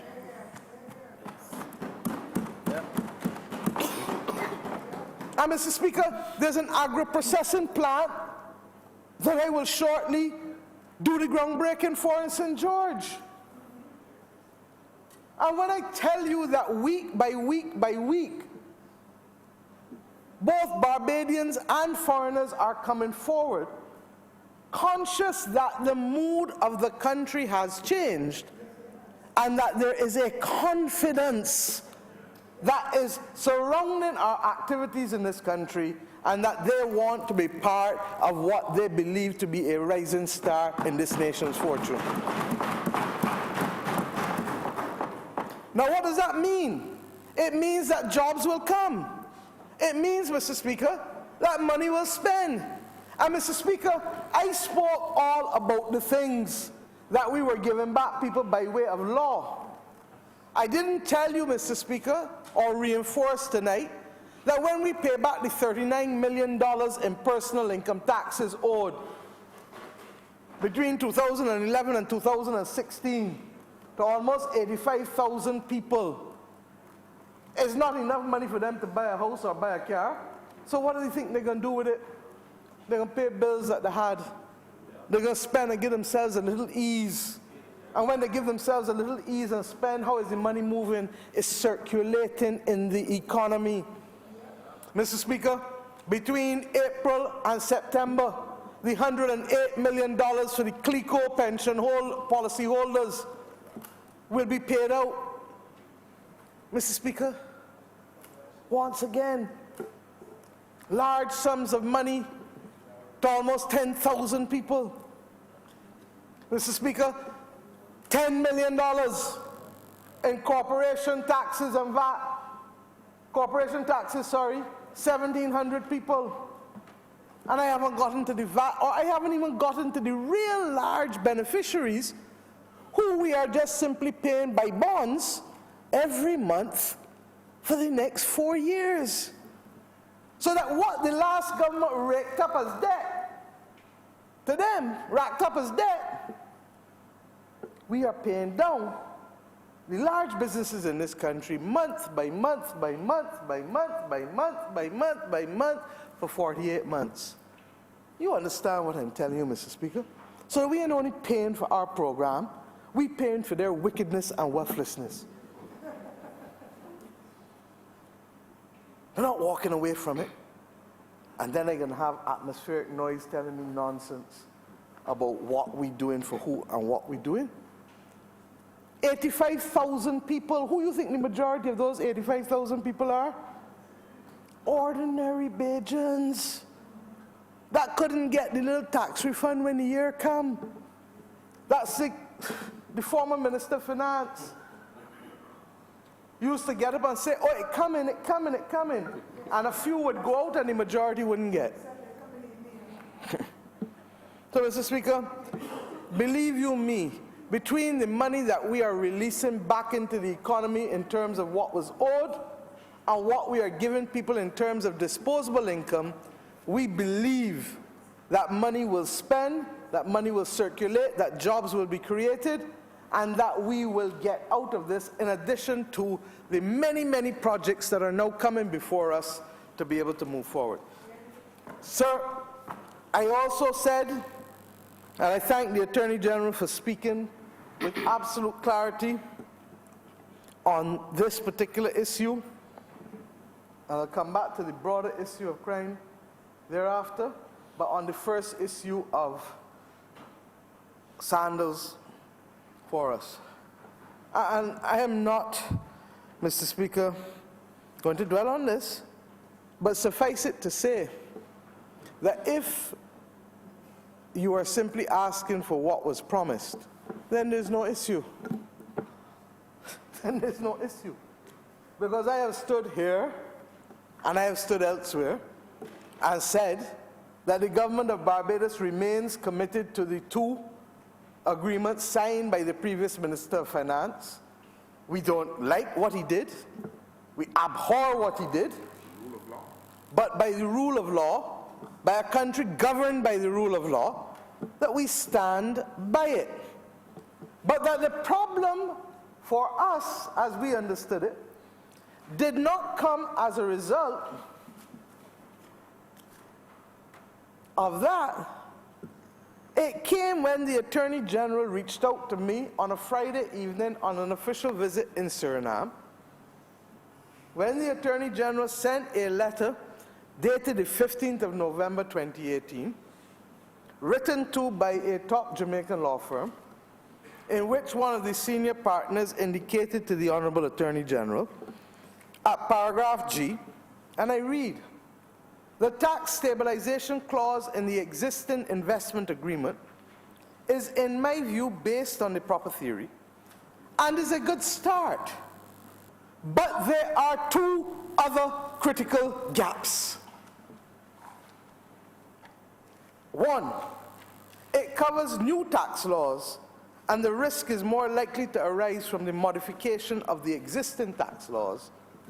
And two, secondly, it limits the equilibrium measures to remitting or exempting tax, but those measures may not be sufficient if a new law does not give the minister remission or exemption powers. Hence, the other equilibrium measure should be countervailing indemnity stroke payment by the executive arm of government to eliminate the tax burden. Mr. Speaker, unquote. The last time I checked, sir, two critical gaps means there's a gap between me and the Leader of the Opposition. He says it's not a wide one. They may say it's not a wide one too. But nevertheless, it is a gap. And a gap means that it is not something where we stand on one and the same place. And therefore, if there is a gap, and I say to you that given your interpretation, we cannot sign any further, it is not because we don't want the investment. We want the investment. It is not because we don't want to welcome beaches. We want to welcome beaches. But it is that we cannot, as a sovereign nation, go any further. And there is no animosity in it. There is no there's no bad feels in it. And if it is, that the Attorney General and the lawyers can continue to interpret or to read the documents such that the government of Barbados does not have to treat to this in a new agreement, and that simply adheres to what exists in the current agreement, there are no issues. But I cannot, as leader of this country in all conscience, sign any further agreement to close two critical gaps. No, those are the facts. For those who believe that the possession of a brief means promotion, good for them. Suffice it to say so, though, that I am not getting into any back and forth, but I simply have a duty to tell the country that we are not mad people. And that if all that was being asked is all that was promised, then it should have started. But what came to us on the 15th of November, and in spite of that, we laid the agreements in the House, as was agreed by us, and in spite of that, we also completed the town planning process, as we were committed to do under law. But what we can't do is to close these two critical gaps, to use the language in the 15th of November 2018. Sir, I hope that that places it in context. As I said, Barbados welcomes beaches, but it can't be at any price. I hope that we can find an understanding, because the truth is that we are not in any way anti-investment, but there is a national interest to be protected here for the people of this country, and that is why we were elected.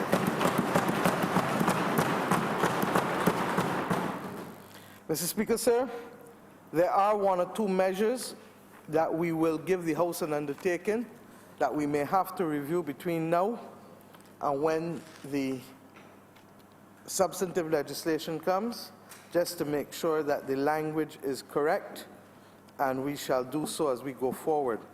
But I'd like to clarify one particular issue, which to the end of my speech I might have read from a different document, and that is as it relates to foreign exchange controls.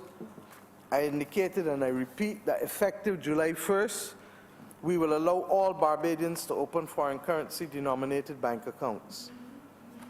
We said then that we will also eliminate the surrender payment of 70%, and I might have indicated that we would replace it with a 50%. The truth is, it will not be replaced with anything. It will be completely removed, so that there will be no surrender requirement with respect to foreign exchange once you have a foreign exchange denominated account as a Barbadian. And I hope this makes it absolutely clear. Sir, we look forward to being able to have the discussions across the country on a range of matters pertaining to these issues. And always remember this, that we do not claim to be omnipotent nor omniscient, but we do claim to have the country's interests at heart at all times. We believe, Mr. Speaker, that the measures taken as a whole will protect those at the very bottom, will enable those who can spend and choose to spend in a way that will create greater economic activity in this country, and that equally will stabilize the country's revenue further. I have said always from day one, if the measures yield more than we anticipate, then we have a duty to do two things. One, our capital program is still very modest. And it is modest because we are simply sticking towards being able to bring down our debt, and therefore we have determined that the best ways to fuel the capital program may be through measures other than tax and spend, but through our powers of legislation and facilitation and those other things. But suffice it to say, Mr. Speaker, that our capital program is very modest. And if the revenue performs better, we want to do one of two or both of two things. One, review aspects of our capital program, particularly our roads, which continue to be in a horrible state because of 10 years of neglect. And I said in the budget speech, $130 million will not carry us very far in the next 2-3 years. Secondly, we want also to continue to give relief to the taxpayers of Barbados who have carried a burden and a half between increased taxes and indeed stagnated wages for the better part of a decade. And Mr. Speaker, because we have now introduced systems that will require half-yearly review, we are in a better position to monitor. I am glad that we have, for the first time, daily cash flows that are pretty much accurate with respect to what government is taking in and what it is spending. And indeed, Mr. Speaker, before this House rises tonight, I believe a supplementary will come that will allow us to do two key things. One, to be able to put a significant sum of money into the Enterprise Growth Fund Limited with respect to a number of the funds that it has, so that we can use whatever surplus that we have beyond the 3.3% primary surplus target that we have to meet by the end of this weekend coming. We will put that money to be able to help us boost the productive sector in agriculture and fisheries, in small hotels, tourism, investment fund, and in renewable energy, putting at least $15 million between those different funds so that young and other Barbadians can continue to benefit from low-interest capital to move forward their businesses in the next year. Similarly, Mr. Speaker, we are going to put some money in as what we call the National First Jobs Initiative, as well as to increase marginally the money to the Training Board and to the TVET Council. And Mr. Speaker, we are going to do two initiatives that are part of the social response to Barbados's unstable situation with respect to gun crime.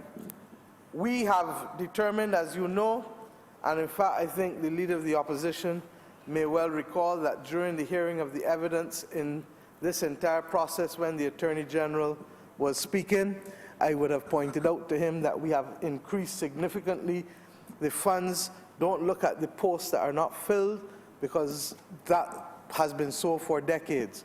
But the actual funds for hardcore law enforcement with respect to technology and other things, and the cameras on key areas, highways, etc., we have increased significantly. The mapping software, all of the different things that the police need to be able to do their job more effectively. We started the process of the training and the building blocks program, which we already voted money for. But there are two other key areas that we will vote money for, subject to the will of Parliament tonight. One relates to Sea Cadets. Mr. Speaker, ever since I was Minister of Education, I felt then, as I do now, that not only does Barbados not have enough persons involved, young boys and girls, involved in substantive activity that's intended to raise them up and give them skills and teach them in the best possible way. But I felt then that we are an island surrounded by enough water. And you only know how strongly I feel because I have literally created a Ministry of Maritime Affairs and Blue Economy. Now, how do we raise children in this country and not have them have a healthy relationship with the ocean? And it is said that there was one set of people in Barbados who used to tell their children, the sea ain't got no back door, so stay out of it. And then there's another set of people who told the children, the sea ain't got no back door, so you got to learn to swim in sailboats.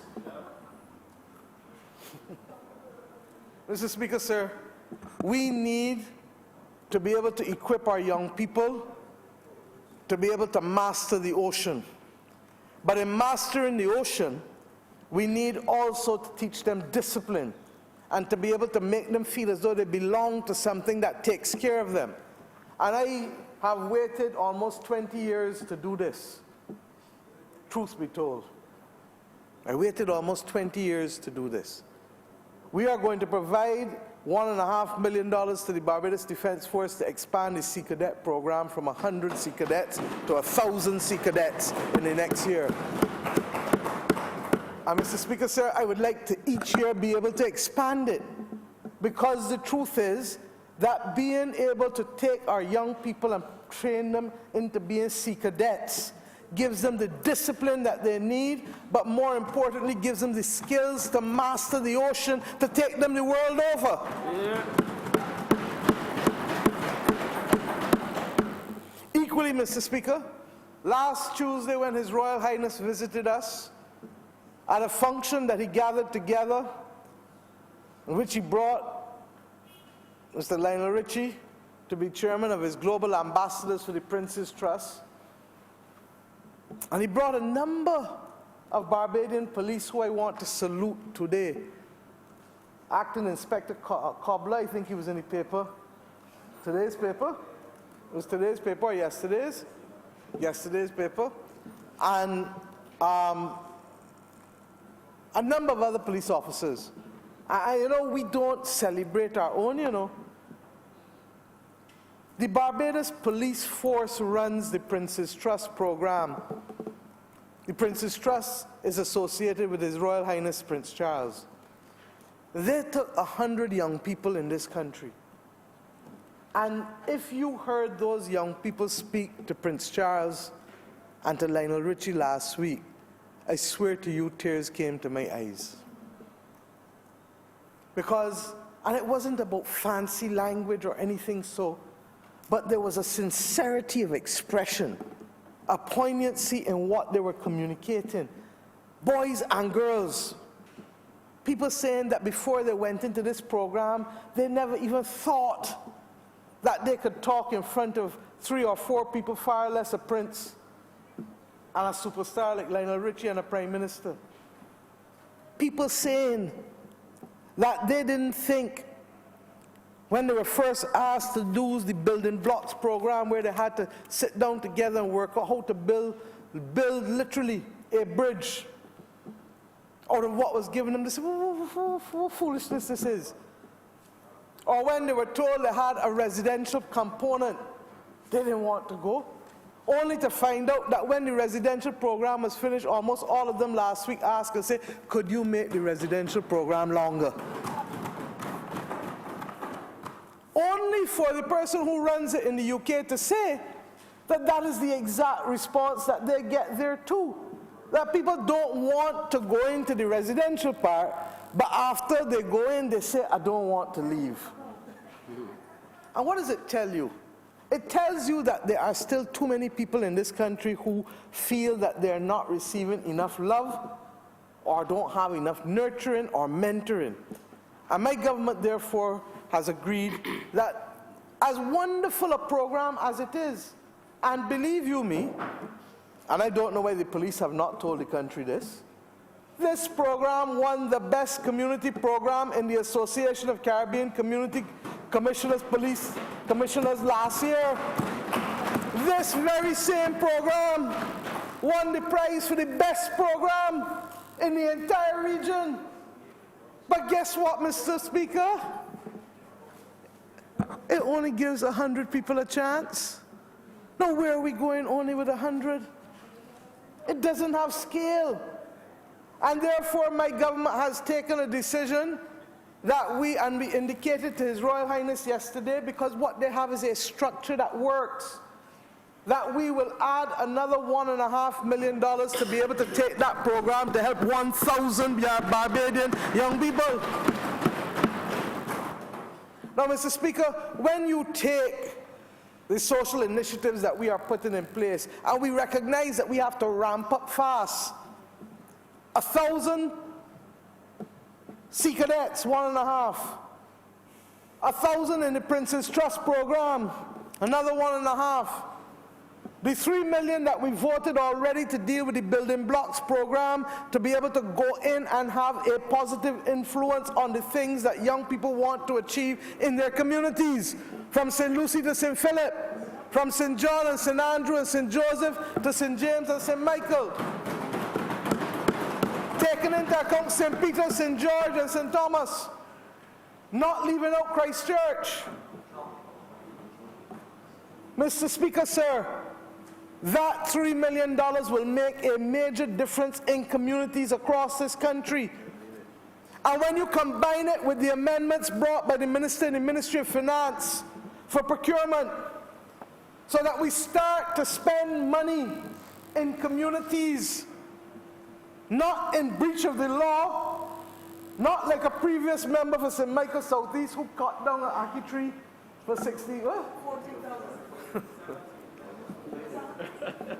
In accordance with the law. But the bottom line is, Mr. Speaker, that it creates opportunities for these things to be done in communities and giving people who would otherwise not have a chance to build. And Mr. Speaker, this has nothing to do with government's capital works program. This is just the building blocks. But then on top of that, 3 million, there is the 2.5 and the 2.5 million each for the Sports Council and the National Cultural Foundation to undertake training. How do we not use people like the mighty Gabby and Red Plastic Bag to train young people in this country about Calypso? How do we not use people who are boxers, who do well in boxing, to be able to take some of these young boys and girls and let them get into the sports? How do we not take some and allow money to be paid for people who want to play beach volleyball? Barbados should be producing the best beach volleyballers in the world. And if we can't make it in mainstream football as we would like, we should set ourselves the target of being the best beach soccer players in the world. I am saying to you, sir, that I know that when you see young people start to excel in something, you hold them. And I say to communities, I say in here now, the same thing I say to communities every day. If you have a youngster at 14 and 15 and 16 doing well in athletics or cricket or any of those things, don't let me see them near a drink or a cigarette or any other kind of smoke. Because what you are doing is depriving them of their opportunities to be great. If somebody did not take care of Usain Bolt and make sure that he was not in a position to abuse his body, he would not be Usain Bolt. Shelly Ann Fraser, our own Obadele. We have now in communities to remember, as I said last week, it takes a village to raise a child. And whether it is going to be in Eden Lodge, or whether it is going to be in the city of Bridgetown, or whatever part of Silver Hill, Gall Hill, this country, or in Haynesville, or in St. Lucie, this country must have programs every month running, particularly for 8 to 15 and then 15 to 22-year-olds. So that, Mr. Speaker, when you add up the numbers, my government is giving you almost $10–11 million just in training young people to bring them back from the brink, separate from what we are doing with respect to the strong law enforcement posture And I want to thank the Attorney General. And I understand what he means when he says that sometimes he gets frightened when his phone rings because he doesn't know what's on the other end of the phone. I know what it is also to have been an Attorney General, and every day your life does not belong to you. And I thank him for carrying that weight for us and this country, believe you me, and for the manner in which he spoke to the country on Friday night. The bottom line is, there is nobody who loves people more than me. But there's nobody who understands duty to country more than me equal. You might know it as much. And I'm not playing. I'm not playing. This country will not be put at risk because of ignorance. It will not, Mr. Speaker. I don't have to go into details, but suffice it to say that the duty is not just that of this government, but it is all of us. And for those atmospheric noises keepers who have now found their tongue, understand this, that we will do the right thing, but we will not do it in breach of the Constitution or in a heavy-handed way that will cause trouble. Believe you me. But suffice it to say that Barbados and Barbadians want order. And when you can have a port authority that can choose to spend $27 million on a crane that still cannot be utilized before it spent money on scanners, you begin to understand what this country was subjected to for the last decade. And when, Mr. Speaker, you can have people who can ignore the fact that unless people are put there to man the borders, or unless we take the difficult decisions for integrity testing for all who are the guards, you will end up with the unfortunate situation of who can guard the guards. Barbados cannot function in this way. And it will not change overnight. I'm not fooling myself, nor is the Attorney General seeking to fool anybody. But we know that once we stay the course. Yesterday morning we saw some delightful young children in church singing. And it caused me to wonder, for real, there was a time in this country that even if parents didn't get to Sunday school, they used to send the children to Sunday school with somebody, with an aunt, with a godparent, with a grandmother. But what they did was to make sure that that child, those children received the wisdom and the guidance of 5-6 years of Sunday school easily, minimum, all of us. And I want to appeal to the people of this country, to the parents, that you may not always be able to go, but there's always somebody in your community or village who is going. Make sure that your children go to Sunday school in this country. Yeah.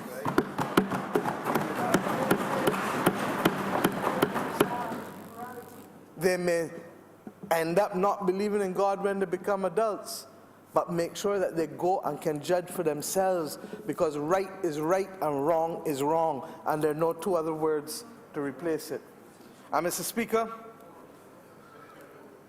in 1994-95, the member for St. Thomas will also attest to this, that we started for the first time to put money in parental education.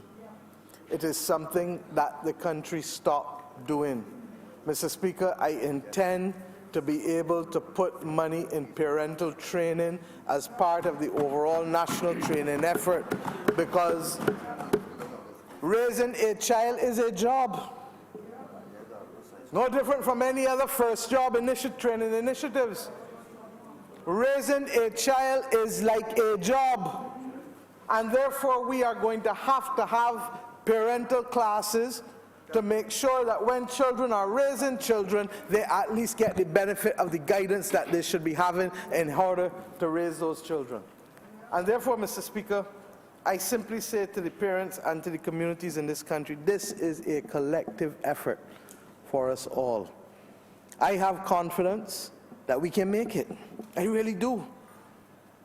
I have confidence that we can turn back the clocks with respect to the levels of callousness and lack of caring and selfishness that the country has become consumed with that stops us from helping each other out in difficult circumstances. And Mr. Speaker, if we can do that, I pray that the Barbados which we will come to continue to enjoy will be a stronger, better, more loving and more caring place. Sir, I said that I stood tonight in the name of love, and I end tonight in the name of love. This country is ours. The only people required to make a difference is every Barbadian. Do not believe that it is the duty of the other person, and do not believe that our future is set by somebody else. There will be challenges, of course, but those challenges must never wrestle us to the ground. And I ask simply that this team that spoke so eloquently in this debate, that they tire never of doing the right thing for the right reason for the people of Barbados. That is why we were elected.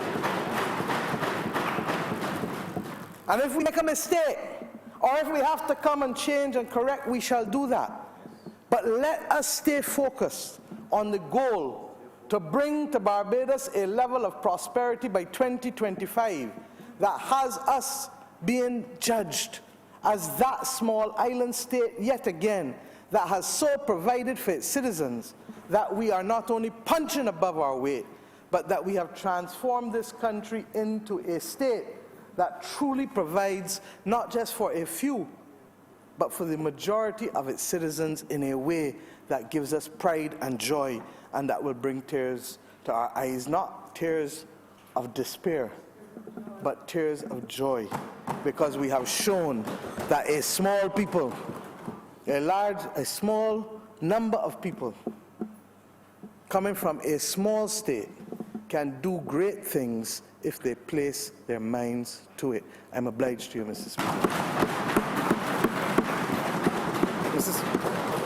Mr. Speaker, I beg to move that this bill be read a second time. Second that. Questions that the aforementioned bill be read a second time. All those honourable members in favour, please say aye. Those against, please say no. We think the ayes have it. 30.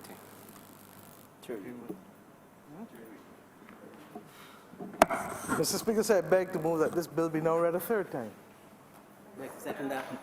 Questions that the aforementioned bill be read a third time. All those honourable members in favour, please say aye. Those against, please say no.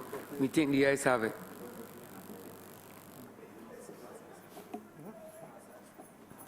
Mr. Speaker, sir, I beg to move that this bill, the Appropriation Act 2019, do now pass and be cited as aforementioned. The question is that the aforementioned bill be so cited and so passed. All those honourable members in favour, please say aye. Those against, please say no. Me think the ayes have it. The aforementioned bill is so passed and so cited.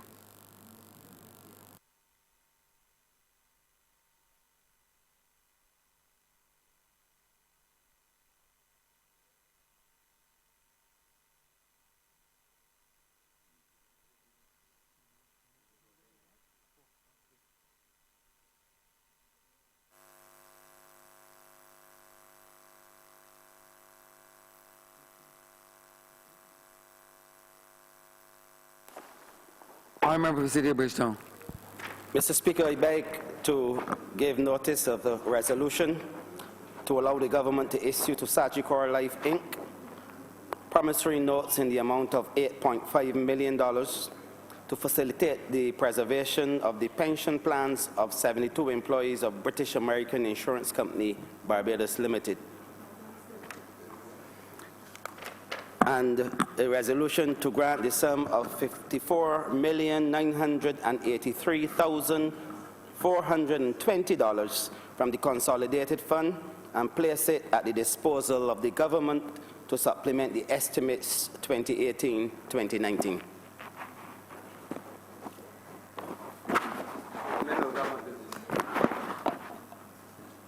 Honourable for City of Bridgetown.